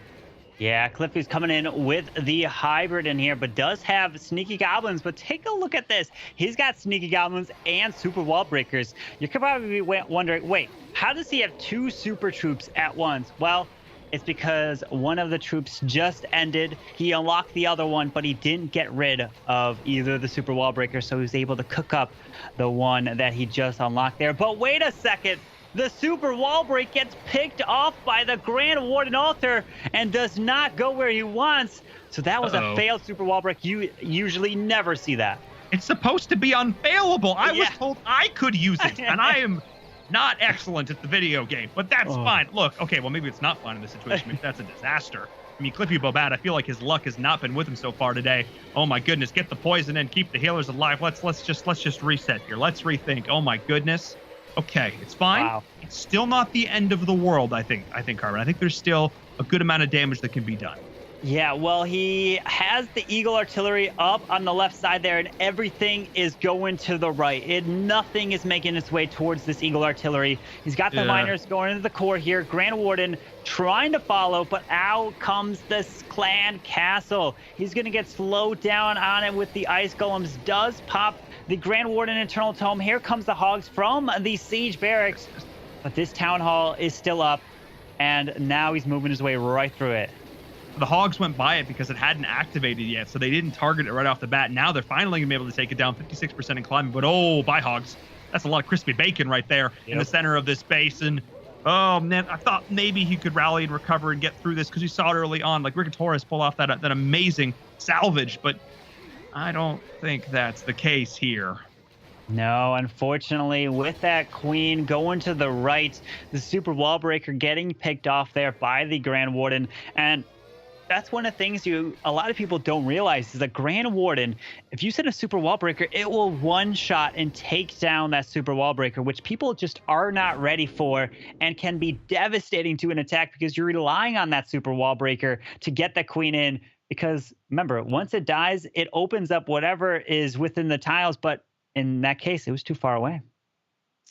You hate to see it, but still a learning lesson here for all those watching home who's like, wait a second.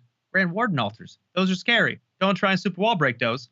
Now you know. Now you've learned. But this is unfortunately a bad time to be learning that lesson if you're a fan of Noble Nines because you're down 20%. Oh. You didn't hear me wrong.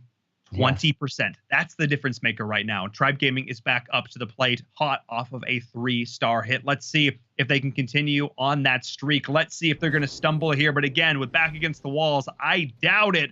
It is now Lexnos from Tribe Gaming. I've got a chance to talk to him quite a few times over the last few years. The guy is always calm, cool, and collected. The guy never balks at a challenge, and I expect that to remain the same here.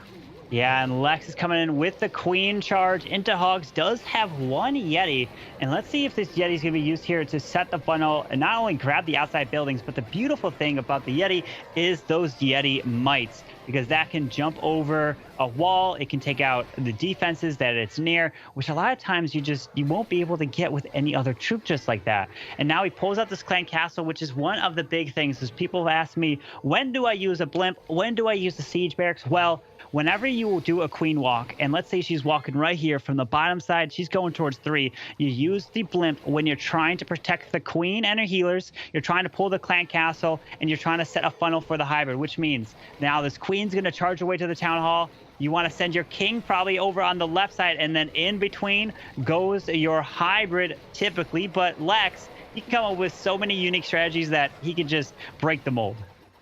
I mean, who needs miners? I just have hogs. We're just going to be going on in with that. Like I said, we had some crispy bacon the last time around. Let's see if this bacon will be more reasonably cooked.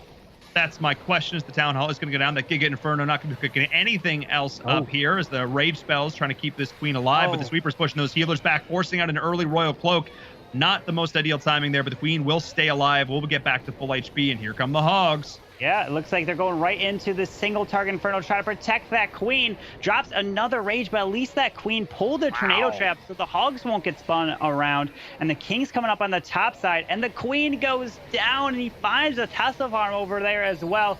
With a giant bomb, pops the beautiful Warden Eternal Tome as they leave the Warden Aurora right there, but that enemy queen is still standing in the core, needs that Royal Champion to take her down.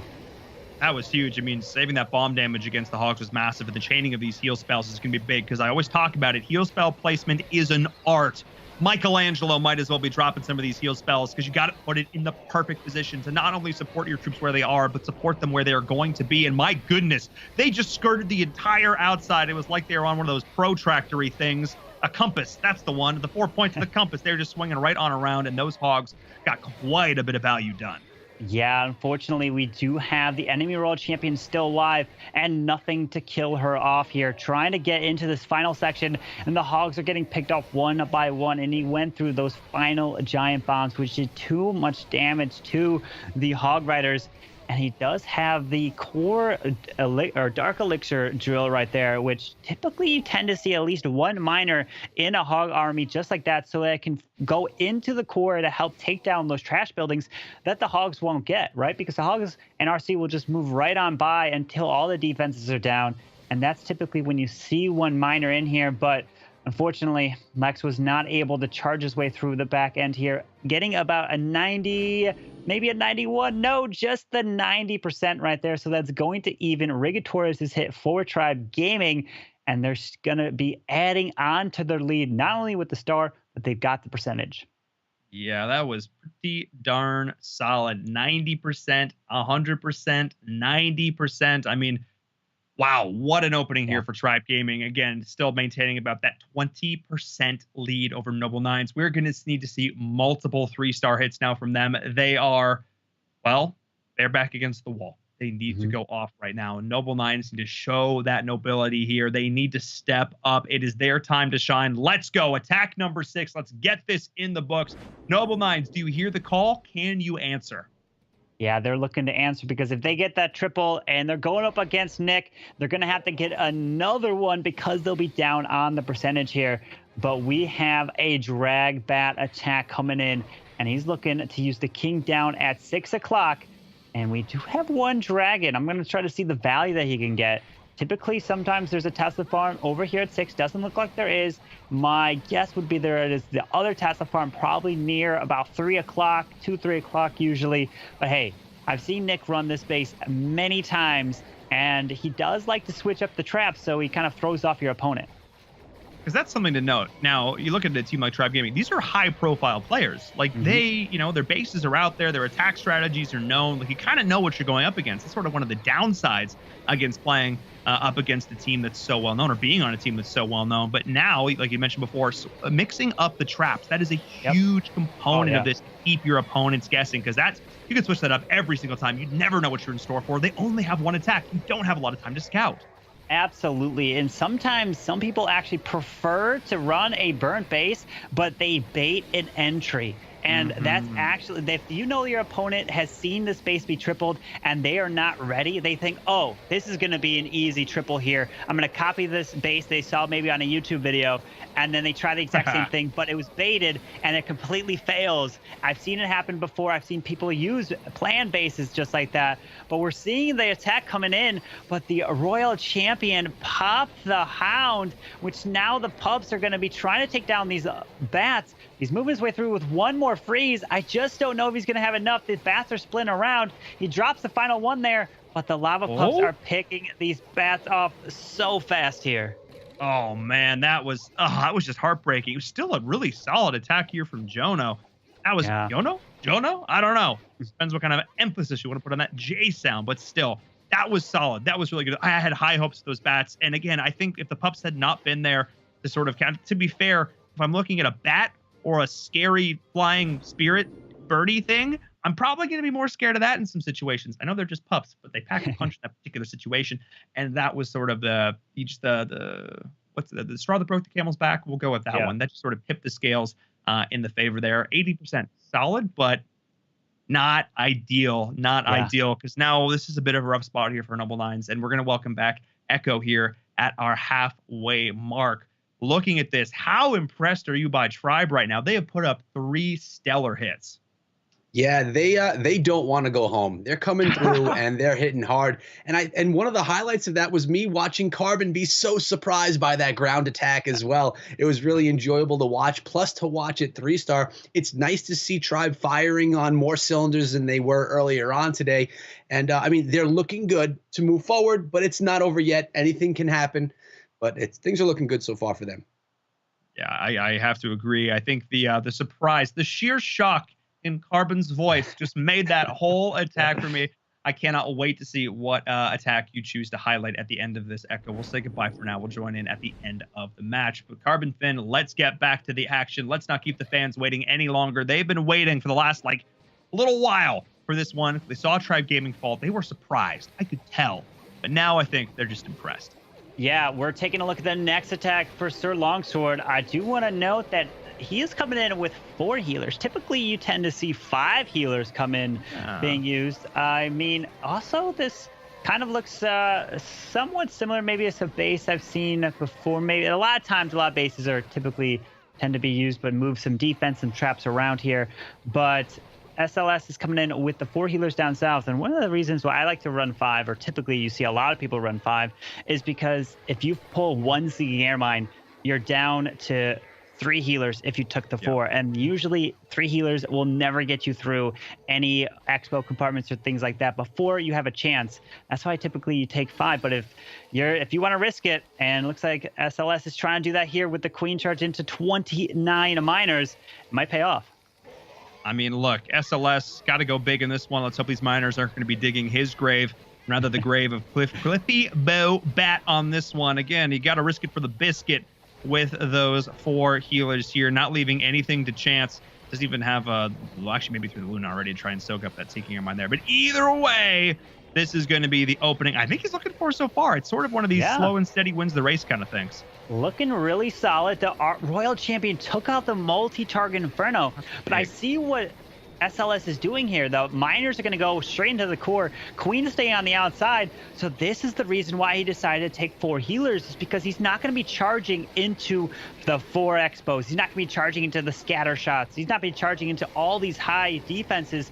Since he's only going to stay on the outside, why take 5? Take a little bit more miners to power through the core. And then the Queen can use her ability down south and just get so much value. Speaking of value, I love the fact that he committed to using the Eternal Tome there, because he knew there were structures because you can dodge the bomb with the miners. They can dig underneath it. But in that case, you knew they weren't going to because of the additional structure that was there right next to that town hall. So I love the fact that he committed to the invulnerability there. And now there are a lot of miners still left in play. Like through the ether, I can hear the dink, dink, dink of those shovels as they are just going to town right now. I talked about digging graves, and it seems like it's going to be a Cliffy Bow Bat written on that headstone, because SLS just looks indomitable in this hit. My goodness. Beautiful attack from Sir Longsword, coming in with another triple for Tribe Gaming. That puts it to 2 triples for Tribe and 2 90% 2-stars. What a great war so far. When everything's on the line, it's win or go home. This is what I was expecting from Tribe Gaming. This is kind of what I was looking for here. It's not that Noble Nines hasn't been playing well. They've been playing super solid. It's just that we're looking at a returning champion. We're looking at seasoned veterans on an assembled roster that have played in multiple stages of competition. And I think that experience is showing right now for Tribe. I think that last matchup may have been a little bit of a fluke, finding them here in the lower bracket. I think they are going to be the demon of a team that all these other teams are hoping they don't run into here in the lower bracket. But this match is not done yet. 20% would be the difference, but a couple of 3-stars. I mean, actually, crap, this is going to be close. Oh my goodness, at least 2 3s. You got to go. His loves tacos. Make it happen, buddy. Pretty much at this point, they need to get 2 triples and hope for a 1-star from Tribe Gaming, because they are nowhere near on percent. So if this doesn't triple, Tribe Gaming can just take it easy on the final attack there. But we'll never know, because you never want to count a team out too early, because people have done it before and it's backfired. Look, I'm not saying we've seen some clutch 1-stars. But we've seen some clutch 1-stars, not clutch for their team, clutch for the other one. And I'm not necessarily saying we're going to see that here, but you never know. You can never count one of these teams out. Never count your chickens before they hatch. We'll apply that here. Clash of Clans. That makes sense. Yeah.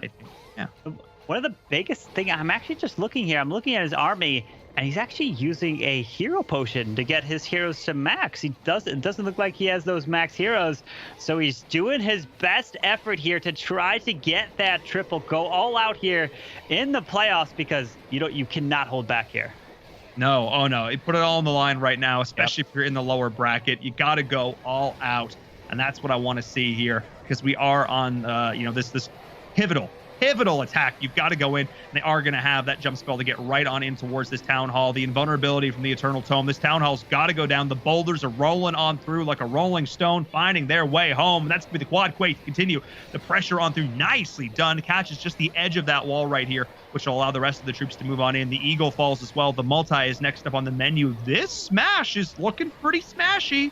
Yeah, he needs these healers to transfer off to the core, but this single target Inferno, it did so much work to that single, took her down, and now he has one more rage hanging on to it for some reason. There's the final one, but I don't see where. I guess it's kind of covering the healers here. The thing is, he can't reach that single target Inferno unless he has some Yeti Mites to take it down. Queen's got her ability, moving around the outside now, gonna go to this Tesla farm, but let's see, does he have a chance here to take this down? It's gonna be close. I mean, that was actually pretty clutch. Some of the healers actually ended up staying around and are actually going to be able to transfer over to the Queen, keep her alive a little bit longer. One supporting the Grand Warden as well. So the worst thing ever if there are just not enough healers to keep her going through this. She's forced to pop the ability to stay alive, but the Inferno Tower is taken down. Hang on. Oh, man. Got the Tesla. I think he's got this. I think he might. I think he might. Tiz, yeah. I asked him to step up in our last match. Couldn't quite find the mark. This time around, though, I think he heard me. You know what? I think he heard me. With 25 seconds left on the clock, 91% and climbing, a healer. There's still a healer on that Queen. I think this is looking like a triple. Wow, what a way. This is the final war here of the day, and we're seeing, what, three stars so far in it. We're just racking up the triples. Neither one of these teams want to go home. Noble Nines just coming in, getting a triple. They need another one, but Tribe Gaming has one final attack here, and I mean, if they get a 2-star, it pretty much locks it up because they're leading by so much. We'll have to see what the final attack's going to be coming in with. They basically need to get a 51%. I mean, a 1-star would be great if you're a fan of Noble Nines. Like a 51% 2-star. Maybe that might not even worse. I don't want to do the math. I just want to enjoy these last few attacks. Yeah. Let's get into it. Tribe Gaming. Hex is here up against My Precious, who we've seen go off.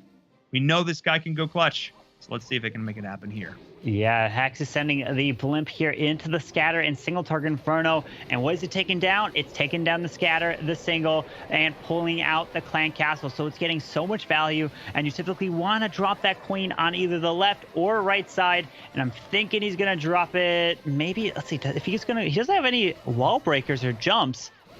So the big thing, it does go down here. But okay, so the Queen's being dropped all the way over towards 3 o'clock. So maybe he's just going to have the Queen walk, set the funnel, and then send the hybrid right in between. Interesting. Okay. All right. I see the thought process here. Yeah, he's going to try and pull this over. It's going to take its time. Speaking of time, that's my big question here. This is already taking up a good chunk of time here, Carbon. You think he's going to have enough left? He's going to have to throw the rest of this hybrid down relatively soon. The question is will the funnel be where it needs to be in time? Yeah, typically I like to get the king right around 2-minute mark. And I usually say the best time to avoid time fails is right around 1:40. I mean, you could get it down later, but if you get used to dropping the hybrid right around the 1:40 mark, then you'd be like, okay, it's right around 1:30 or 1:35, 1:30. You'll start to be stressed and like, whoa, I need to get this down. So you really start to train yourself. And usually right around that time, you have just enough time to get it done. But the Queen, she's going for the wall here, and the hybrid activates the Town Hall, does freeze it up. But let's see, he's going to have to pop this Grand Warden Eternal Tome as the Hogs run around, and he's going to at least lock that up. The Queen needs to move her way to the top side. Oh, the timing was flawless on the invuln as well, keeping everybody alive through that. The Queen is going to walk up now. That might actually be a bit of a blessing in disguise if she's able to take down some of these key structures that otherwise wouldn't be reached. And you talked about the hybrid, that 1:40 mark. That's exactly what we ended up seeing. Queen needs to... Oh, no. Okay. Oof. Deep breaths, everybody. We can get through this together. Okay, Queen, I believe in you. As the rest of the attack is trying to push its way through the center of the space, but it doesn't seem to have a whole lot of gas left in this tank. The healers are getting absolutely shredded on the outside, and I don't know. I mean, the hopes of the 3-star, I think, are gone, but this is, I think, more than enough percentage to do it for Tribe Gaming.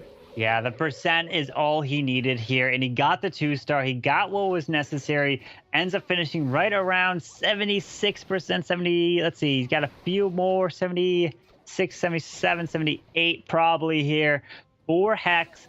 Fortunately, the hybrid kind of died off there. He tried to set a funnel to go straight for the Town Hall. He was definitely getting the safe 2-star right there with just about 20 seconds, and it looks like it's going to wrap up right around that, but I believe that's just going to be enough there. Even if Noble Nines gets the triple, I mean, they're going to still try to go for that triple to at least tie it up on stars here.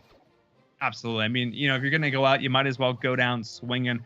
And we're going to see, Hex just wrapping this one after the last 2 seconds on the block. So 79%, our final tally here for Tribe Gaming. Definitely the lowest attack here, but still averaging 91.8%. Yeah. Disgusting. That's mean. What is that? It's pretty good there. I mean, I would take a 91% any day right there to finish up the war with a few triples. Very, very nice. Yeah, 12 stars in the bag for Tribe Gaming. Again, Noble Nines, pretty sure mathematically out of this at this point, but let's see if they can round this out with an epic triple. Let's see this final attack of the war, our final attack of the day. Let's get this going. Without further ado, it's My Precious from Noble Nines. I won't make any more Lord of the Rings jokes. Maybe I will. We'll see. Maybe. Well, Maybe. we see he's going to try to take down one of the precious things in this base, which is that Town Hall. You need that down to get at least the triple. But I mean, actually, you need every single building down, right? And that's what he's going for. But unfortunately, the Ice Golem was dropped just a bit too far there. It does freeze in time. Wow, that was a little close. And now the RC will take out the enemy Royal Champion, do some damage to these defenses. Wow. But let's see what else she can grab here as she's moving around. That actually did not bad. Wow. Took out a scatter shot, but that's actually pretty big. That was really clutch. Yeah. That freeze coming in exactly as needed. So, I think a pretty solid opening here. Also, for the record, the fact that My Precious doesn't only run ring bases, I feel is a travesty. Put it in there now. I noticed it earlier. I didn't comment on it, but come on, My Precious. Stick to your gimmick. Stick to your gimmick. Right, it definitely should there, because I mean, hey, a lot of times people get those 1-stars on the ring bases, and you only get one attempt in this format. That's also a good thing to let everyone know, is if you're just watching, you're kind of watching in the playoffs here in the ESL Mobile Open. This is Season 5, but all these players only have one attack per base, and they don't know where these traps are. So that can absolutely mess up an entire attack when a Tesla farm pops up and completely change it. Oh, absolutely. No, I mean, we've seen a single tornado trap just make you completely rethink how an attack is going to go. Spring traps, we've seen a little bit less of them now. We saw them a lot when Hogs were sort of like the be-all, end-all. We're seeing a little bit here. Of course, with the hybrid strats coming, we're seeing it in this particular attack as well. We're seeing the siege barracks now starting things off towards the bottom side. What is your prediction for the rest of this attack looking like here, Carbon?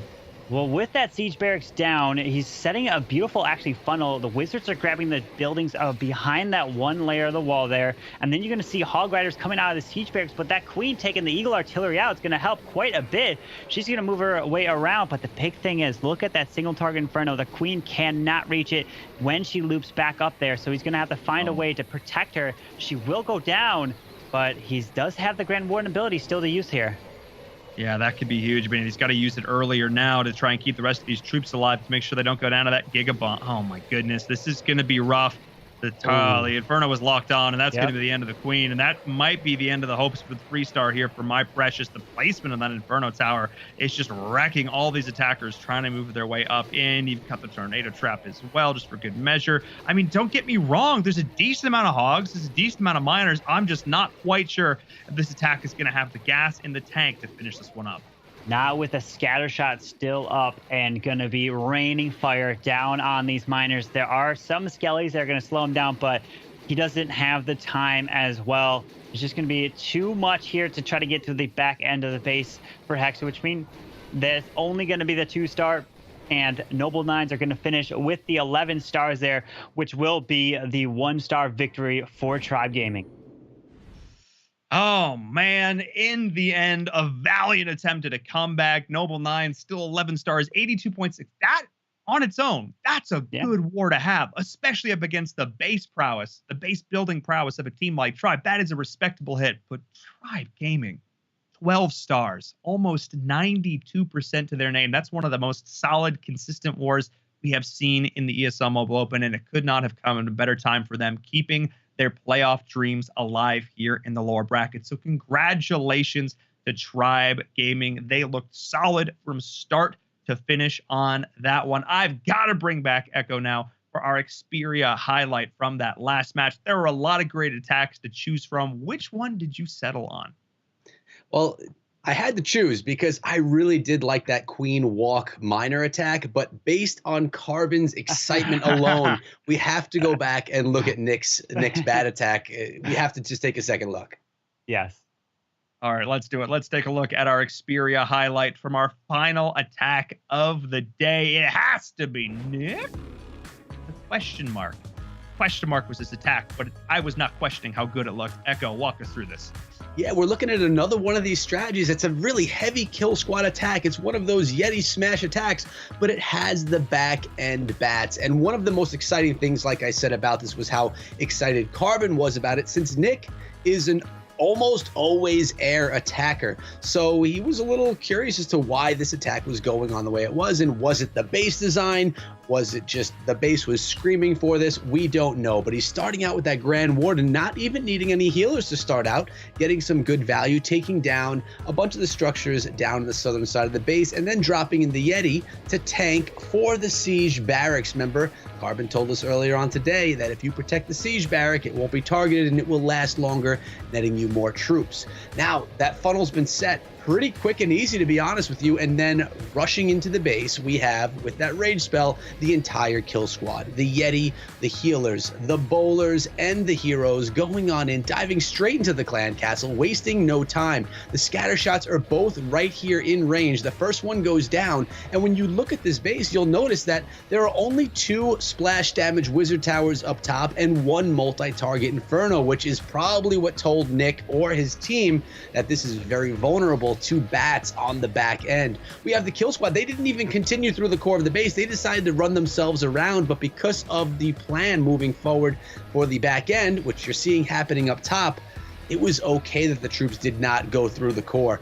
Freezing the multi-target Inferno Tower, it's going to be frozen over again and again. That is the one defense that Nick had to worry about, and he made sure that it went down by freezing it over and over again. Then the Eagle Artillery, which is going to be the defense that you would have had to worry about for the rest of the attack. And at this point in time, the bats can cruise themselves around this base, taking out only 2 final defenses, which are the mortar and that single target Inferno Tower. The rest of this base is cleanup, a kill squad attack with back end bats. It's not something you see all the time. It's not one of the most commonly used attack strategies, but as you can see against the right base, it gives you the potential to pull in 3 stars, even if this is not your typical attack strategy. It was by far one of my favorite attacks that I saw over the whole night here. And well, Nick brought in a triple, which put Tribe in a good spot to start pulling in the victory in this war. Yeah, it looked clean from start to finish, identifying where the weaknesses were. You pointed it out there, just all those splash damage structures kind of stacked up, able to get the consistent freezes down, timing those out really well, and then just securing the victory there in good fashion. So congrats once again to Tribe Gaming. They will be advancing on in our lower bracket.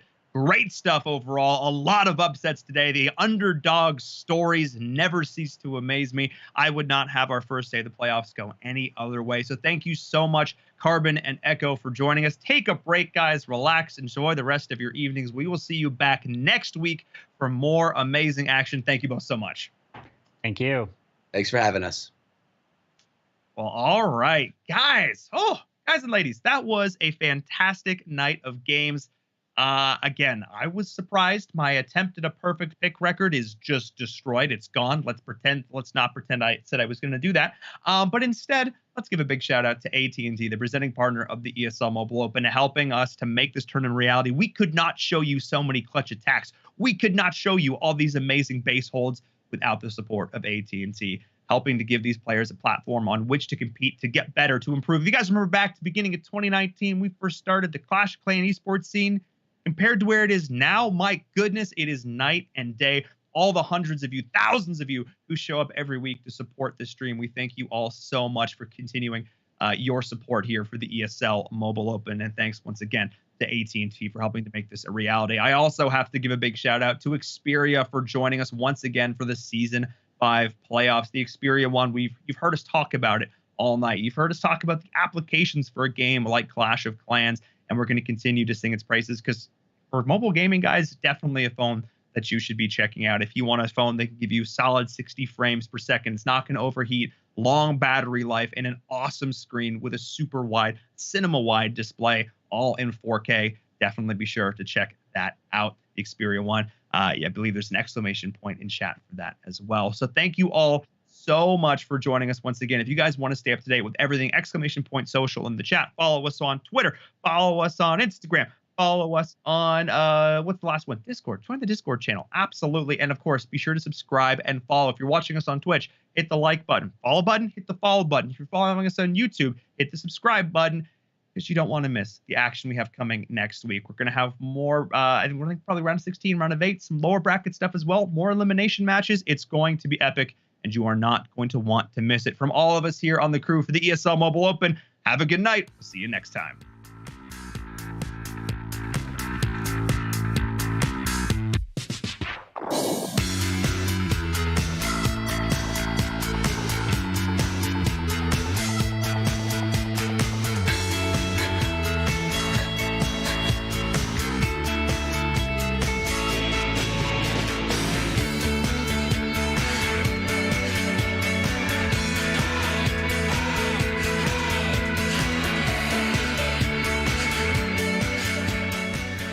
This is the ESL Mobile Open, presented by AT&T.